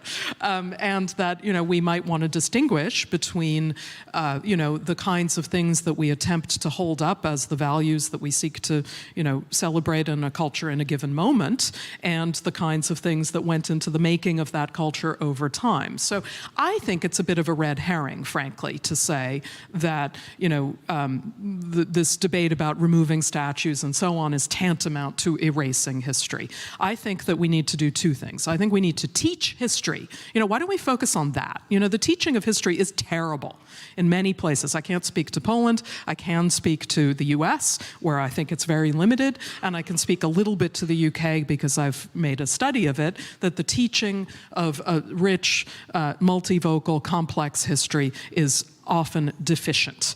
So let's focus on that if we're worried about the place of history in our society. So that's one thing. The second issue is public space. You know, how do we want to handle our public space? And that is a question that obviously deserves discussion. And I think there are many possible answers to that. My own personal view would be that I think it seems to me inappropriate in the present moment to consider that public space ought to be dedicated to figures who exemplify a very limited version of or indeed a prejudiced version of a historical past when the community that inhabits that space looks radically different. So I think that this is a very appropriate discussion to have. What should we have in public space? But it's a different question from the one about how to learn and commemorate and you know, engage with a historical past. Apologies, I have all those devices that I need to navigate here because the questions are coming in through them. And we already have a couple of questions about Poland, Conrad, and Polish-British relations. But still, I want to draw you out a little bit about this public space and teaching history. Mm-hmm. So, by way of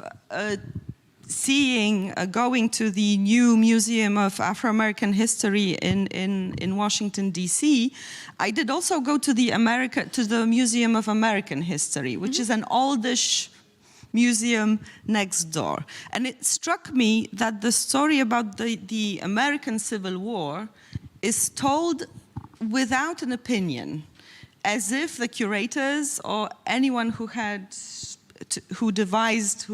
thought about this exhibition was careful not to give an opinion about the North, the South. How should we, is this the proper way of telling history? Shunning away from opinions?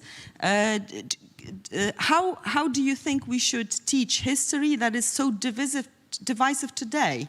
Because the Civil War, I guess, is still an issue in a debate in the US. Well, I certainly believe that we need to teach it. I mean, I would say this, that, you know, obviously in the US, for those of you who are familiar with it, there's a lot of hand-wringing these days about cancel culture and the idea that there need to be safe spaces and we shouldn't talk about difficult things and so on. So we should talk about difficult things. The classroom is one of the places in which we should do this.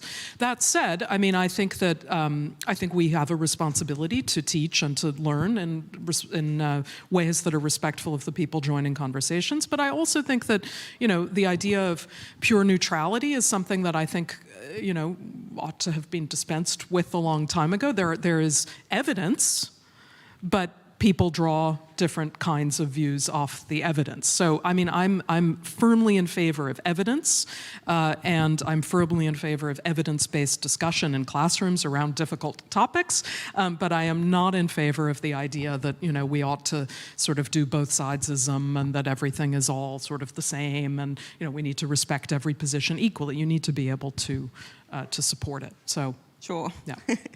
Let's move to the notion of empires, because you're a scholar of the British Empire and probably you know a lot about empire and empire in general. Is the United States an empire? I wonder if... You know, I mean, you know, we just withdrew from Afghanistan. You know, look, I mean, this can quickly turn into a semantic question, right? I mean, this is where I find Conrad very helpful. What do we mean when we say empire? If what you mean is, you know, a colonial, a presence of boots on the ground in many countries in which you are directing their governments formally through mechanisms of government, you have a viceroy and you have a, you know, obviously not. Right? This is a world of nation states. But if by empire you mean, you know, sort of preeminent force in the world, and you mean, you know, the ability to direct other countries', you know, foreign policy or, you know, economies or cultural trends, then, you know, we get into a somewhat, you know, fuzzier sort of territory. And obviously there are superpowers in the world, of which the US is not the only one. And we see that superpowers obviously have a kind of influence in other parts of the world. So again, I mean, I think this, to me, this is a little bit like the monuments question, you know, where we're sort of confusing history with what to do about public space. You know, I think by you know, dwelling on this term empire in the 21st century, when obviously we, you know, the only place, no place in the world right now calls itself an empire, and the only emperor in the world right now is the Emperor of Japan. You know, so it's a red herring, you know, to dwell on this term. The interesting question is, what are we really trying to talk about here? And if what we are really trying to talk about is control of resources or issues of when to intervene in other sovereign territories, or how to set trade policy, or, you know, what the appropriate role of large militaries ought to be in the world today, I think let's have those discussions and let's not get occluded by this sort of, you know, finger-pointing kind of question of what counts as an empire. Okay. I was just interested by what you did write, that the era of empires is not over. So no, I of guess, course it's not. Yeah, these empires are still there, and probably China, you would consider China one too. Yeah, I mean, you know, look at the Belt and Road Initiative. It's pretty interesting to look at where that's happening and to look at, for example, parallel railroad projects being built, you know, alongside the old roads idea of the Cape to Cairo Railroad.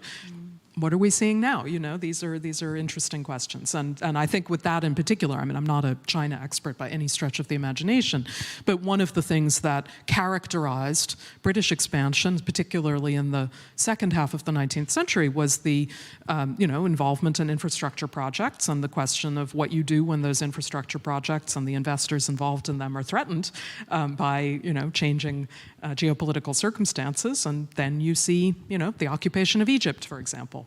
Right. So it will be interesting, I think, to see what happens to Chinese infrastructure programs and so on in the coming 3 decades. Mm-hmm. So I wanted us to go from Conrad through empires to those general questions about history, because you study history, and there are so many ideas about what history is, whether we can learn from history. Benedetto Croce would say that all history is contemporary history. Leo Tolstoy would say that there's this divine intervention somehow in history. What is history to you? Do you think humanity, us ourselves, we can learn from history, or there's always this personal experience that you need to live in order to learn?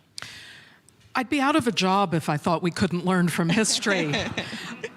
I mean, at the most basic sense, what is history? History is about being in time. And we all are being in time. We all exist in time. And one of the reasons, among many, that I believe that students all need to learn history is that we need to learn how to handle change over time. And we need to, you know, if we look at some of the things that were invoked this morning about climate change, for example, you know, clearly, you know, people are deficient in their ability to imagine futures that are going to be affected by the present moment. And I think learning history is a very good way to get better at these kinds of ways of thinking. So in my view, history is the unfolding of life over time, and that learning to think about different time scales and how change happens is a fundamental thing that we all need to do as people, and we need to do as societies, and we need to do on different scales. And that, I think the other point I would make is that we are none of us, born into a, blank world. We're all born into circumstances and conditions that have been created over the generations before us. And that if we are to learn how to navigate, again, whether as individuals or larger entities, through the world that we live in, we need to understand how that came into being, because it will be what put forward the terms and the constraints and the possibilities within which we move. Right, so going back to Conrad, if he wrote about main global processes, migration, terrorism, information, communication, transport, what about climate change? Well, interestingly, he did have things to say about that because of this issue, not necessarily climate change, but the issue of the sail to steam is actually quite resonant when you look at Conrad now. And he says, there's something magnificent, about moving a ship around the world with only the power of nature. Mm-hmm. And, I have seen a few things floated, no pun intended, about trying to redesign ships that will have actually some sort of, power to move these huge, extremely heavy vessels that are being moved today, but to harness the wind again in some way. And, I think that, maybe returning to some of what Conrad had to say about the power of sail and nature in moving ships could be attended to today. Got it. I invite the audience to ask questions. I have a couple of them coming through online, or so many if you want to ask questions. So perhaps we'll take the audience first. Charles, perhaps you can go first. Please do introduce yourselves when you ask questions. Charles Grant, CER. Heart of Darkness is a savage indictment of Leopold II's empire in what is now Zaire, Congo. But you also said Conrad was a patriotic British citizen. So did he think the British Empire was okay and the Belgian Empire was not okay? Okay, that's the question. Did he ever say anything about what his views on the British Empire were? Did he talk about it at all?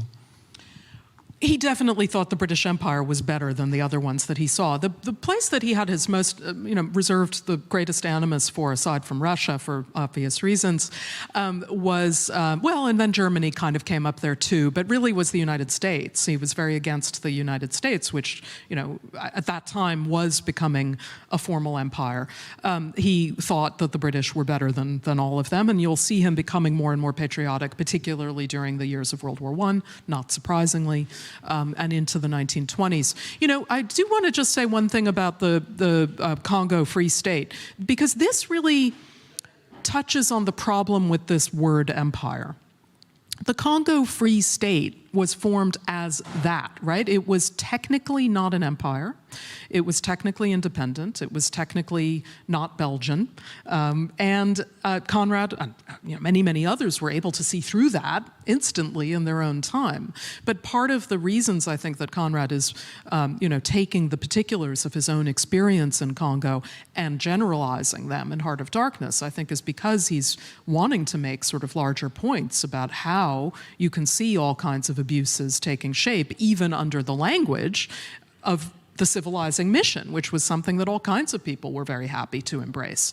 The anti-Congo, anti-Leopold movement that gained enormous ground in Britain and the US and really internationally in the 1890s into the 1900s is quite interesting because, it was a way that, the British, for example, could say, well, we're better than that. We have an empire, but we're much better than those people. And so there's just sort of interesting politics around exactly that question of what the status of the Congo Free State was. And what was reform in the Congo Free State? It was actually to have the Belgian government take it over and run it as a colony. I'll weave in questions from the audience online. So I think it's an interesting question by Marta Jadczak. Today's Poland is where Conrad and his family wanted it? Free, independent, and part of the European community? Mm-hmm. It's a question. How can Conrad and his works influence modern Poland? That's a little bit beyond my expertise, and I'd love to hear what the audience and what the questioner has to say about that. But yes, I mean, his family's dream was certainly a free and independent Poland. One thing I would say is that, Konrad himself, of course, as many men of, intellectuals of his period, knew that the challenges facing Poland included its geographical position between Russia and Germany. And, I think he wrote a couple of essays, in fact, during World War I, one of which dwells very clearly on this question of how Poland will situate itself. That is obviously a question of, ongoing relevance over the last, 70 years or so. I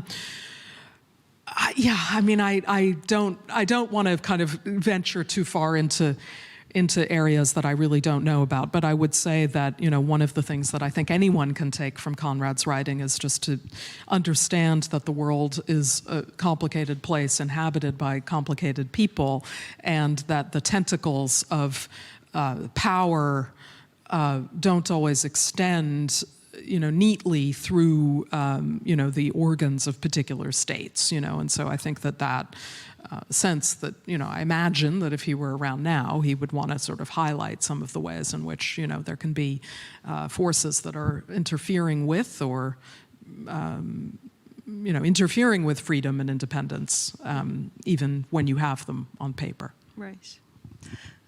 Pan profesor?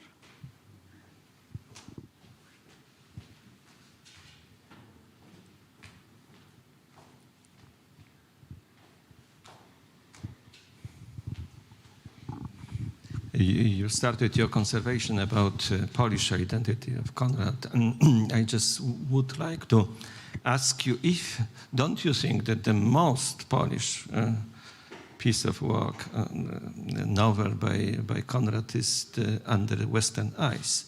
I cannot imagine that somebody without this British author, without this Polish background, could write such a both about Russia and about the West. And probably in The Secret Agent, we find, you mentioned, of course, his engagement also in the process of regaining of independence. There's a very interesting memory in this time when he returned in 1914 to Poland, and description of Krakow and so on. But generally, Under Western Eyes, it is sometimes very neglected by the people who write about Konrad, but also about his big political, great political novels. Nostromo, probably the best one, and of course Secret Agent. Is it not that if we read this carefully, we discover this Polish background in this his political thinking? Yeah. Thank you. Absolutely. I mean, one of the things that I always highlight is that Konrad, was a subject of an empire. He was born as a subject of an empire, and he, of course, went on to be, an adoptive subject in a very different kind of position of another empire. But the tensions around nationalism and around how to get there, with The Secret Agent, obviously, with anarchism as a method, are profound in all of his political writing, as you've highlighted. The other piece that I'd add to the list that you just laid out is his short story, Amy Foster, which is a very moving story that describes a man who we can take to be Polish or some Eastern European, who is trying to emigrate to the US, and is in a shipwreck. And in the shipwreck, he's kind of taken up by some kind of, immigration agents and thrown into the hold of a ship. And then the ship runs aground in England. And this man finds himself the survivor of this shipwreck in England and, doesn't speak any English, and ultimately falls in love with a young village girl, in rural England who's kind to him. They get married, they have a child, but, in the end, the tragedy of this story is that he never, he speaks to the child in his native language, and the wife doesn't really quite understand. And so there's something there about sort of legibility, translation, dislocation that is deeply, I think, moving and poignant about in this story, and says something too about Konrad's persistent sense of being an outsider, even when he was in Britain. And a refugee. And a refugee, a migrant. Sorry. Yes, yeah. I know someone who has Nostromo with him, and Nostromo was mentioned. Stephen, please.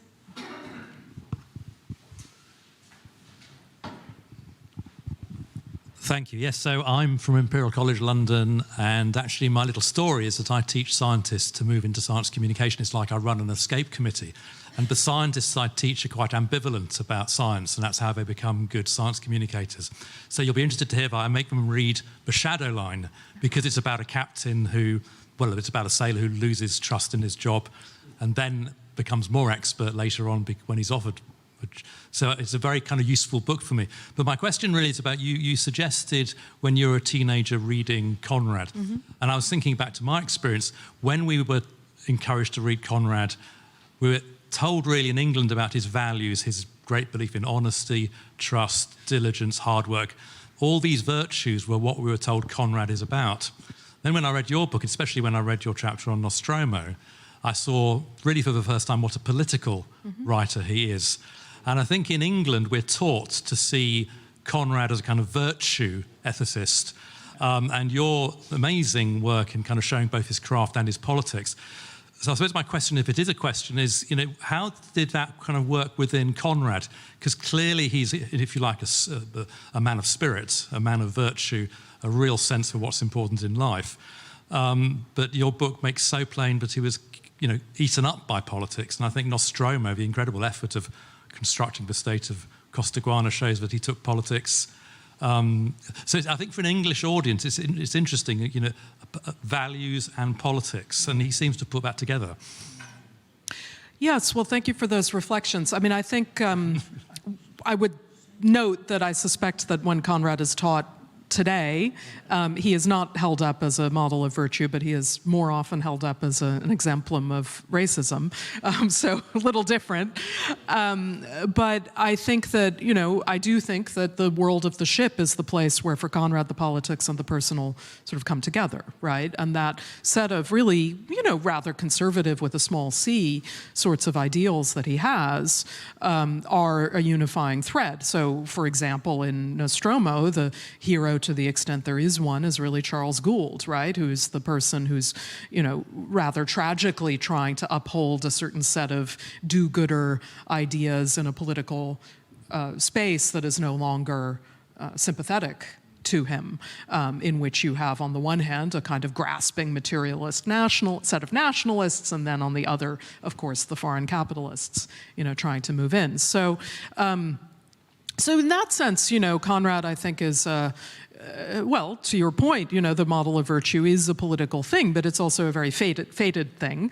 It's not going to flourish, and it is perhaps for that reason that Conrad himself, in his own political commitments, was notably apolitical, much to the chagrin of his several friends, including Cunningham Graham, for example, who were very political and were very angry that he didn't take a stand. And I do think it's a real question, you know, why did Conrad not, for example, sign on to petitions in favor of Roger Casement? You know, why was he quite so quiet about Polish nationalism? You know, it's a worthwhile question, and I think, you know, I would have liked to see him be a little more active, but hey, you know, we can't always impose our own values on others or on the past. I think we need to give the floor to Robin first. Robin Niblett with Chatham House, just very quickly, and the words slipped out of your mouth occasionally, but I want to focus on it, nationalism. Yeah. As somebody who, as you said, can learn lessons from history for the present and maybe for the future, nationalism became such a dirty word in Europe in particular, but maybe not such a dirty word in other parts of the world. Are we in a weird hiatus where nationalism is going to be off the agenda? And how connected is nationalism to empire? I think so many of us think in Europe that empire is impossible because you'd almost have a national drive to do it, and nationalism is such a dirty off term now. So could you just say something about the connection of nationalism and empire from your understanding and what it tells us about today? Or Sure. Well, you know, this is another one of these interesting and frankly historically constructed oppositions in a sense, right, is that in the period of 20th century decolonization, the nation state became the container for anti-colonial political aspiration. But as the newest work on decolonization is starting to show, you know, the nation state wasn't the only possibility, right? There were other kinds of ways of imagining a post-colonial future, which included, you know, again, with a small c, conservative solutions that might have included, you know, re-empowering traditional monarchies and so on, might have included federations of different sorts. And so, you know, with the triumph of a particular kind of nation state in the post-colonial period, we began to see this idea that the nation and the empire were opposed to one another. So I would simply say, again, that this is a very sort of historically constructed thing. I think there's doubtless much to be said about the ways in which the nation as understood after 1945 is different from the nation as understood after, say, 1789. You know, maybe there's something to be said about how the nation after, you know, 1991 or 20-something, you know, is understood. Which is why, again, I mean, you know, if I really sort of boil things down to the basics, I would say that what's at issue here is how do we map together people, places, and power? And the relationship between those tiers changes and has changed over time. And, you know, likewise, you know, there's no uniformity among kinds of empires. There's no uniformity among kinds of nation states. I would favor a sort of richer discussion of what all of these things are. And I think at the present moment, right now, you know, we're seeing a lot of this in action. I mean, even with the COVID situation, which has, I think, opened up all kinds of really important questions about what the nation is and where it sits in relation to others. Mm-hmm. Panie profesorze, I think you wanted to ask the question. Ryszard Stemplowski. Two things. First of all, I would like to refer to my neighbor. I think it was not exclusively English or British way of public presenting Joseph Conrad. My parents told me when they gave me jądro ciemności on my birthday day. Yes, but that was in Polish. And who actually the writer was and who he was writing about. He was writing, they said, about men of honor. And who is men of honor? The man of honor is one you may rely on. A reliable person, honest person, somebody who will come to your rescue in the hour of need, somebody who is helping people, not humanity, people around, practical men, that sort of thing. So virtues, to put it short. Good in an emergency. Yes, yeah, that sort of thing. They were not referring to political aspects, perhaps they didn't quite understand it, although they were very political themselves, so it would be astonishing. So nevertheless, it's not entirely or exclusively the British way at the time. It was, but I'm talking about the early 50s. Mm-hmm. Half a century ago, plus 20. So... So rather long ago. And the second question is actually the question to the writer. I had read the book long ago, as soon as it appeared and was available on Kindle. And I would like to know, what do you think about Zdzisław Najder writing? Right. Great question. I think his book is fantastic. I mean, I found it indispensable in my own work, and I also found indispensable his translations of Conrad's early correspondence and that of his family into English. I don't speak Polish, so I thought it was terrific. You know, one thing that I'm not in a position to speak, you know, in a very informed way about, but I will simply, you know, allude to, is that when I have spoken to Polish scholars of Conrad, I've, you know, asked about the reception history of Conrad in Poland, and my understanding, perhaps you can, you know, clarify this for me, is that, you know, Conrad's association with this particular sort of nobility and, you know, the ideals of the gentry, you know, made him seem perhaps a little bit undesirable to certain communities in the, mid to later century, part of the 20th century, unlike his father, Apollo Korzeniowski, who was more kind of palatable in certain ways. And that I would imagine that, but again, please, this is really for my hosts here to tell me, that in the last kind of 20 years or so, the way in which Konrad would be received in Poland would be perhaps rather different from how he might have been received in the 1960s. Well, yes, and provided people are reading at all, which is an important question these days. We're not strong in readership. Maya, another question from the audience online. So in your opinion, what would Joseph Conrad think and how would he react to the positions of Poland that we have covered a little bit and the UK in the world today? Well, of course, the Polish community in the UK is very substantial, and when Konrad first went there, it was not at all, and I think that's quite, I found it, I took a trip some years ago. It was right around the year of the Brexit referendum, and I visited Lowestoft, which is, in eastern England, and the place where Konrad first touched down.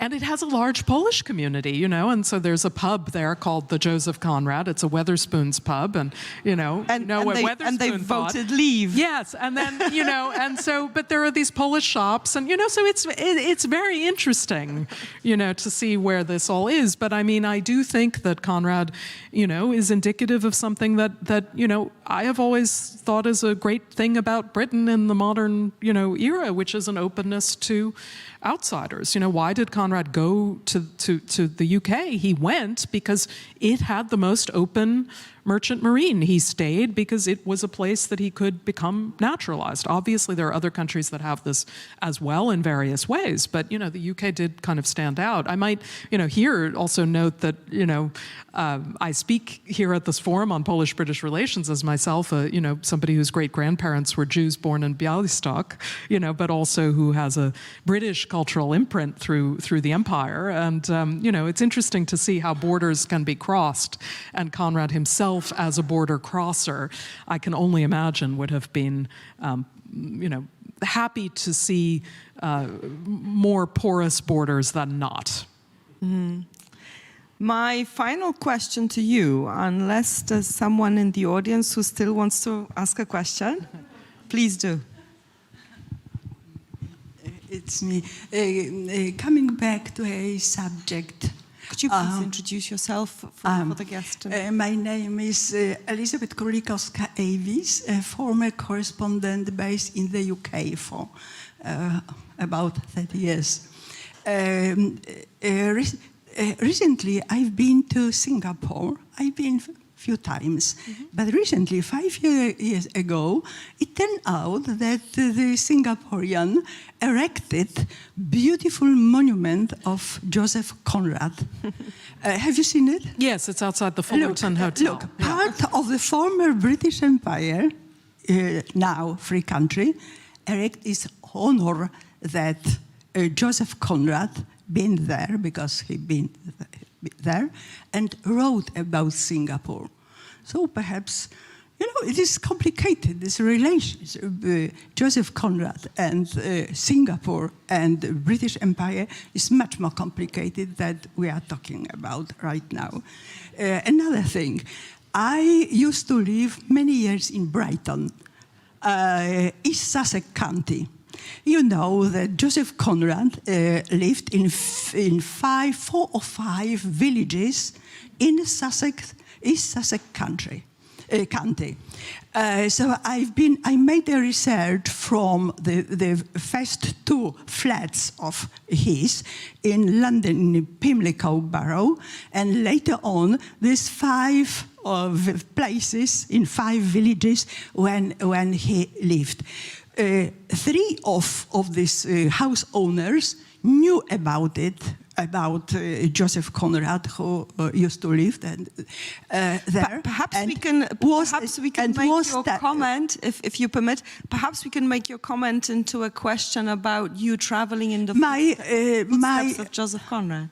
Okay, just one more sentence. In the graveyard of Joseph Conrad is located in Canterbury. And now I would like to make our conversation, debate memorable, and to ask our English friend to make erase the error in Joseph Conrad's name in Canterbury graveyard, please. That's a good point. Is there because it's an error indeed? in Korzeniowski. Thank you very much. Thank you for that. Maya, could you tell us about your travels also in the footsteps of Conrad in Singapore? Well, I mean, this would be how many more hours, save it for after some drinks. But yes, I mean, I think, to the point about Singapore, I mean, none of his major novels is set in a British colony. Singapore does, of course, crop up in his writing. And, it's one of the places in which... it's one of the places that really stands out in this geography of globalization that's the same, from his time to now. Why? Well, the Straits of Malacca, there's still a choke point for global trade. And so one of the trips that I took in Conrad's footsteps was on a container ship from Hong Kong to Britain, and of course we stopped in Singapore, and I got out and walked around and saw the monument outside the Fullerton Hotel and felt that it was all very, very, very resonant. Yeah. Thanks. So final question. I do see your hands, but we really need to finish. I wanted to ask you about the motto in your book, which is a quotation from Conrad's Victory. I am the world itself, come to pay you a visit. Can you unpack this for us for the end? Well, I mean, it's a great line. And you have to take a great line when you see it. But, that line was suggested to me during my process of working on this by a literary agent and writer who was very invested in Conrad and was, an important sort of source for me in talking through Conrad's life and work. And he said, this line is something you need to think about. And he sadly passed away just before the book was finished. So I sort of had that in my mind. But I also was thinking that, I'm trying to say something about Conrad himself being this, harbinger of or witness to a global era that we are living in, the era of, and the idea of a person being the world itself, a person embodying a certain global vision was something that I had in mind there. Now, I should say that in the context of Victory, this line is said in a rather, sinister kind of way, and I would simply underline that, globalization is a term that we use to describe a set of conditions. It is in and of itself a value-neutral term, but clearly there are values that we can attach to the things that it describes. And I think that Conrad is somebody that I certainly don't always agree with, and I don't expect any readers now would always agree with. But I think he's somebody who points to the complexities that surround this idea. And so, if he is the world itself come to pay us a visit, I like to think that what he's telling us when he's knocking on the door is that we need to, be attentive to the complexities of international exchanges. Maya, what a pleasure it's been to be able to talk to you and listen to you.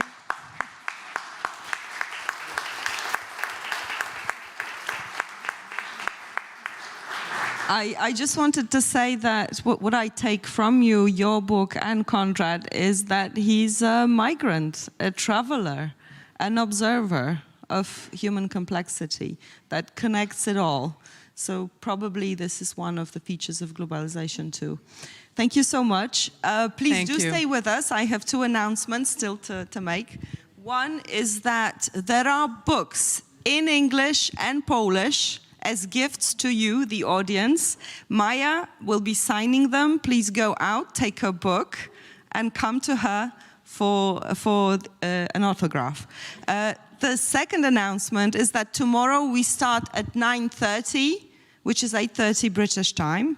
So please be tomorrow on time. And now to the books. Thank you.